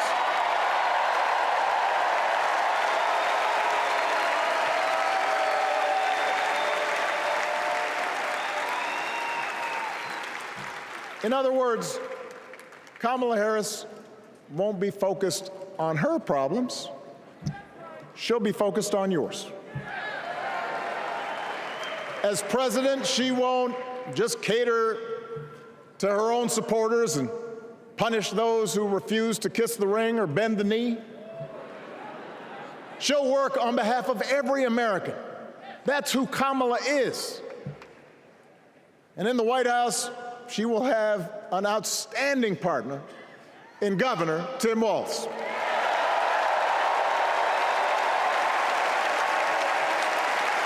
Let me tell you something.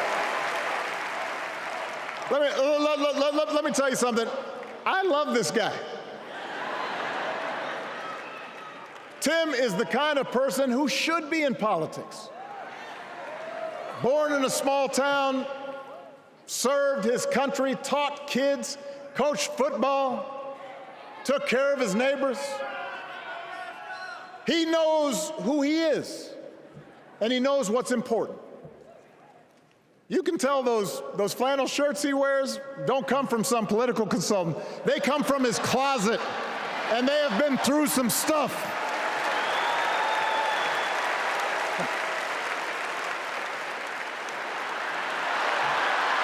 They have been through some stuff. That's right.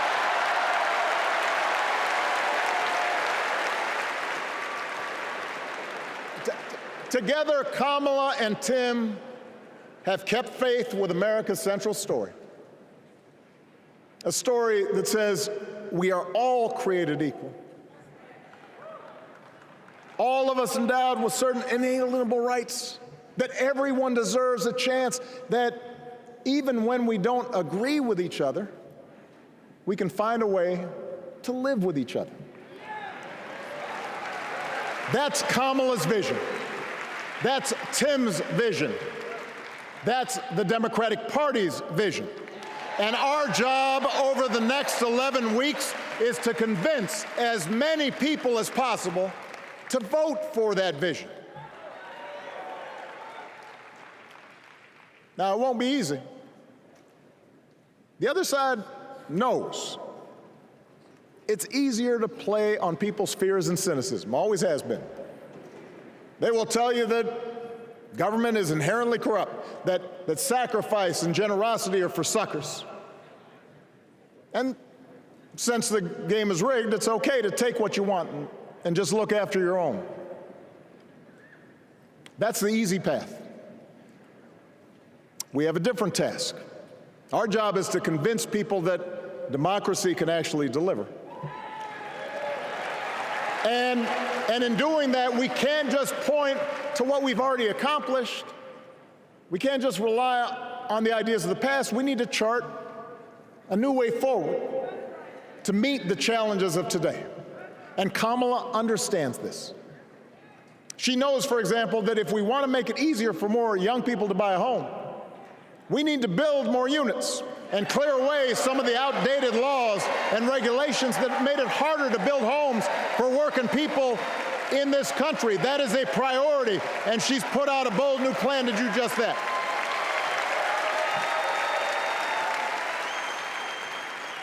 On health care, we should all be proud of the enormous progress that we've made through the Affordable Care Act,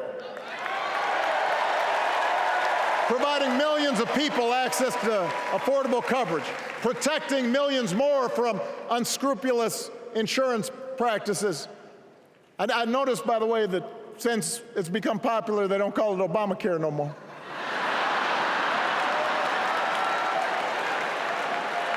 But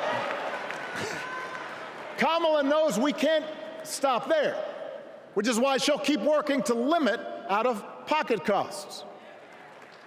Kamala knows that if we want to help people get ahead, we need to put a college degree within reach of more Americans. But she also knows college shouldn't be the only ticket to the middle class.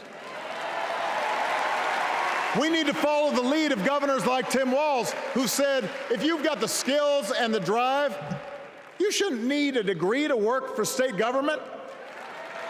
And in this new economy, we need a president who actually cares about the millions of people all across this country who wake up every single day to do the essential, often thankless work, to care for our sick, to clean our streets, to deliver our packages. We need a president who will stand up for their right to bargain for better wages and working conditions.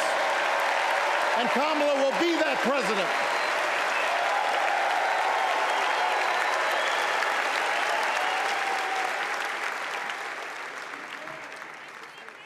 Yes, she can.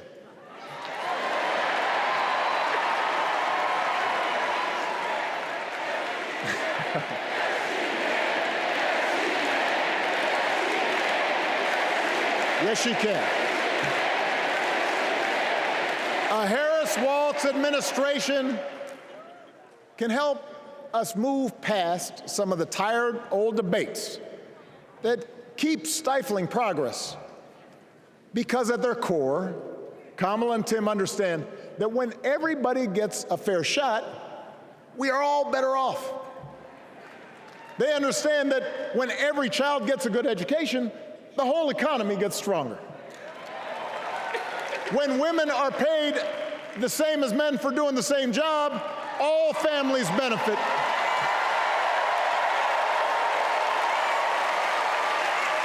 They understand that we can secure our borders without tearing kids away from their parents, just like we can keep our streets safe while also building trust between law enforcement and the communities they serve and eliminating bias. That will make it better for everybody.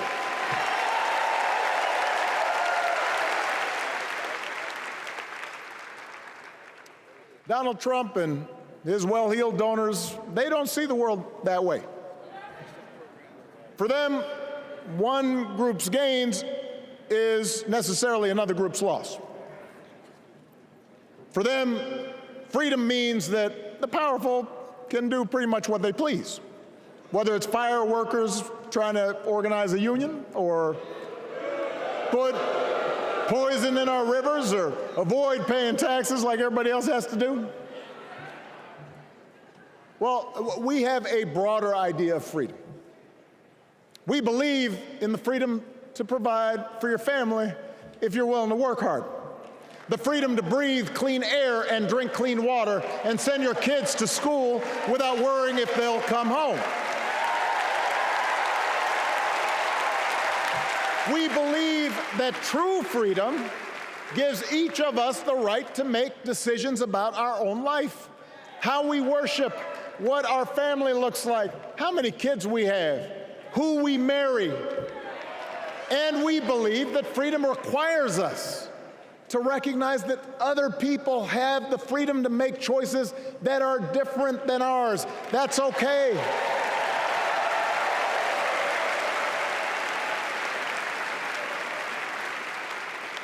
That's the America Kamala Harris and Tim Walz believe in. An America where we, the people, includes everyone. Because that's the only way this American experiment works. And despite what our politics might suggest, I think most Americans understand that. Democracy isn't just a bunch of abstract principles and dusty laws in some book somewhere. It's the values we live by. It's the way we treat each other, including those who don't look like us, or pray like us, or see the world exactly like we do.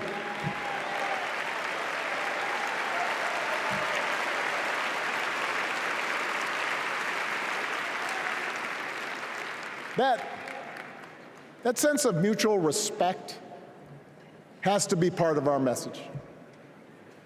Our politics have become so polarized these days that all of us across the political spectrum seem so quick to assume the worst in others, unless they agree with us on every single issue.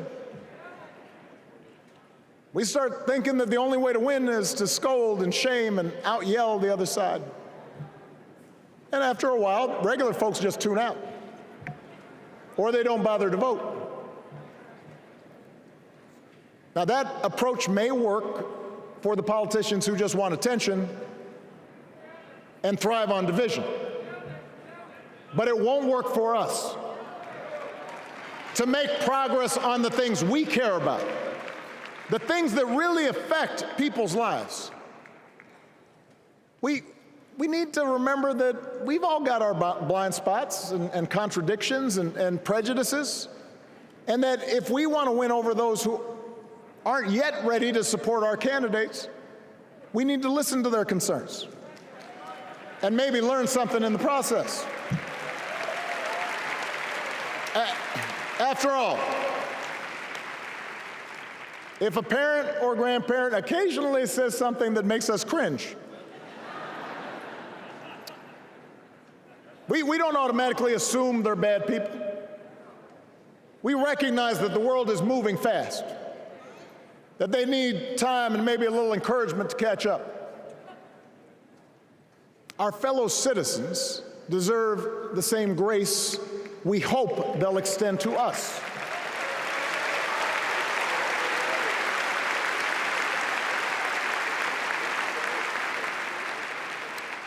That's how we can build a true Democratic majority, one that can get things done. And by the way, that does not just matter to the people in this country. The rest of the world is watching to see if we can actually pull this off.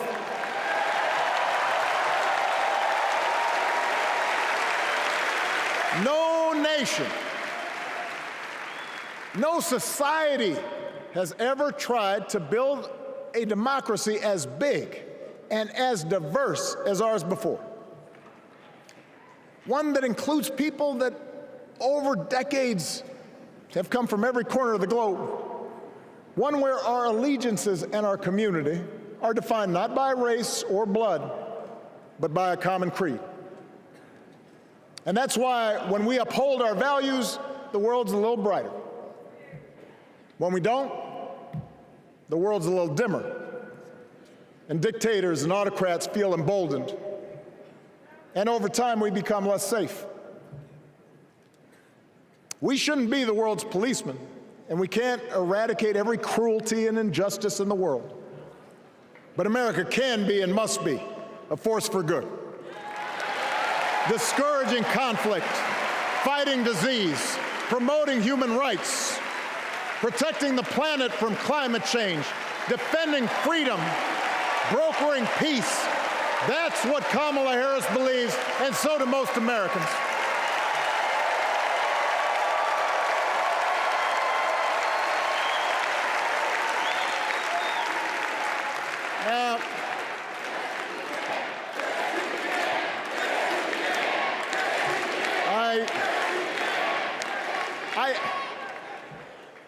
I know these ideas can feel pretty naive right now. We live in a time of such confusion and rancor, with a culture that puts a premium on things that don't last. Money, fame, status, likes. We chase the approval of strangers on our phones. We build all manner of walls and fences around ourselves, and then we wonder why we feel so alone. We don't trust each other as much because we don't take the time to know each other. And in that space between us, politicians and algorithms teach us to caricature each other and troll each other and fear each other. But here's the good news, Chicago. All across America, in big cities and small towns, away from all the noise, the ties that bind us together are still there. We still coach Little League and look out for our elderly neighbors. We still feed the hungry in churches and mosques and synagogues and temples. We share the same pride when our Olympic athletes compete for the gold. Because the vast majority of us do not want to live in a country that's bitter and divided. We want something better. We want to be better. And the joy and the excitement that we're seeing around this campaign tells us we're not alone. You know, I've spent a lot of time thinking about these past few months because, as Michelle mentioned, this summer we lost her mom, Ms. Marion Robinson. And I don't know that anybody has ever loved their mother-in-law any more than I love mine. Mostly it's because she was funny and wise and the least pretentious person I knew. That, and she always defended me with Michelle when I messed up. I'd hide behind her.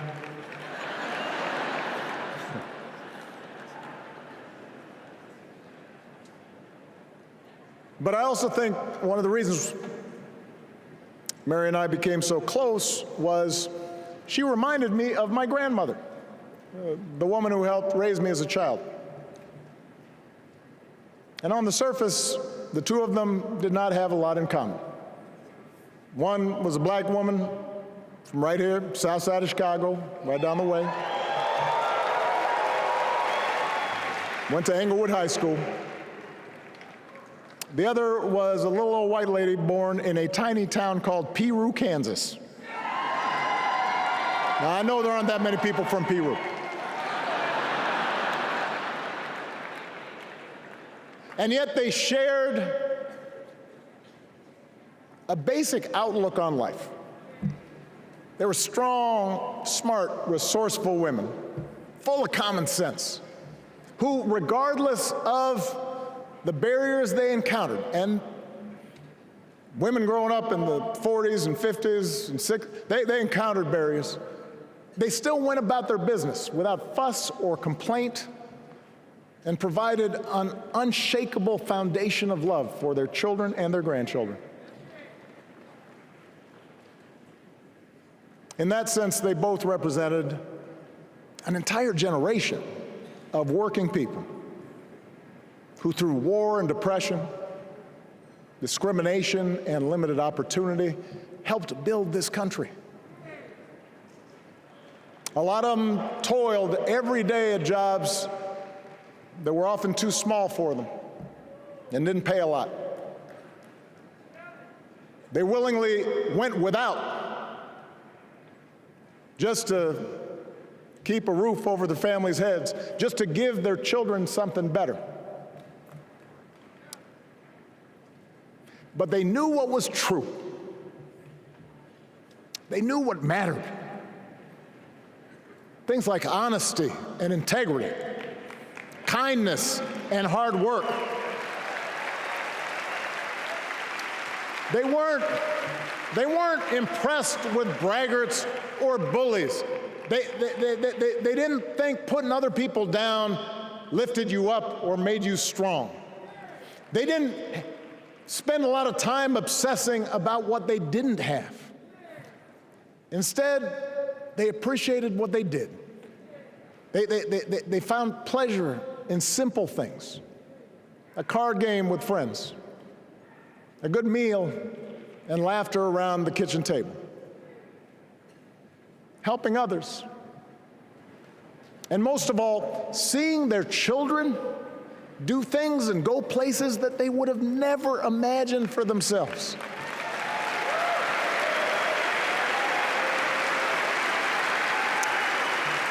Whether you are a Democrat or a Republican or somewhere in between, we have all had people like that in our lives.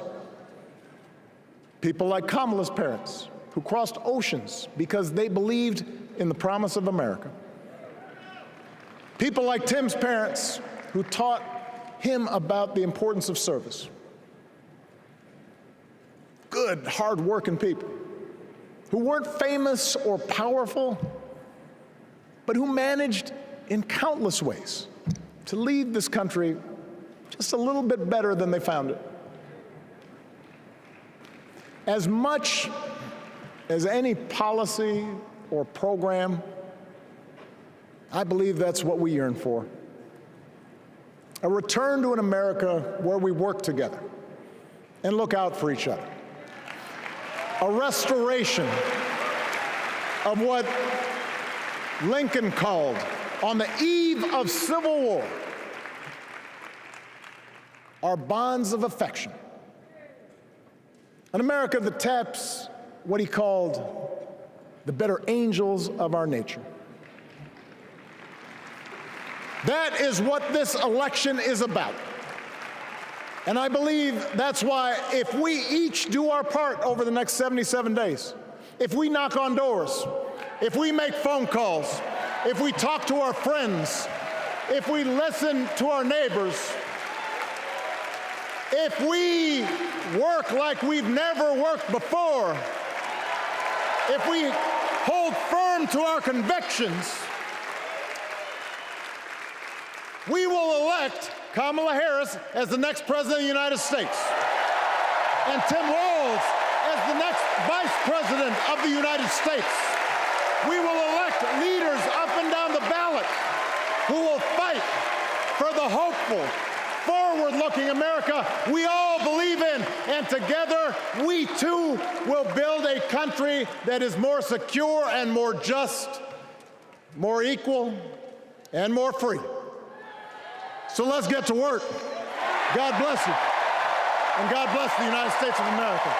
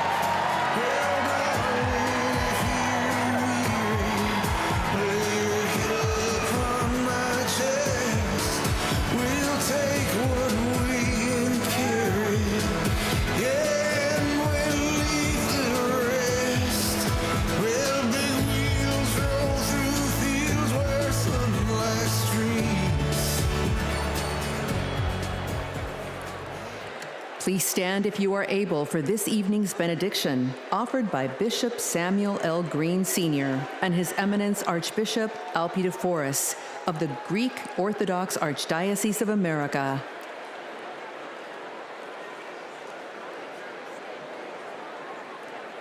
God of our weary years, God of our silent tears, Thou who has brought us thus far along the way. You are the one who broods over the days of our lives, and without you, we would be nothing. So we lift our hopes and hearts to thee, and we pause tonight to say thank you. Thank you for loving us. Thank you for not giving up on us. Thank you for giving this nation the benefits of your mercy, because all of us can feel that something enthusiastic is rising in the soul of America. And all of us can tell that the tyranny of resentment has finally met its match. The candidacy of Kamala Harris has ignited an era of joy across America. Tonight, we thank you that even in the darkest of our pessimistic nights, love has not failed us, and hope has stood its ground. We who gather do so with audacity to believe that there will be compassion in America. So God, deliver us from racism, deliver us from sexism, deliver us from evil, and keep us forever in the path we pray. Amen.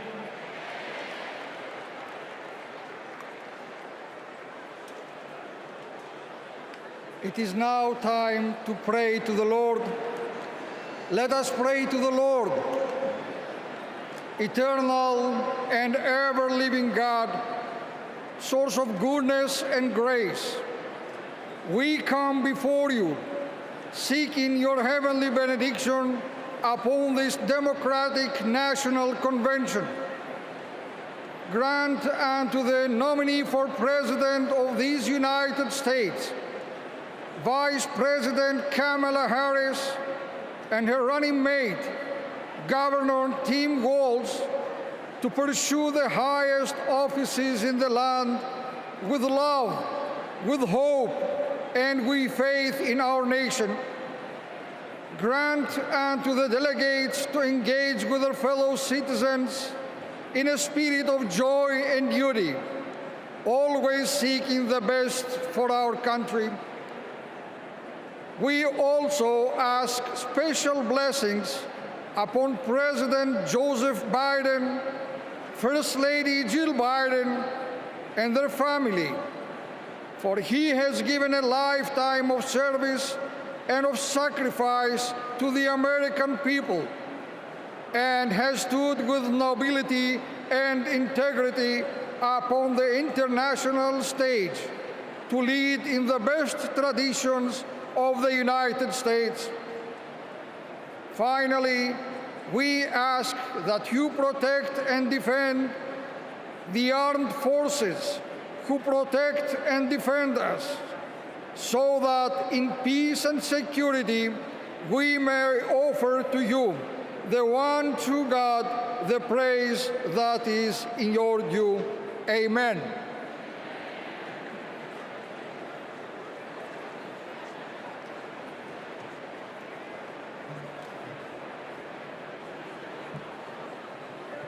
Friends, do I hear a motion to recess until 5:30 tomorrow? Do I hear a second? All those in favor, please say aye. All those opposed, say nay. That was one hell of a night. I'm bringing this thing to a close.